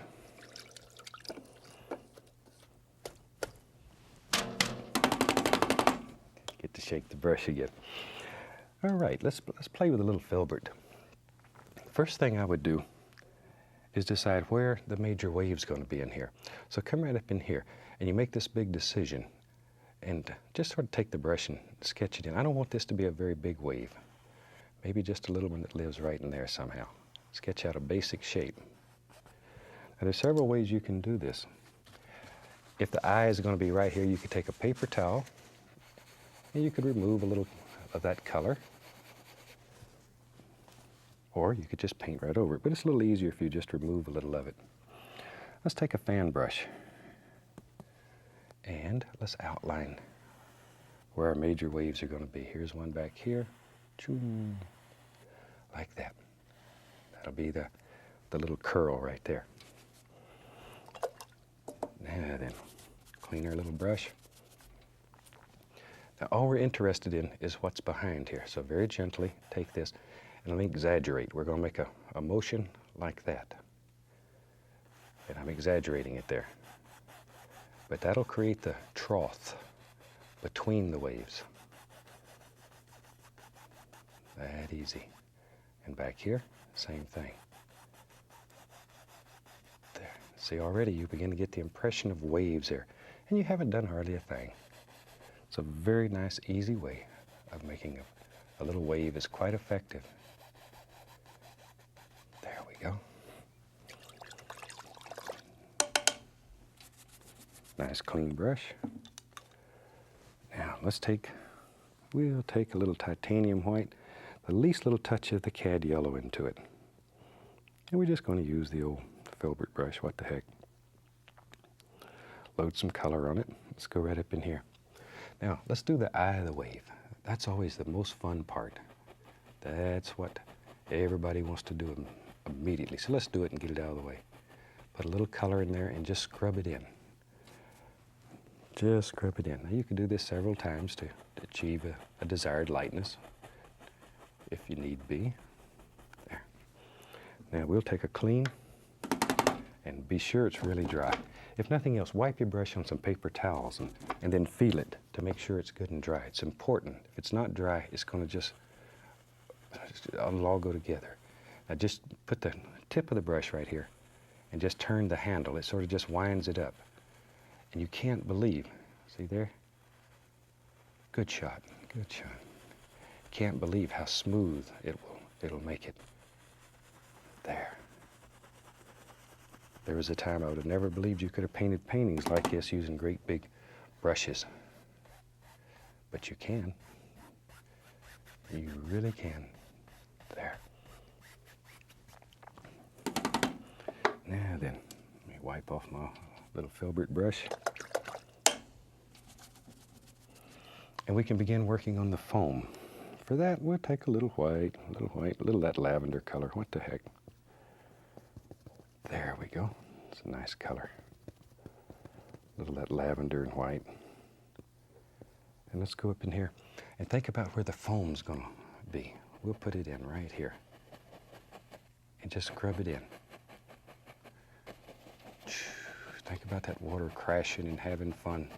And this is the shadow we're putting in now. We'll come back in a minute and put in all the highlights. But this is just the shadow. Just to give us an idea of where the foam's going to turn and curl. Now, go back to our fan brush, put titanium white on it. And we can begin putting that nice sparkly area behind. Just let that wave crash right over. It really helps if you make these little noises. There we go. Now, we can go back to our little filbert brush that has some white on it. Now we can come in here and put the goodies on. Just splash those in there. See there? Wipe your brush off when it picks up some of the color. We'll let it just barely break the horizon there. Now back to our large brush, and we want to just blend that foam together very gently. You could use the 1-inch brush for this if you're a little more comfortable with it. It's sort of an individual choice. I seem to get along better with this old big brush though. Now if you want to create the illusion of little things splashing up in there, just take the color you've picked up on the brush and just touch. See, it'll make all those little splashes. And they're usually there. They're usually in there. All right. Just let that wander right on off into nothing over there. Okay. Now then, grab the old fan brush. And we can start playing with little foam patterns and stuff that are living in here. Think about how your water is going to be shaped. It's going to come up and curl over. So think about that. And as it works out, it's going to get flatter and flatter. Okay. Just put in a few little basic shapes here. Then we'll take a large brush and very gently just start blending that together. It's very soft. Just gives you an idea of how the water flows. Now then, take a little paint thinner on the liner brush, and we'll take a little of that same old white color, and we can begin putting in all the little fun parts here. Right along the top of this wave. There. Just let your brush sort of wiggle and jiggle and have fun. Back here. There it is. This begins to make it sparkle, and all these little things are what makes your seascape look so good. Right along the horizon. There, see? But go bloop, bloop. Hope that makes sense. Hope it looks right. Just little, like little waves, way back in the distance there. There. And all these little things are what really give your seascape character and mood and make it look good. So spend a little time when you're doing this. Let some of these little things just work back. There we go. Let's go over here. Even back behind here, there should be some. And you can put just all kinds of these in. Now then, once again, we begin thinking about the way the wave is shaped here. Putting all these little doers in here. There. This is where your wave begins to take on character. This is where you begin showing the form in it. Yeah, we'll take a little bit of that lavender color. Little bit, maybe a little bit darker. And put a little line underneath the bottom of this so it separates it. There, see, now it stands out. There's that little dark area in there, and you just sort of blend it in. And back in here, there's some little doers. This liner brush, though, is fantastic for doing these little things. There. Okay. Now, maybe we said we was going to have a little beach in here. So let's take a little bit of the white, and I'm going to pull it out very flat. Take the small knife, cut off a little roll of paint, like so. Now decide where you want your little beach to be here. Push very firmly. Very firmly. There we go, a little more paint. But you literally just push off a little layer of paint. But now this needs to be flat or it won't look right. Won't look right. You take a fan brush, grab this, and gently pull it back. But don't kill all your areas in here. Just pull it back. You can also grab the least little touch of it here and pull down. It'll make that water, or the sand, look like there's water on it. Just like you were making a reflection. And then go across. It creates that illusion of wetness on there. Okay, maybe there's another little doer in here. Wherever. Sometimes there's several little ripples in there. Just drop them in, wherever you want them. Take the fan brush and once again, pull it back. There. Just all kinds of little things.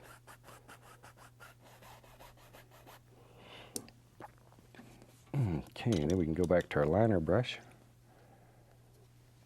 And you can just add in all these little details. All kinds of little foamy things that are going on. that's a super easy way of making a very, very effective little seascape. But play with colors and stuff when you're doing this, and you can use the phthalo green, for example, and make beautiful, beautiful things. This liquid clear, though, allows you to use this color without diluting it. It stays the same color that you put on there. If you had white under there, liquid white, naturally it would get very diluted. I'm going to take a little dark color and put right under the edge of this. That little dark color will cause it to stand up a little, like there's a little ridge, but just a little dark color. See how it looks like it's just sort of standing up there? Now maybe in our world, shoot, let's have some fun here. Maybe there's a couple little stones laying out here. We can make those real easy. We just take a little yellow ochre, liquid white, some dark sienna. I'll mix up a very thin paint. Let me clean off my knife. Got a little paint thinner on the brush. Go right into some Van Dyke brown, dark sienna, like so. Maybe even a little black. Let's take a little black on there. Like a dark stone. Go right down here. Now I'm going to take one side and go right through that thin color. So I have light on one side, dark on the other. Right? Now maybe down in here lives, look at there, just some little stones. And you put as many or as few as you want in here. And you can make both sides of the stone at one time. You can pull down a little color, look like it's reflecting into that wet sand. How many stones you want. It's up to you. Up to you. Just drop them in wherever you want them. Take a little light color on the liner brush, put a little watermark around them. Usually when you have a stone there, a little water sort of just floats around in there. There. Everybody always wants a little bird on there. I'll take a little black on my liner brush, thin it down with paint thinner till it's almost like ink or water. And we'll do some little M birds. All you got to do, see, just draw a little M. Call those M birds. Anybody can do one of those. Tell you what, let's see what this looks like. I'm going to take and pull the contact paper off and expose the entire canvas. Isn't that a fantastic way of doing a super little seascape? And you could paint this outside edge any color that you wanted it before you put it on there. And it really makes it even more interesting. Maybe we'll have one more M bird. And this one, he sort of broke out there. He come out the edges. There. All right. I think with that, we got a pretty good little seascape. Let's sign this one. Take a little red, and we'll sign this rascal right down here in the rocks. Hope you've enjoyed this one. Give you a lot of practice. It's a very interesting little scene. Now, once again, I think you'll enjoy it.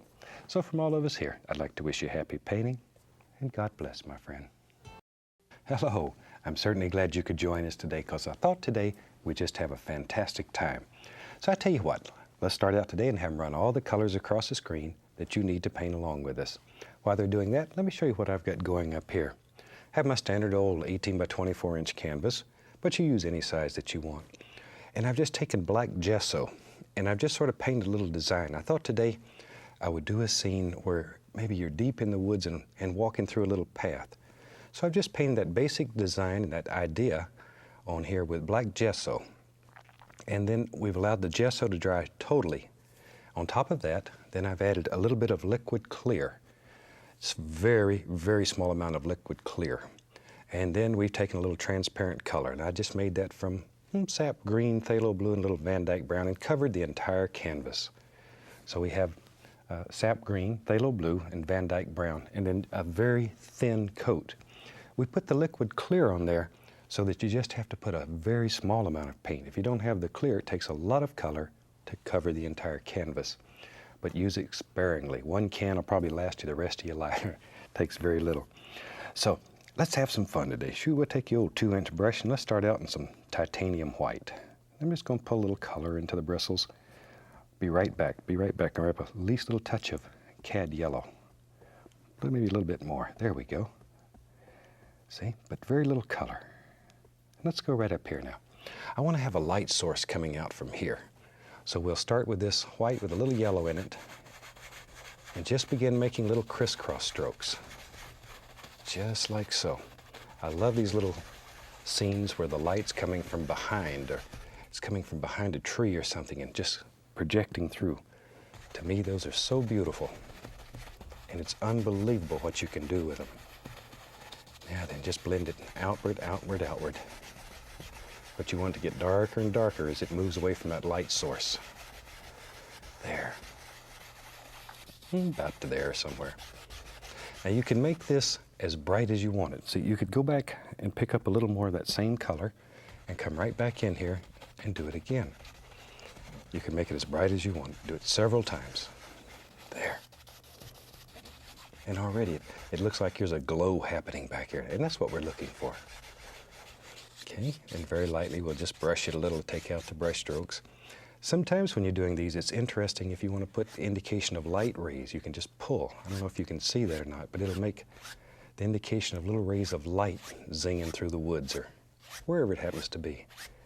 This is an excellent way to make those type of scenes, just like so. See, it looks just like there's a glow back here, big lantern. Let's wash the old brush. That's the fun part of all this. Shake it off and just beat the devil out of it. Now then, let's go into that same color. I'm going to take a little white and add to that same color that we covered the canvas with. Now this is just a mixture of sap green, phthalo blue, and Van Dyke brown. The brown is in there only to dull the color down, otherwise it'd be very bright. Just going to tap a little of that into the bristle. So you just give it a little tap, a little push. Okay?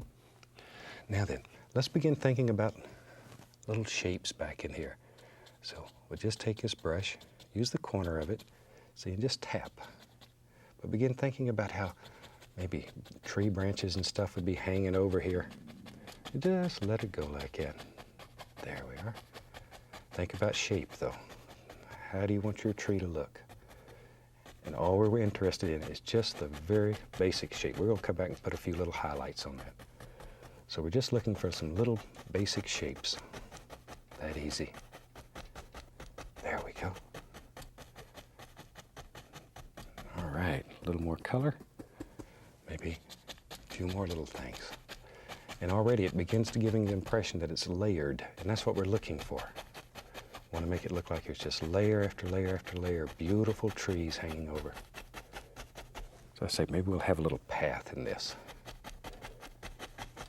Or maybe when you do yours, maybe you want to turn that path into maybe a happy little stream or a little pond, or any of those things. You can do that very, very easily. There. Okay. Now let me grab my old liner brush. We'll take a little paint thinner. Go right into that same color, this same identical color. And I'm going to thin that until it's almost like ink or water. Turn the bristles. Nice sharp point. Now then, let's go up in here and we'll put the indication here and there. A few little sticks and twigs that live out here. There. Don't want these to be very dark, though they're way out here in this light. So they also would be very subdued and quiet.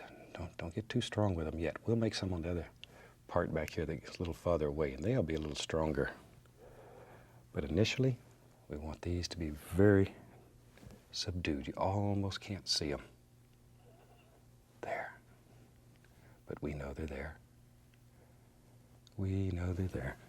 If you have trouble making it flow, add a little more of the paint thinner, because a thin paint will slide right over the top of a thick paint.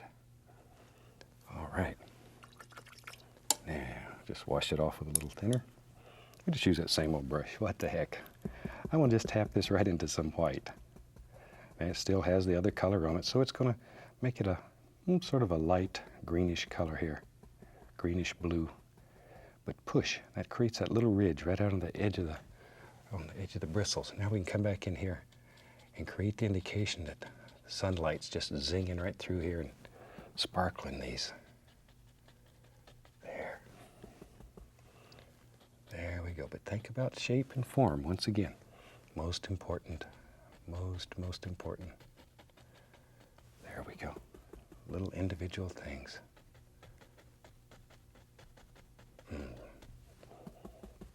I like these little paintings. Hope you do too. They're so interesting and they're very easy to do. even for people who have never painted before. These little paintings are so nice. They're great. There. Now then maybe, but once again, don't just hit at random. Think about form and shape that's going on up here. Okay, there's one, maybe right there. Darker, darker, darker back on this side. Okay, and you can just create layer after layer after layer.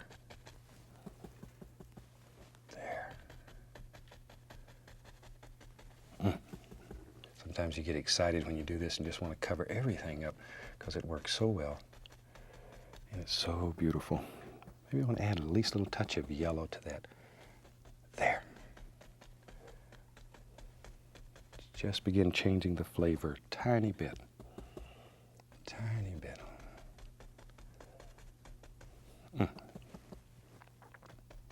There, maybe even a little of that yellowish color here and there.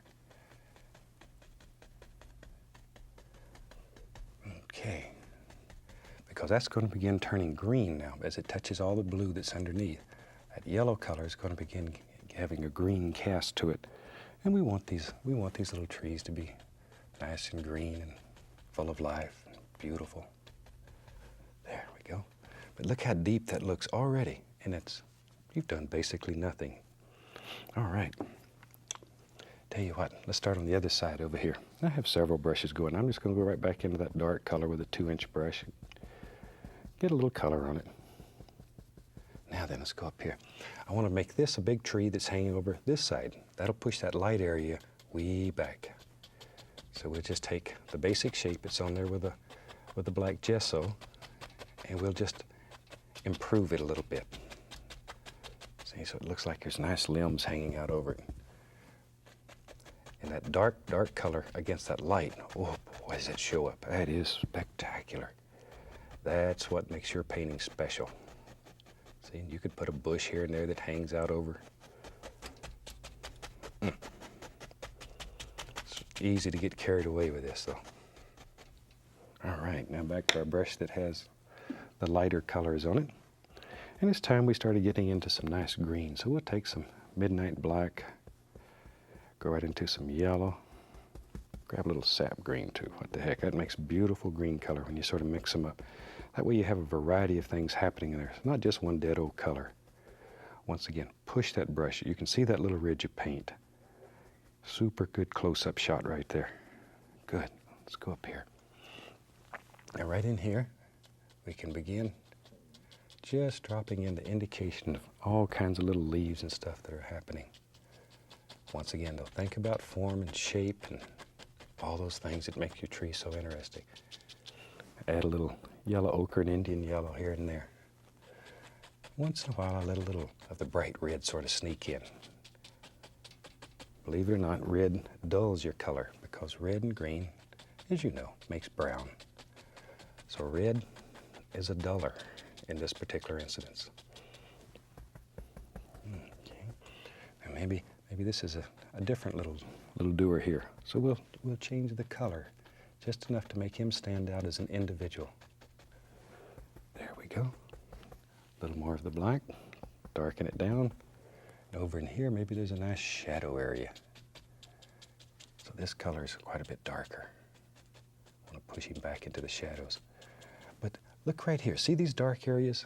They're very important. Don't kill all of them. If you kill all those dark areas, your painting is going to look very flat.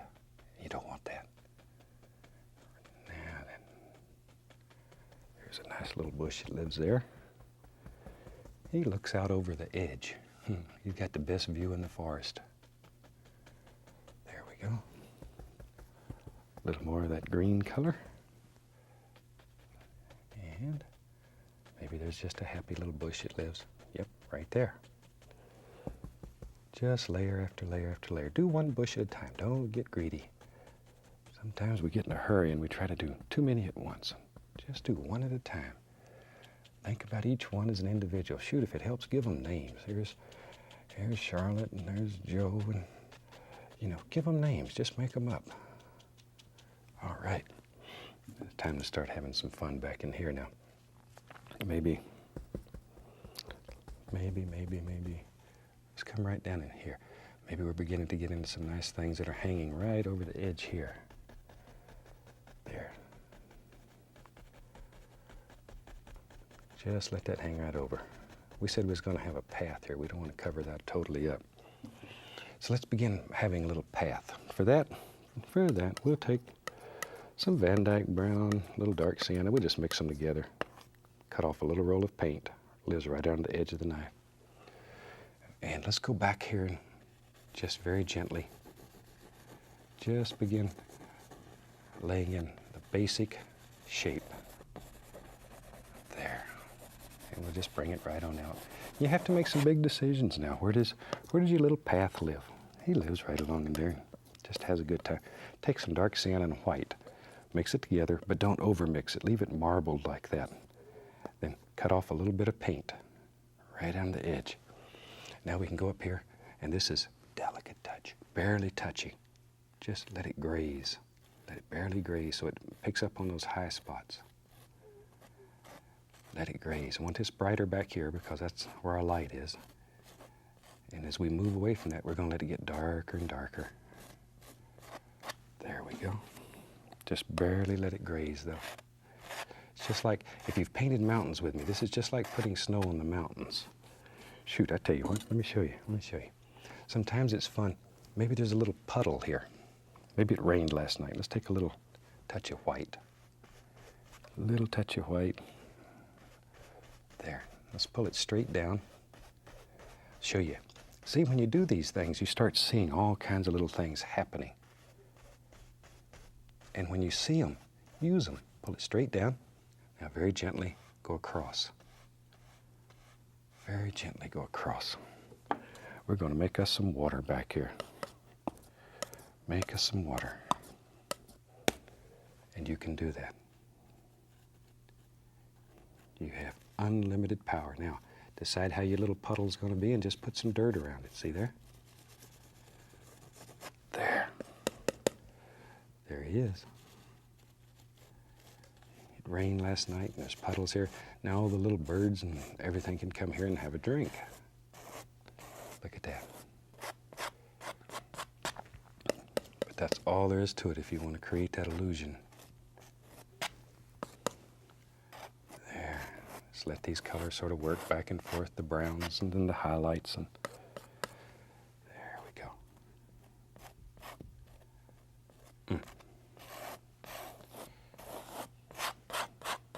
And that path just begins coming right out of there. Now then, if you want to push that path back a little further, we can take a little bit of our color that we used to make all these little leaves and let some of it just come right over the top here. That'll push that path right back into the painting. There we go. Maybe over on this side, just let that little bush hang right over the path. Now then, it's time to get into some nice big trees over on here. We'll go back to our brush that has the dark color in it and begin thinking about some basic shapes here. Just let them come right out over. That'll help push all that light area back in there. But you can do this over and over and over and just create tremendous amounts of depth in your painting. That's what makes it so interesting. There. There was a time when doing paintings like this were very, very difficult for me. But this makes it so anybody can do it. Anybody can do it. Go back to our brush with some green on it. Back into our yellows, yellow ochre, cad yellow, all those nice colors, a little bit of the Indian yellow. Okay, let's go back up here. Now then, here it comes. Begin putting on some nice little highlights on these leaves. Little squirrels got to have a place to live. There we are. Just layer after layer. There. But think about little clumps. Don't just hit it random. I know I keep saying that, but it's so important. Think about shape and form in there. There he comes. Big old nice limb there. It's unbelievable what you can do with a big old 2-inch brush if you'll just devote a little bit of time to practice. And it doesn't take a great deal.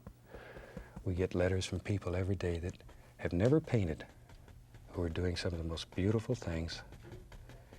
And they send me photographs of what they're doing. In fact, while I'm doing this is just sort of repetitious. Maybe I can get the director to put a few of them up on the screen. We've put a few on the board here. But look at some of these things that people are doing. And these come from all over the country. They're doing just marvelous things, things that I've never dreamed of doing. And they're beautiful. And I'm so proud of people who are doing this. Maybe you'll see your painting there. If you've sent me a photograph, maybe yours will be there. If not, send me a photograph maybe next time. Because we put these together and put them on the screen every once in a while. I like for people all over the country to see what everybody's doing. Because that's super. It's what makes all this worthwhile. The fact that people are doing this and enjoying a tremendous amount of success. That really, really is the joy of painting. So we have people here that go from age 4 to 94. Look at that. Isn't that super? And once again, some of these individuals had never painted before.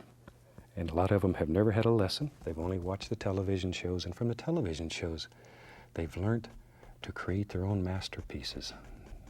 And once again, we get so many letters from people all over the country that this is working for. And a lot of the people that start this way and enjoy some success, then they go on to colleges and universities all over the country or take classes from super hard instructors. And this is just their way of getting started. And anything that gets people interested in art is fantastic, because it's one of the nicest ways of expressing yourself that there ever was. And I think all of us have a creative need inside of us. There. See how we're just letting all those bushes hang over? Tell you what, if there's going to be puddles, maybe we'll have a few more. Take a little more of the titanium white. Now there's color on the canvas, so when you pull this white down, automatically you're going to get beautiful color change. See there? It's almost like magic. If you do this in front of friends and relatives and they don't know you've put any color on the canvas, they'll just be amazed when you start pulling a little white paint down it. All these beautiful colors just appear. They think you're a magician. Don't tell them any different. That's our secret.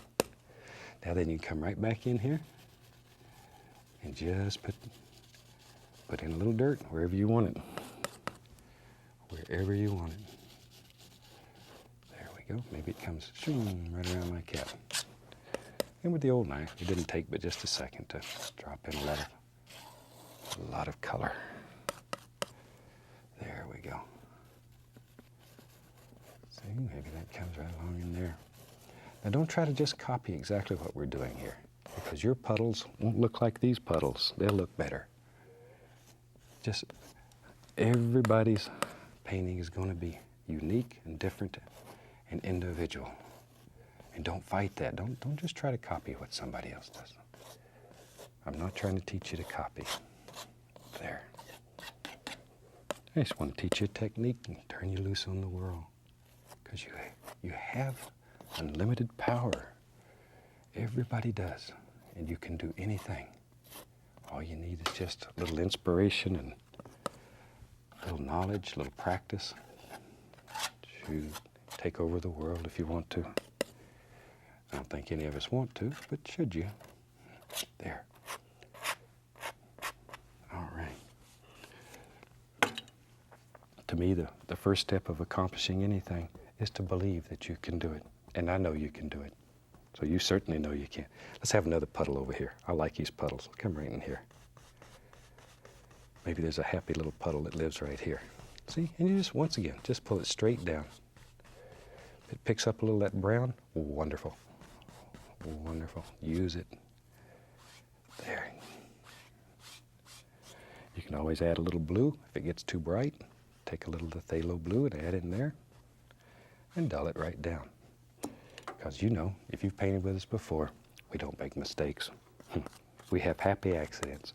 Because very soon you learn to work with anything that happens here. And when you get over that fear of making a mistake, then it becomes fun. Then it really becomes fun. That's when you experience the joy. Okay. And in your world, you just put as many or as few puddles as you want. Maybe you don't want any puddles. Maybe the sun shines all the time where you're at. And you don't have any little rain puddles. It's up to you. If you do want to, now you know how. Look at that, though. And off we go. Okay, maybe in our world, maybe we can see the indication here and there. Take a little brown and white on the fan brush. Maybe back in here, you can make out the indication of a little tree trunk that lives back in here. Just a little. There. Just a little indication. Then we're going to cover it up. We'll take a little of that black, sap green, cad yellow, yellow ochre. Just mix them on the brush. And we'll come right in here. And let's just begin putting in all kinds of leaves and things like that, wherever we think they should live. But layer after layer. Let a little bit of that trunk show through. Don't want a whole bunch. There.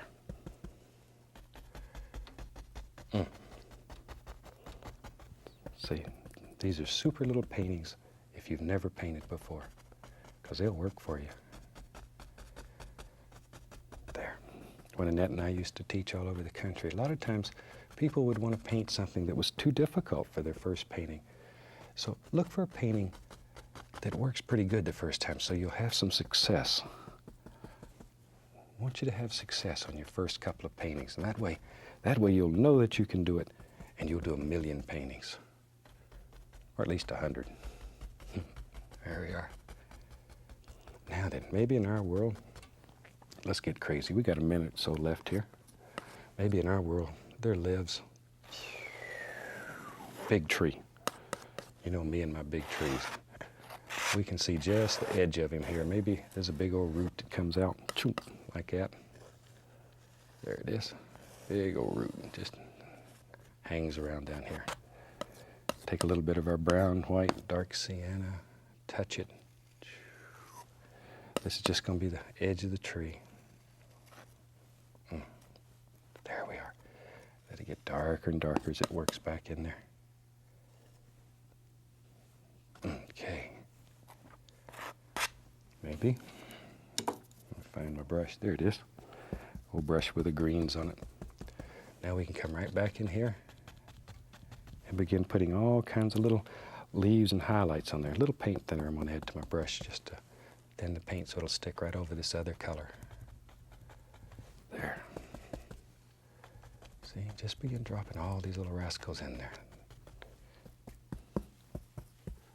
All right, comes one. We don't know where they go. Don't know that we're even worried about it at this point. Just a lot of beautiful leaves hanging around on the edge of this tree. It's a nice way to do the redwoods in California if you want to. I'm making this one a little brighter because it's bigger. I think it's projecting out and maybe that light coming through is hitting it. When you're painting, just make up little things in your mind like that. And it helps figure out where your light's going to hit and where it's not going to hit. Okay. Now then add a little more black. I want it to get a little darker. Maybe back over in here behind that tree that's projected out. There's all kind of little things going on in here. There they come. Just like so. There. As many or as few as you want.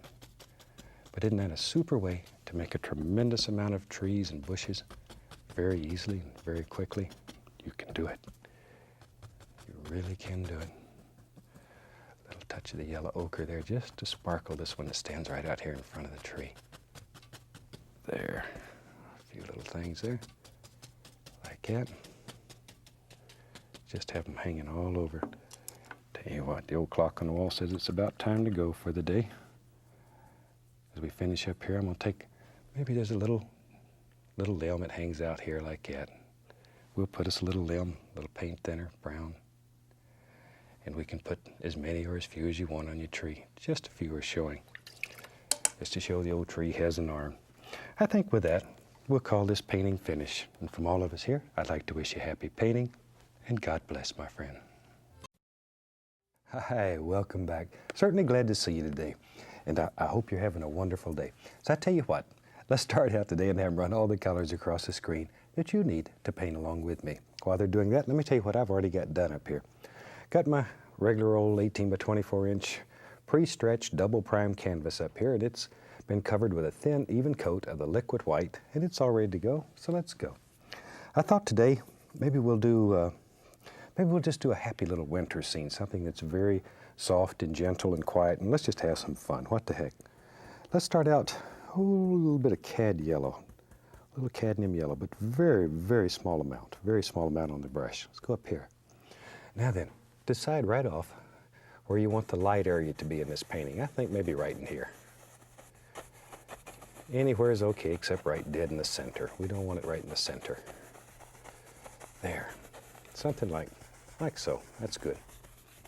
Now then, without cleaning the brush, we'll take a little bit of yellow ochre. It's a very nice gold color, so you'll like that. We'll go right around the edges here. Little yellow ochre.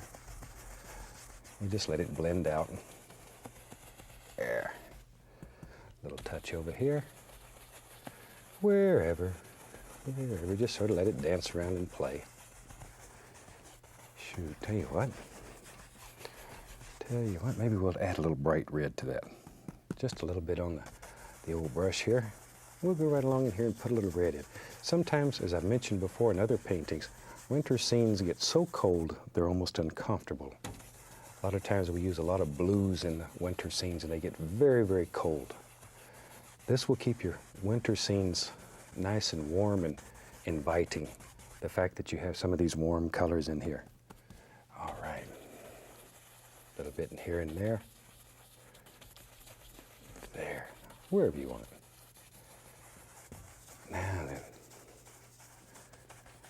Tell you what, we'll just use that same old dirty brush. Maybe we got here's some phthalo blue. We'll use that. And I'll reach right over here and get a little bit of this midnight black. So we have black and blue, or blue and black, either way. Just sort of mix them together on the brush. Very dark color though. And I want to darken these edges. If we're going to have a little light spot in here, by making these edges darker, it'll make that light spot look lighter, if any of that makes any sense. You need this dark area to make the lights look really light. There. Okay. A little bit on the other side, just black and blue once again. We'll put that right in here. Maybe we'll just let it sort of gently float right across the top.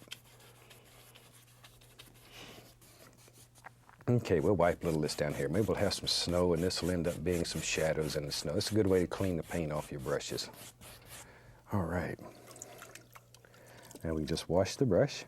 And as you know, we wash our brushes with odorless thinner. Just shake off the excess. Cover everybody you know, and off you go. Seriously, if you do this at home, I wouldn't recommend that you beat the brush like this. If you do, you're gonna lose your popularity in about one heartbeat.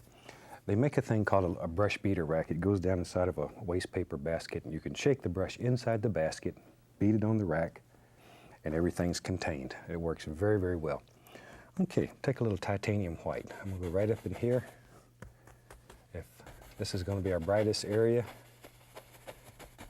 and we'll just have a nice bright spot right there.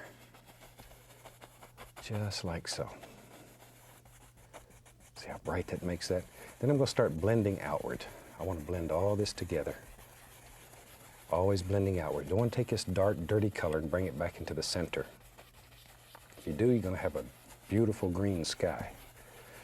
And that might be all right sometime, but today we're not looking for a green sky. There. Okay, just blending outward, blending outward. This red color in here acts as like sort of a barrier. There we go. It keeps the yellow and the blue apart. And maybe, I'll tell you what, I'm going to add at least a little touch of alizarin crimson in there. There, oh, I like it. That creates a little lavender area right in there. A little bit more of that. There we go. Makes a very, very nice little sky. Okay, a little bit over in here. Let me beat the brush a little. By beating it, it takes off the excess paint. And you don't have to clean the brush. Unless you just like to clean the brush. Okay, now very lightly, we'll just blend this out. But isn't that a fantastic way of making a very effective little sky? And it's very easy. Okay. And we can wash this old brush again. Thought maybe today maybe we'll put some little trees back here. There we are. Let's use the old round brush today. And we'll put some little distant trees. Now, we'll take this round brush. Now this is a new round brush that we've just come out with. It has golden hair in it, just like the 2-inch brush. It's much softer, works much better. I think you'll like it. I'm going to tap a little bit of that black in there, but very, very little color. Tap it firmly. Just tap it. Let's go right up in here. Now maybe back in here, there's some little trees that live back in here. I usually start at the base and work upward. That way the bottom of the tree is always much, much darker than the top of the tree. So your shadow areas are toward the bottom. And think about some basic little shapes that you want in here. There we go. And that's all we're really looking for, is very basic shapes. We're not looking for a lot of detail at this point. Later on, we'll be concerned about that. But when things are far away, you don't see a lot of detail in them. You see shape and form, little color, and that's about all. Okay, maybe right in here, there's another happy little bush that lives. Wherever you want them. A little more. Now up in here, because this is the light source, I want this to be extremely light. So very, very little color. Tap very lightly. There. Because the sun will be shining through there, and these would, sometimes they almost become transparent when they're right in front of the light source like that. There we go. A little more color. As you work away from that light area, let them get a little darker. A little bit darker. There. Maybe. Yeah, there's one. There he is. You knew he was there. Just drop him in. Okay, we'll give him a little friend over here. Maybe we'll just go all the way across here putting trees. What the heck? Sometimes this gets working nice and it's fun. You just want to keep going. So why not? Why not? Enjoy it. Enjoy it. Painting should make you happy. And you've heard me say over and over again, if painting doesn't make you happy, then you're doing the wrong thing. It's like the work that you do. You do your best work if you do a job that makes you happy. And I'm very fortunate. I get to do a job that makes me very happy when I'm doing this. And it's too bad that everybody does not have a job that they'd rather do than anything else in the world. And then you do your best at it. There we are. Okay. Ain't that quick? We got little bushes and trees all the way across there. You can put little individual small ones in front, but make them a little bit darker. Just like that. But I'm using basically just a little tiny bit of the midnight black. That's all we're using. Okay, maybe some in the foreground right here. Just a couple little tiny ones.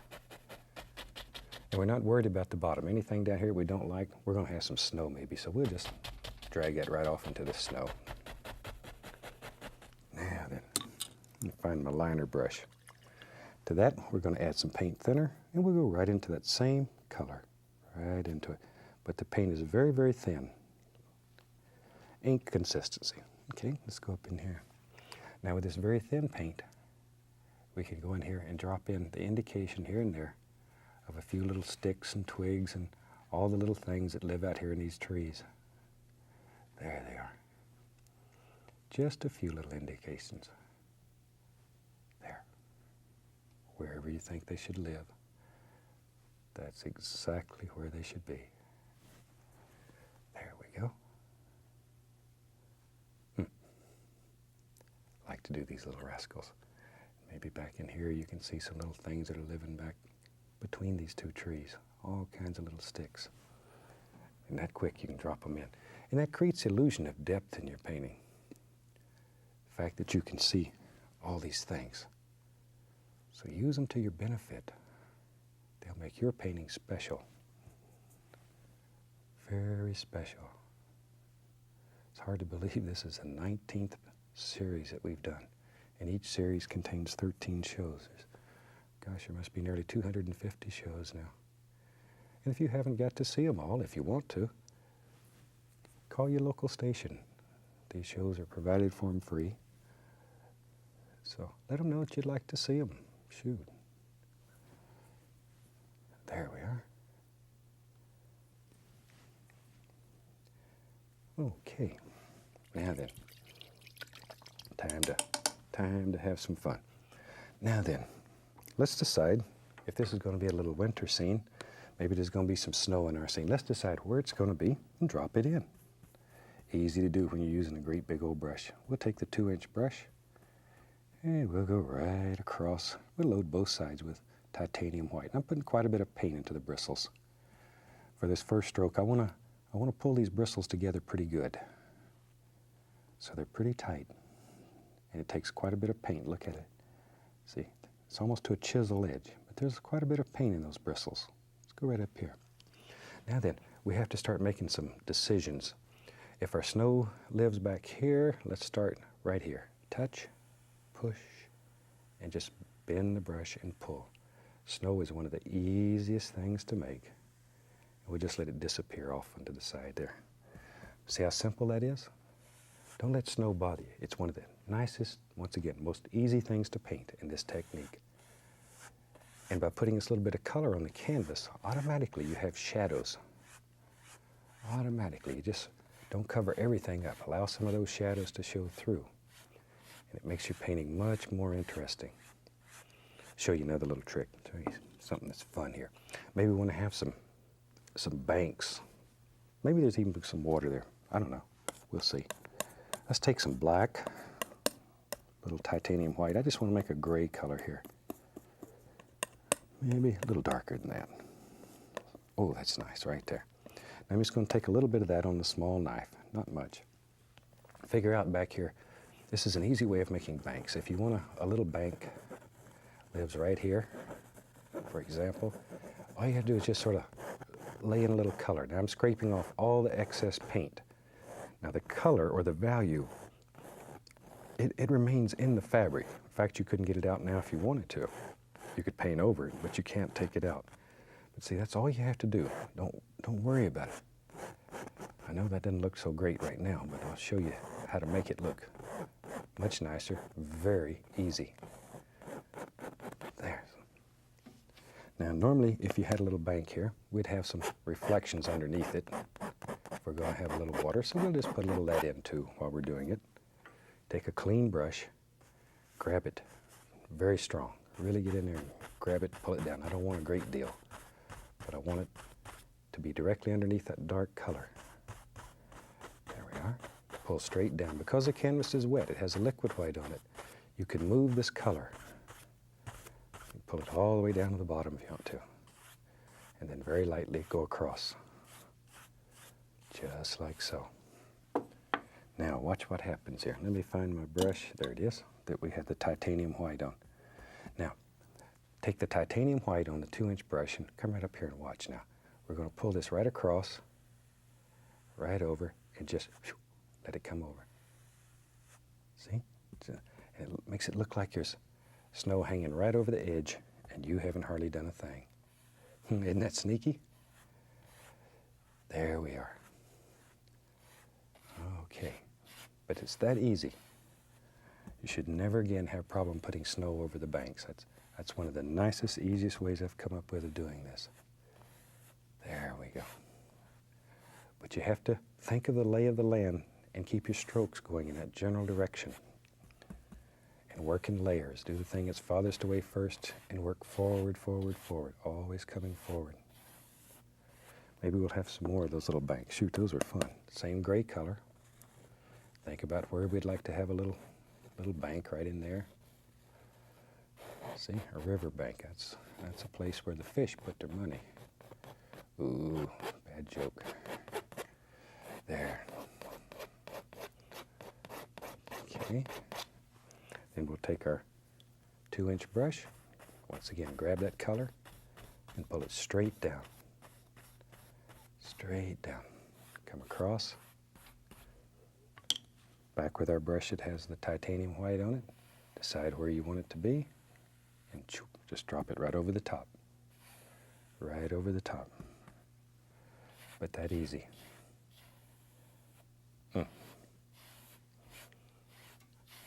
That's fun. Okay, once again, same thing. Take a knife. Maybe there's a bank way out here. I don't know. But angles are most important. Just get your angles right. The rest of it will work easy. Once again, little reflection underneath. Grab it, pull down, come across. Shoot, you're in business again. That easy. Now back to our 2-inch brush that has the titanium white on it. Load a little color. Let's come right in here. And just let it drop over. There. Okay. Isn't that a super easy way of putting all kinds of little things in there? Here and there, I'm going to add the least little touch of phthalo blue, just to create the illusion of some shadows in there. Now, very gently, you can smooth all that out so it's as smooth as velvet. Very, very smooth. You could even take a tiniest little amount of that phthalo blue, and here and there, but very, very small amount. Here and there, just pull the indication of a little bit down into your reflections. Don't overdo. It's easy to overdo. Look at there. Now, maybe, let me find a fan brush. What the heck here? There's one. Let's take a little Van Dyke brown, little dark sienna. We'll just mix them together on the old fan brush. Load quite a lot of paint on the bristles. Just pull it through both colors. Maybe there's a happy little tree that lives right here and hangs over and watches what happens, and he lives right there. See, just pull. Right there. That's where we want him. Maybe he's got a little arm here. Just hangs out. Comes right on down. Like so. Trees are so neat. There we are.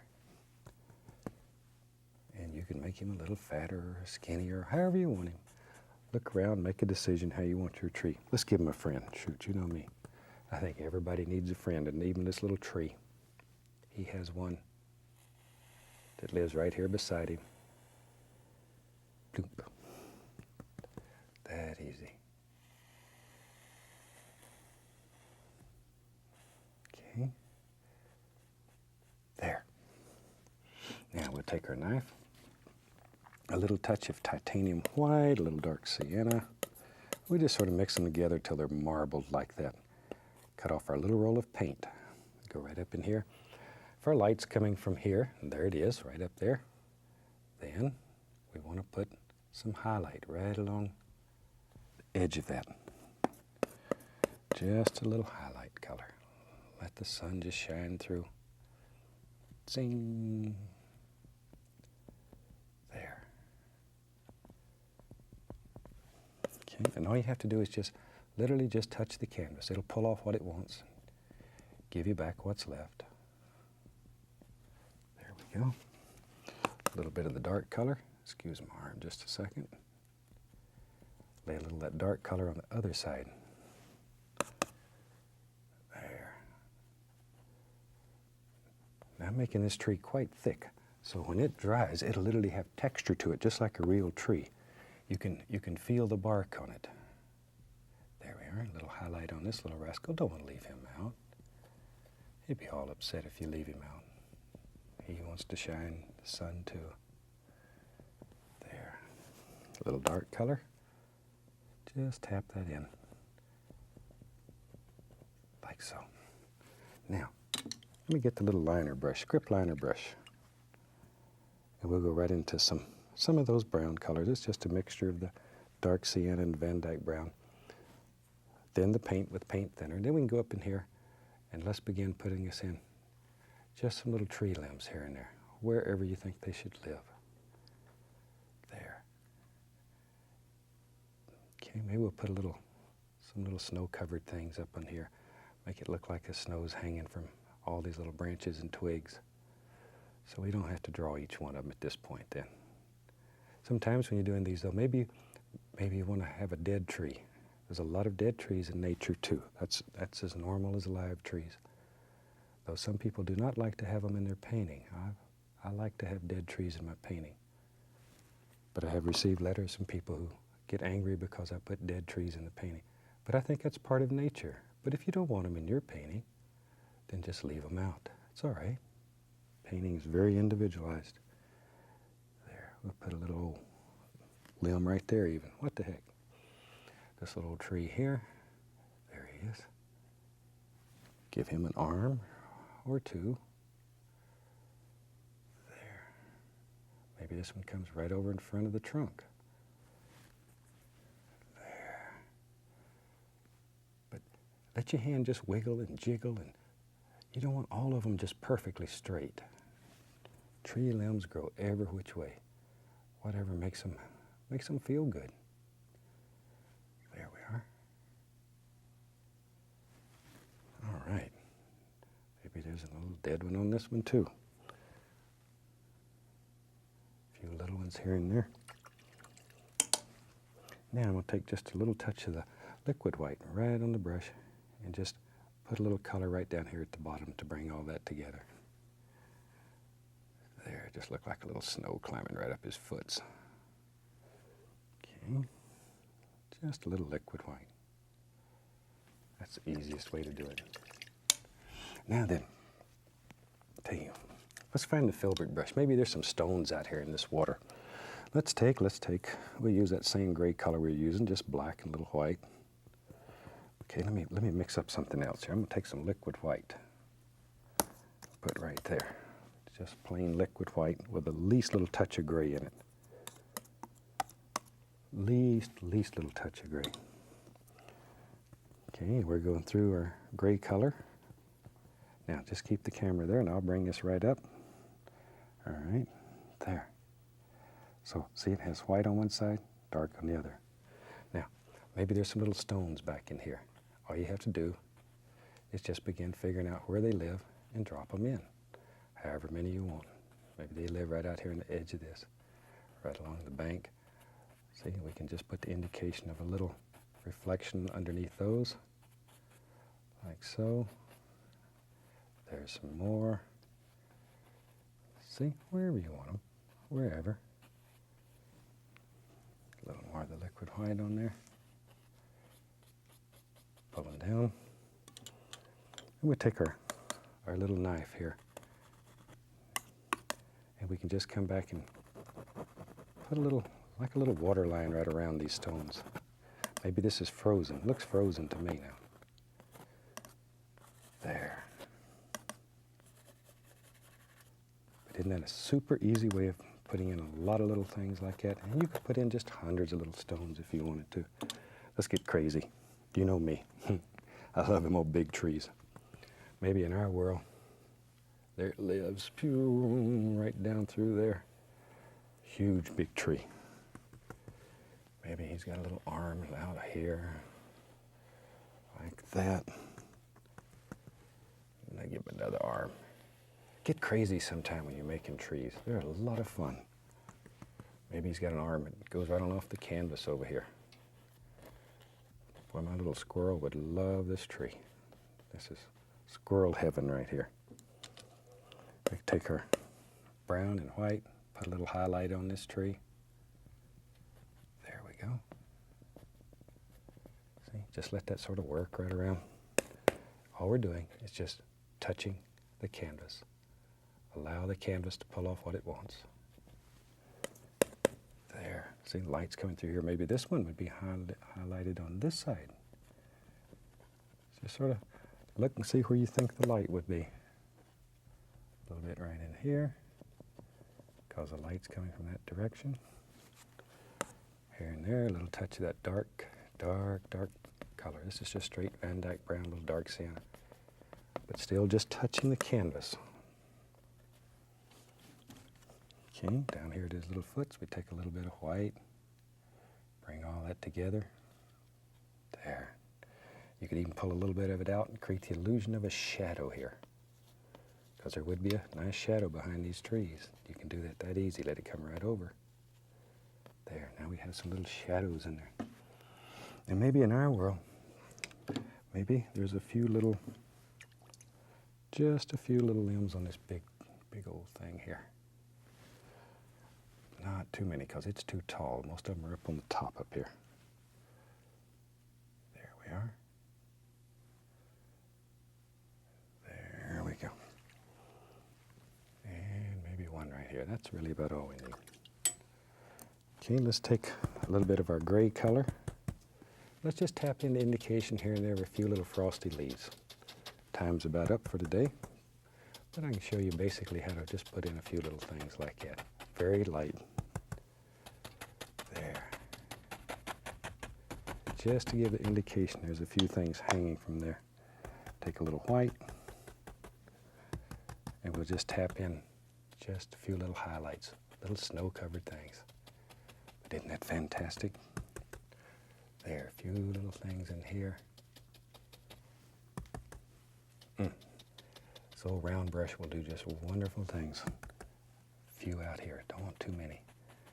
Looks like frost hanging all out on these. I think we about have a finished painting. Shoot. That's a super nice little winter scene. Hope you try it, because you'll enjoy it. And from all of us here, I'd like to wish you happy painting and God bless. Hi, welcome back. Certainly glad you could join me today. Tell you what, today let's do a little scene that maybe is at nighttime in winter. That'd be something a little different. And we get a lot of letters, people asking, how do you do a nighttime winter type scene? So I'll show you how easy that is to do. Let's start out, have them run all the colors across the screen that you need to paint this little picture at home. While they're doing that, let me show you what I've done up here. As you can see, I have a black canvas today, and we make it black by painting it with black gesso. And that's an acrylic paint. All you do is put it all the way over it, let it dry completely. Then I've taken and covered it with a thin, let me repeat that word, thin coat of liquid clear. And on top of that, I've covered the entire canvas with a mixture of phthalo blue and midnight black. More black than blue. I just want a sort of a blue-gray color. Okay, that's all there is to it. And we put the clear on there only to make it easy to apply this firm, dry color over the top of it. And that way we also don't have to put as much paint as you normally would on there. Okay, let's start out today with the old 2-inch brush. What the heck? Be brave. We'll go right into a little titanium white. And we don't need a lot of color today, just a little titanium white. Let's go right up here. Have to make a decision right off. If it's going to be a night scene, maybe we're going to have a little moon up here. So you have to decide where that's going to be, because that's going to be the lightest spot in your sky. And we'll just start making little crisscross strokes, like so. Start in that light area and blend outward. Always blending outward, outward, outward. There. Now I want it to get darker and darker and darker as we move away from that light area. There. See how it's picking up that color underneath though, and all these beautiful things happen. As I've mentioned in several other series before, if you're painting for family or friends and you're going to do one of these black canvases with a black gesso on it, put the color on before you start doing your demonstration for your family or your friends. And when you touch it with white, all these colors will appear. My gosh, people think it's magic. We do that a lot of times when we're doing demonstrations in public. And people are so excited when they see this happen. It's so spectacular. There. Something about like so. Okay, let me wash the old brush off. And as you know, we wash our brushes with odorless thinner. Odorless thinner. And I really, really recommend you use odorless. There, shake it off. There we are. I get letters all the time from people and they say, I went to the hardware store and I bought some odorless thinner, or the art store, and I got home, opened it, and it stunk bad.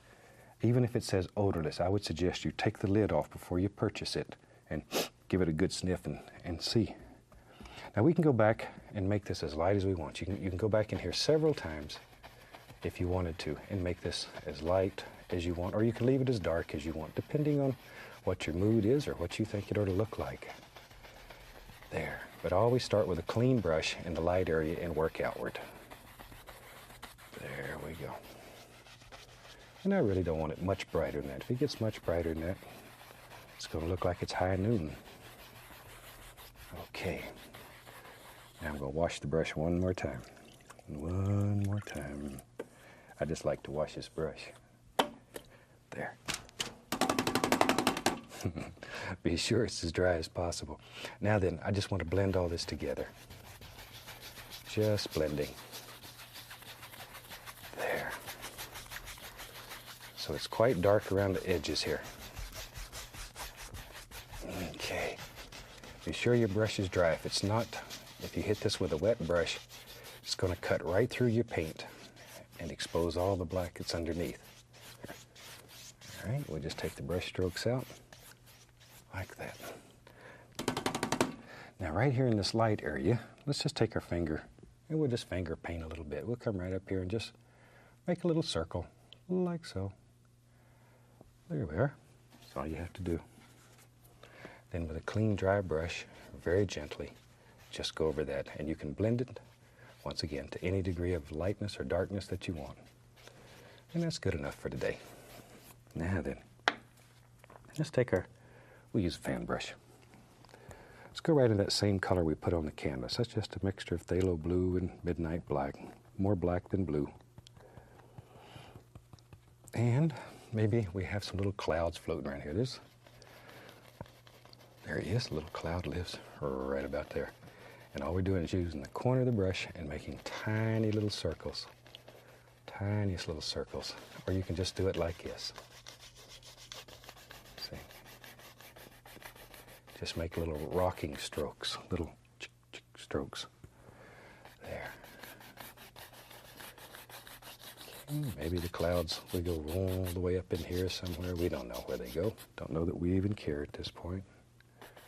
This is just fun painting. So let it be fun. Enjoy. Painting should make you happy. Should make you happy.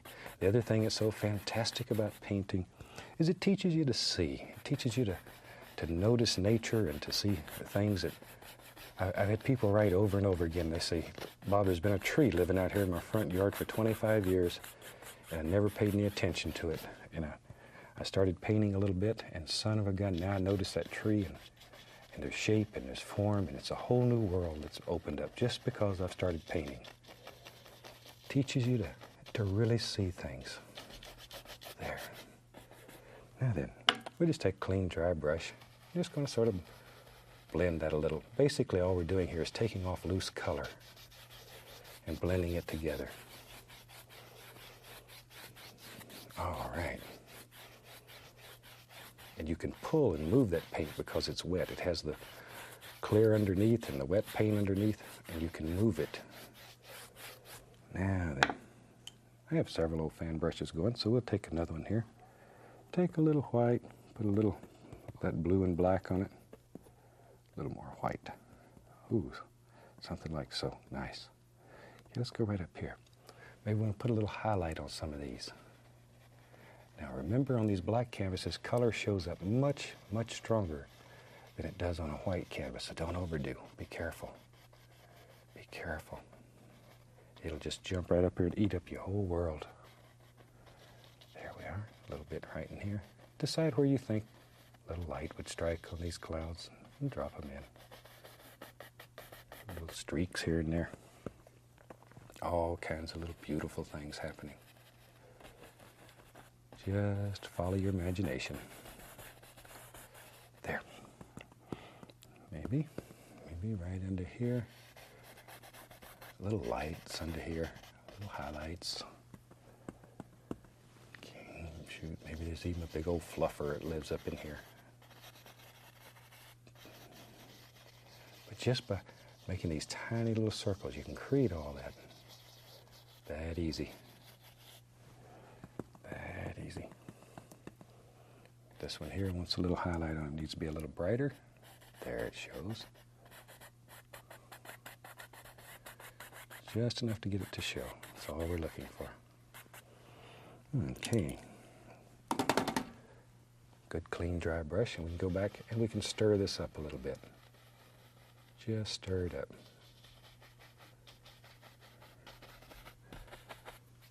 Okay, and then we'll blend it. Blend it, blend it, and blend it to any degree of darkness that you want. Because the more you blend this, the darker it's going to get. You can continue to blend it till it goes away, just leaves you. There. All right. There we go.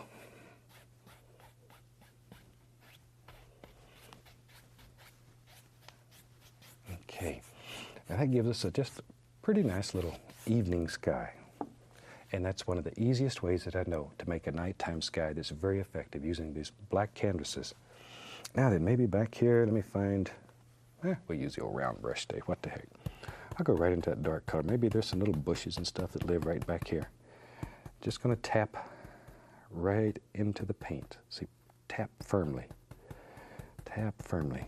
This is my new gold brushes. See, nice gold hair in them, they're beautiful. Beautiful little devils. Now then, let's just go right in here and let's just put in some very basic little bush shapes. The dark color will stand right out against that. Maybe there's a little bush that lives, a little tree. He lives right here. There we go. That easy. That easy. Hope you got to see all the paintings we showed that in the earlier show of this series that people have sent in. I'm always tickled to death to see what people are doing. They send us some of the most fantastic photographs. So if you're painting, if you have time, drop us a line. Shoot, love to hear from you anyway, but send some photographs in of what you're doing. I read every letter that comes in, and we answer every letter that requires an answer. So if you have time, drop us a line. It's nice to hear from people who are watching and who are enjoying some success with this.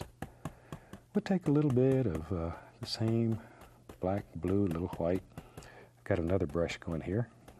I have several of these, see? But I'm just going to tap, firmly tap some of that color right into the bristles. All right, just reach over here and get a little more. All right, just tap it. That's all there is to it. Now then, up in here, here's our light source.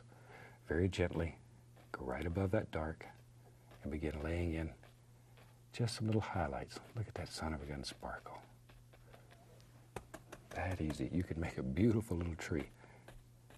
Now I'm painting it a little bit brighter than I normally would so it shows up better. So at home, when you're doing this, you paint it any degree of lightness or dark that you want. So I say, I want it to show up on your set, so I'm painting a little brighter than I normally would. Now, as we work away from the light area here, I'm going to start adding more dark to that so it gets darker and darker. Little individuals back here. There we go. This round brush is fantastic, though, for making these type of trees and little distant things.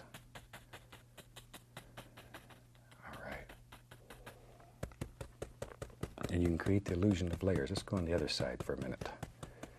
Right over in here. There we go. We don't want this little tree left out.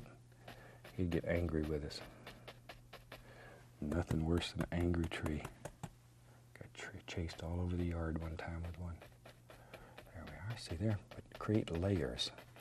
See, that tree is definitely in front of that one. And you do that just by leaving little dark areas in between. Maybe there's another little tree right there. Looks like thousands of little snow-covered leaves or ice fog if you're from Alaska. There That's a beautiful country. Got to go back and see all my friends there pretty soon. See, but just layer after layer after layer. Look at the depth that's already in there just from doing that. You could just take a knife and scrape through, let a little black show through. If you want to make the indication of a few little trunks here and there, just like so. Wherever you want them. Maybe, let me find a, yeah, we'll use a 2-inch brush, what the heck. Take a little titanium white. Just pull the brush right through there and get a little white on it. Doesn't matter if it even has a little that blue and black in it. Just like so. Okay, let's go up here. Got to make a big decision here. Where does our snow live? Let's just come right in here, put a little snow. See, that's going to pick up all of those fantastic colors that are on the canvas. And beautiful things will happen automatically. Look at that. And by starting out smaller and letting it disappear up in here, already it gives the impression of depth and distance in the painting. Sneaky, huh? There we go. And the more you work this, the darker it's going to become, of course. Okay. Now then, maybe there's a big tree in our world. We'll find a round brush here. Go right back into that dark color. Yeah, right here. Just come right here. Right up into the sky. There lives, in our world, a great big old tree. There he is. Shoot, just drop them in wherever you think they should live. There he is. Now then, let's go on the other side. Maybe there's a bigger one over here too. This sort of will bring everything in. Maybe there's a nice one that lives right here. Maybe he's not quite as big, but substantially bigger than the rest of them. Now then, you know what we're to do? Maybe, tell you what, I got an idea. Maybe back here, let's just do this. Maybe there's a little cabin back here. See here? Watch how easy you can do this on these canvases. I just scrape out a basic shape, and that removes that excess paint. Okay, now we take a little brown, make the back edge, zoop, zoop, like so. Come straight down.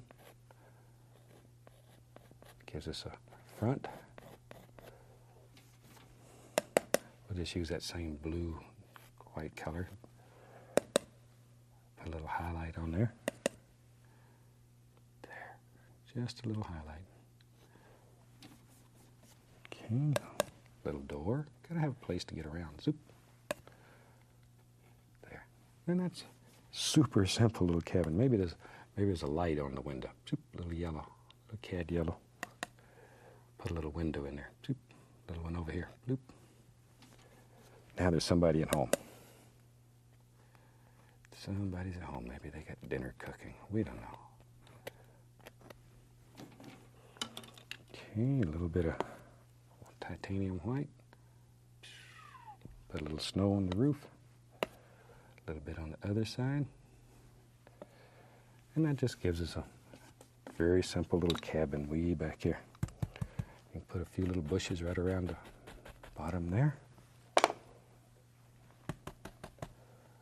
Little highlight on those bushes, and you can push that cabin right back into the woods. That easy. Little white, grab it, pull. Bring a little snow right up to the cabin. Look at that. See how easy you can just put your little house in there? Wherever you want. There we go. Now maybe, tell you what, let's have some fun. I'm going to take a little touch of the alizarin crimson, mix it with a little touch of the blue, a little bit of blue. We just mix them on the brush, a little white, crimson, white, blue. I want to make a very dark lavender color. A little bit of the crimson, okay. Just to change the flavor a little. There, let's go right up here. We'll put some highlights on this tree. I want it to stay a little darker though, because it's farther away from the light source. I want it to be darker. There he is. Big old tree. He just hides back here and watches everything that's going on.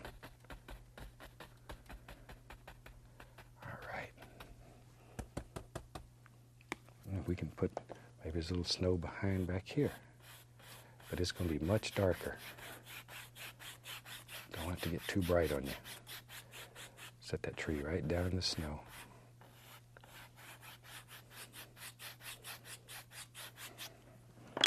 Okay, maybe over here on this one on the other side. Maybe that's, oh yeah. Good. Good. See there? The little rascals just live right there in that brush. All you got to do is just sort of tap them out. Sometimes it's nice to take some of that dark color, just some black. Let's put a little Prussian blue in there. That'll really darken it up. Maybe in our world, let's go right here. Maybe in our world there lives a little evergreen tree. There he comes. I'm just pushing upward with the corner of the fan brush. There we go. Just a very dark little evergreen. There. Let's see, we can take another fan brush, take a little white, little phthalo blue, little black. Go back in here and put in just indication here and there. A few little highlights on that tree. I don't want a whole bunch. Too dark. There. Something like so. And you could put as many or as few trees in there as you wanted. There. And begin creating the lay of the land here. There. As I say, as I mentioned earlier, I hope you got a chance to see all those pictures of the paintings that people had sent in that they've done at home just from watching the show. Every once in a while, we pick out a few of these and show them in our newsletter. And it's another way that you'll get an opportunity to see what other people are painting. Super, super job that a lot of people are doing. There. Now, if you want to ever change the lay of the land when you're painting snow like this, all you got to do is take a little bit of color. It's a little bit lighter. And maybe you want a little hill right here. Just go, whoom. Got to make the noise though. And you put a little hill. Let it flow right off over there. There. See? And that's all there is to it. It creates another plane in your painting. And it's that simple. You want to get crazy? Tell you what. Maybe this is a little old farm or something that's sitting out here.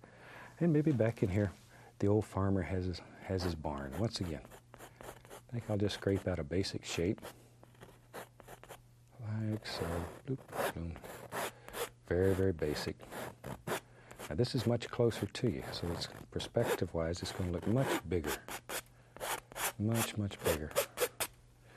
Okay, that'll give us enough paint removal so we can get this to stick. And we'll put in a little Van Dyke brown first of all. Then we can begin just putting in the front of this barn. Maybe this is old farmers like me. He's not too good at keeping things up. Not real keen on that maintenance stuff. I let mine sort of get behind. I don't have a barn, but I let my maintenance get behind. There. And then we take a little bit of dark sienna, a little titanium white, mix it together, and leave it marble. Cut off our little roll of paint. Then we can go right up here. No pressure. Just allow that to just sort of graze it. Just allow it to graze it. Slide right down like that. Now, I'm going to use some white with some of the blue and black in it. And very carefully come down. Choo. Get. Boom. And just begin putting in the basic shape for our roof. Over and down. Then over on this side, of course, we have to have a little snow showing over there. Here we go. Just like so. Maybe, tell you what, shoot, while we got that going, let's get crazy. Maybe there's a little shed out here. So all you have to do is just come right in there, put in a little white, go back to our brown, come underneath. See how you can add on to buildings? It's that easy. That easy. You can do anything on this canvas. Really can, any old thing. There, a little of that highlight color. And if you wanted to show a little indication over here, it'd be very little, it'd be too dark. Hi, welcome back. Certainly glad you could join us today because this is the last show of the 19th series, so I'm glad you're with us for this fantastic show. I thought today we'd just do a beautiful little mountain scene and sort of see what happens and just enjoy ourselves. Let's start out and have them run all the colors across the screen that you need to paint along with us. And while they're doing that, let me show you what I've already done. Got my old canvas up here on the easel. I've covered the entire thing with a thin, even coat of liquid white. So it's all wet and slick and it's ready to go. So let's go. Thought I'd start off with a 1-inch brush today. What the heck? We'll take a little bit of phthalo blue. Don't need a lot of color, just a little bit. And let's go right up in here. Let's just dance in some little things that'll turn out to be some nice clouds. Now, today, all that I'm interested in is the white area, not the blue. That's going to be our cloud. There we are. I think in one of the earlier shows we made a cloud like this, just to show you a new way. There. Or a different way. I don't know that it's new, but it's different. There we are. Here's maybe another one right there. Right about in there. Wherever. Okay, a little more of the color. Let's go right in here. There's another happy little cloud. He lives right there. And clouds are very free. They just sort of float around and have a good time all day. So that's the way we're going to paint them. There. Now let's use another 1-inch brush. I have several of them going. I want to blend this blue back. Just blend it back. I'm not touching this white edge yet.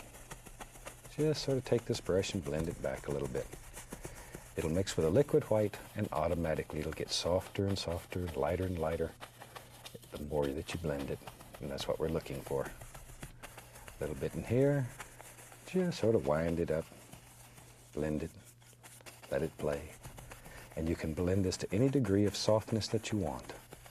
So just sort of look at it and make a decision. Make a decision. Or you can leave it quite dark. It's up to you. There we are. Okay. Now then, we'll wash that old brush. That's the fun part. Little brush is not as great as a big brush. Let's take some titanium white. Titanium white. I'll be right back here. I'm going to get a little touch of the bright red. Tiniest little touch though. I just want to put a little pinkish glow in there. All right. Got some color loaded on here. Let's go right up in here and we'll just take, now we'll begin putting in the nice white edges to this cloud.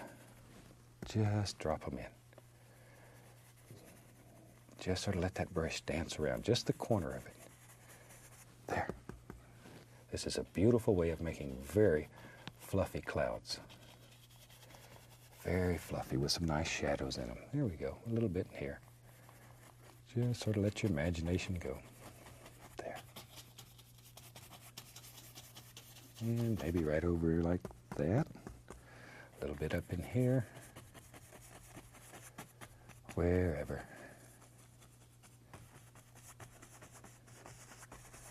Okay. Now we use that old big brush. I just want to blend these two areas together now. Create very soft, big, fluffy clouds. Just using the corner of the brush, and I use the big brush because it seems to have more hair in it. It does have more hair in it. So it blends a little nicer. Like that. Now then, lift it, fluff it a little, and very lightly. Just go right over it. It's a fantastic way of making beautiful, beautiful big fluffy clouds. Okay, now then, let's go down and do that little bottom one down here. There he is. Just sort of work in layers. There. I usually try to do the cloud that's farthest away first, and then work forward. A little bit in here. And just let it blend down. Maybe there's a little blue down in here. We'll just add a little in so it can blend together. There we are. And back to our large brush. And very gently blend all this together. fluff it a little bit also. All right. And we have one dynamite sky. That easy. It's an excellent way of making skies when you're doing seascapes, for example, where you want huge, big, fluffy clouds that just sort of hang out over the ocean. We'll take some black, a little Prussian blue, what the heck. Maybe some alizarin crimson. Just mix them together. A little Van Dyke brown too. So we have black, Prussian blue, Van Dyke brown, a little crimson. Cut off our little roll of paint right out on the edge of the knife. There it is. Now maybe back in here, very little paint and push very hard. Maybe there's a little mountain that lives far away. Really push that color right into the fabric. But very, very little color. Now we take the large brush and we'll grab that and pull it and blend it. I want it to just float around the sky up here because it's too far away to have a lot of detail in it. There. Now you could leave it just like that and it would do satisfactorily. Or maybe take a little titanium white on the knife and you could just put in the indication of a little bit of highlight. I don't want to overdo. We're going to put another mountain in front, but you could put a little highlight in there if you wanted to. Just want to show you how you could if that was what you wanted to do. There we go. We take our 2-inch brush, and once again, I'm going to tap that and just blend it a little. But see, that gives the indication of a little highlight without actually doing much. There we go. Now, let's have a huge mountain that lives here. Mountains are a lot of fun to do, and it's one of the most fantastic things you can do in this technique. Our little roll of paint, come right up in here. And let's go right up in here. And let's start and just drop in. Big mountain. Big old mountain. He lives right there. Right there. And off we go over here. Maybe there's a little bump there. But you're really pushing that paint right into the fabric. Get tough with it. Get tough with it. And you just sort of look at your mountain and decide where you think there should be a little protrusion or a bump or a hill or whatever. It's that easy. Just drop it in. There we are. Scrape it firmly though. You want to get all the excess paint off here that you can. That allows the next layer of paint to stick much easier. Otherwise it's sort of difficult if you have a lot of paint on it to get the next layer to stick on top of it. There we go. This just does two things when we do this with a 2-inch brush. It removes excess paint and then blends the bottom right into nothing. And if you can see the entire mountain, it should be more distinct at the top than it is at the bottom because we have mist at the bottom. And now we have wonderful pollution at the bottom. And all these things break up and diffuse light, and it causes it to look misty toward the base. There. All right. See how that just sort of floats right into nothing? That's what we're looking for. Okay, while we have this whole brush going, maybe we'll have a little water down here. You know me, if you've painted with me before, I'm a fanatic for water. Love water. I think it's so beautiful. I'll take a little phthalo blue, little small amount of the phthalo green in it. Just sort of mix them together. Don't want a lot of color. Maybe I'll even put a little black in there too. What the heck? Ooh, that's nice. Okay, let's go up here. If we're going to have a little water, we'll have it right about here. Somewhere in here. Anywhere we don't like it, we'll just paint over it. Because we don't make mistakes. We have happy accidents, that's all. You learn very quickly to work with anything that happens. Anything that happens. When we're teaching our instructors, a lot of times we'll intentionally make mistakes and make them fix them. That's one of the things that our instructors are all able to do very well. They can correct anything that happens on your canvas. And that way when people are taking classes, they never have to worry about their painting going bad or anything, because you can fix anything. And then they teach your students also how to correct theirs. All right, let's wash your old brush. Let's wash the brush. And just beat the devil out of it. Off we go. All right, let's go in here and take some titanium white. Pull it out as flat as we can get it. Really get it flat. Go across, cut off a little roll of paint. It's right on the edge of the knife. Okay. Now then, that little roll of paint, you can come right up here and just barely touch.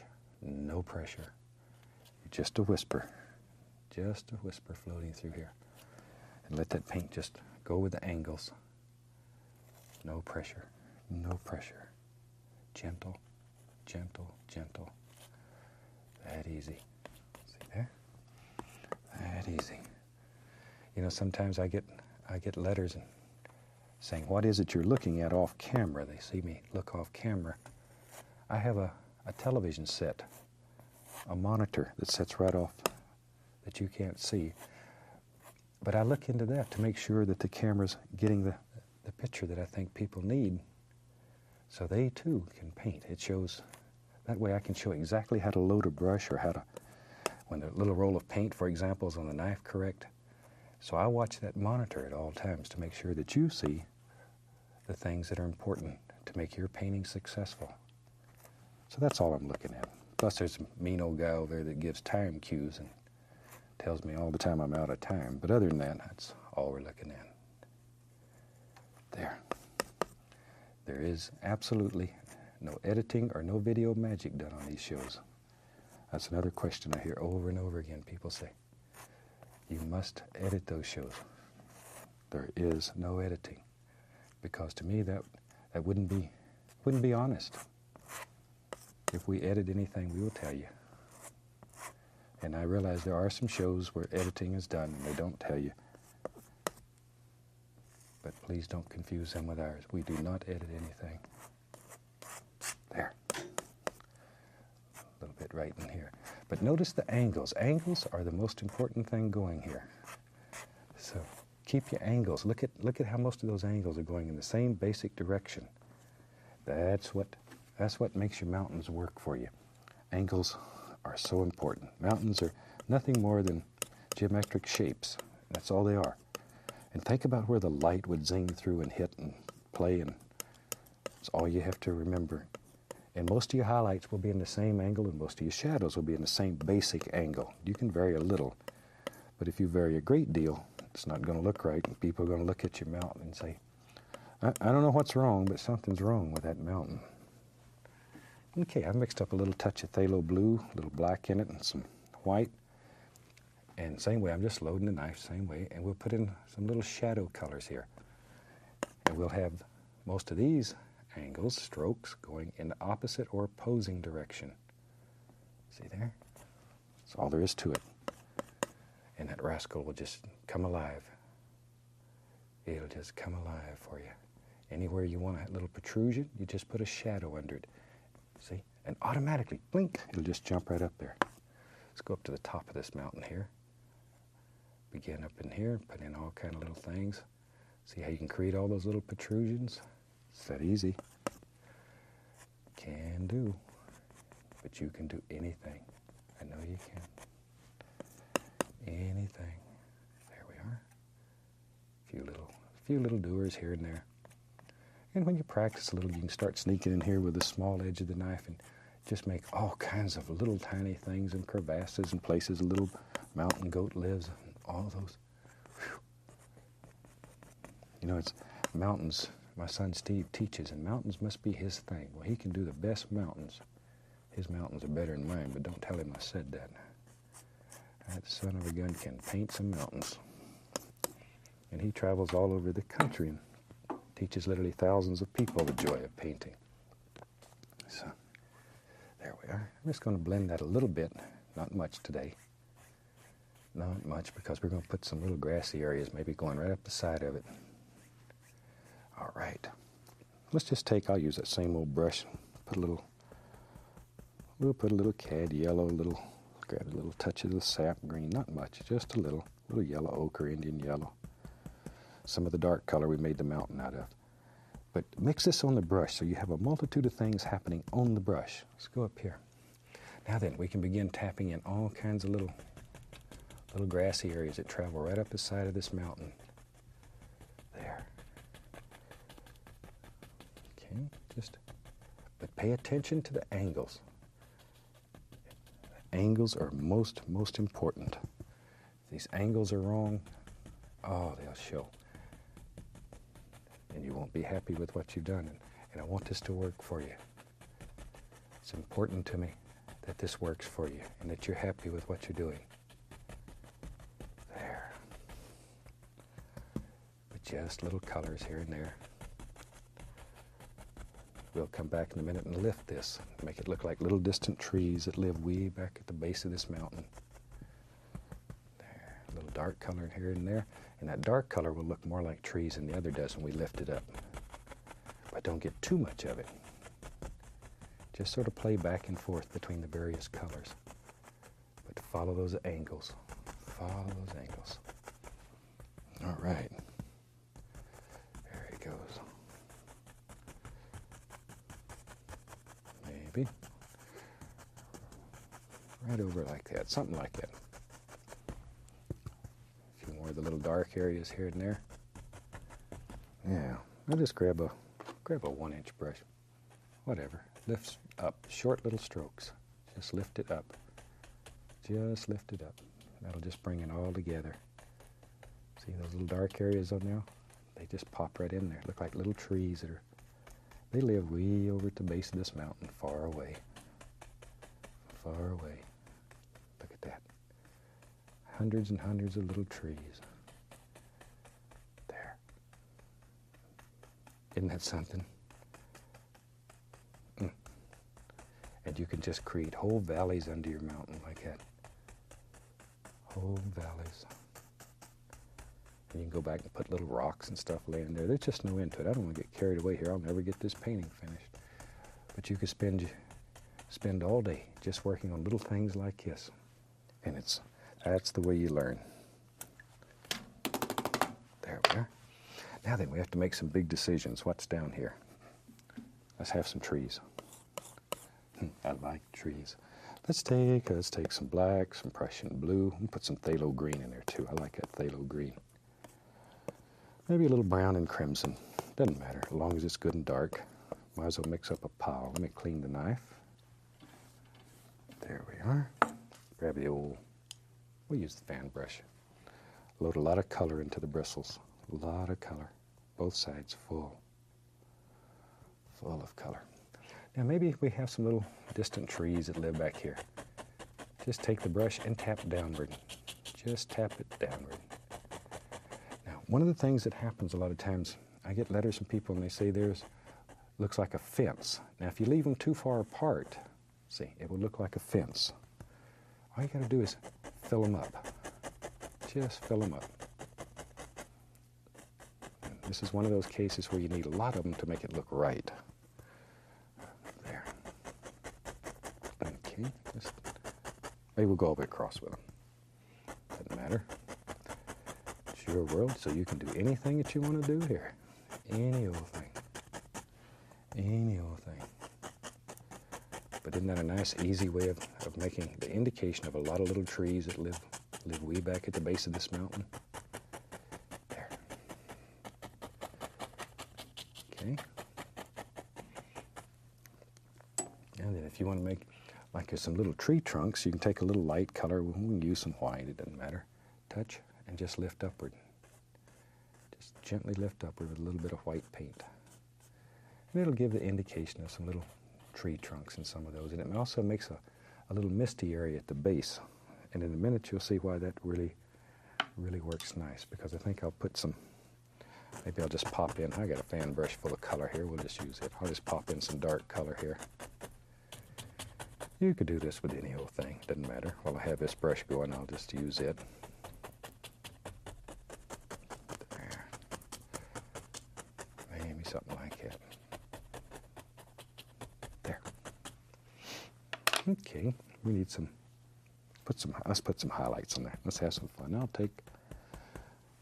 be right back. A little sap green, a little cad yellow.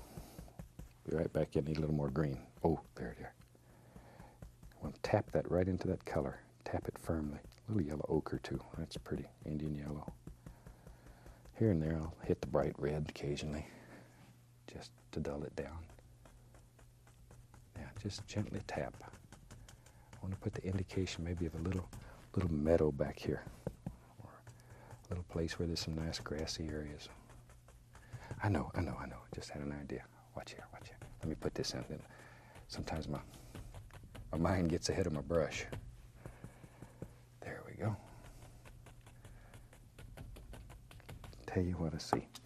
Right there, I'm going to just grab some Van Dyke brown with a knife. Right there, I'm going to put some dark underneath.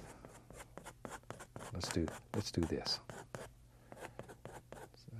When you paint like this, you find things. You just sort of look at them and they happen. You can just find all kinds of happy little things in here.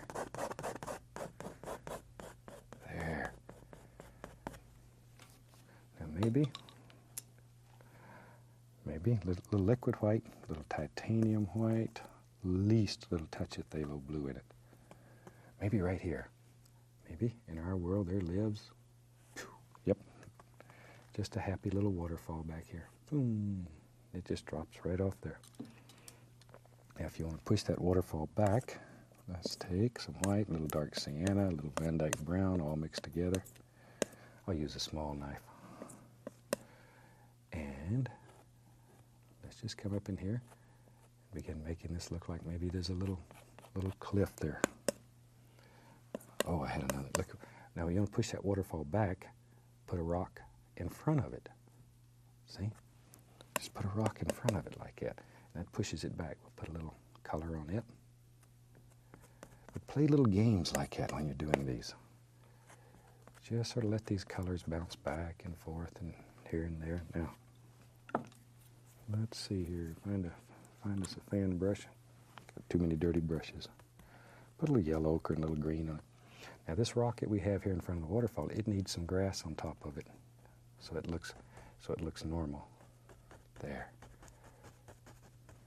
A little bit on the other side while we got it going. Shoot. That's coming along pretty good.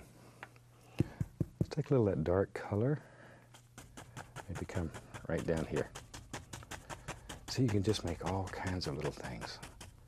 We need some reflections under these things. We'll pull a reflection under that. Let's go up here. Grab a hold of that. So just pull it straight down though, and that'll create the illusion of a reflection. Go across. Instantly we have it. Now back to our brush that has the green on it. See? Just follow that angle. Follow that angle.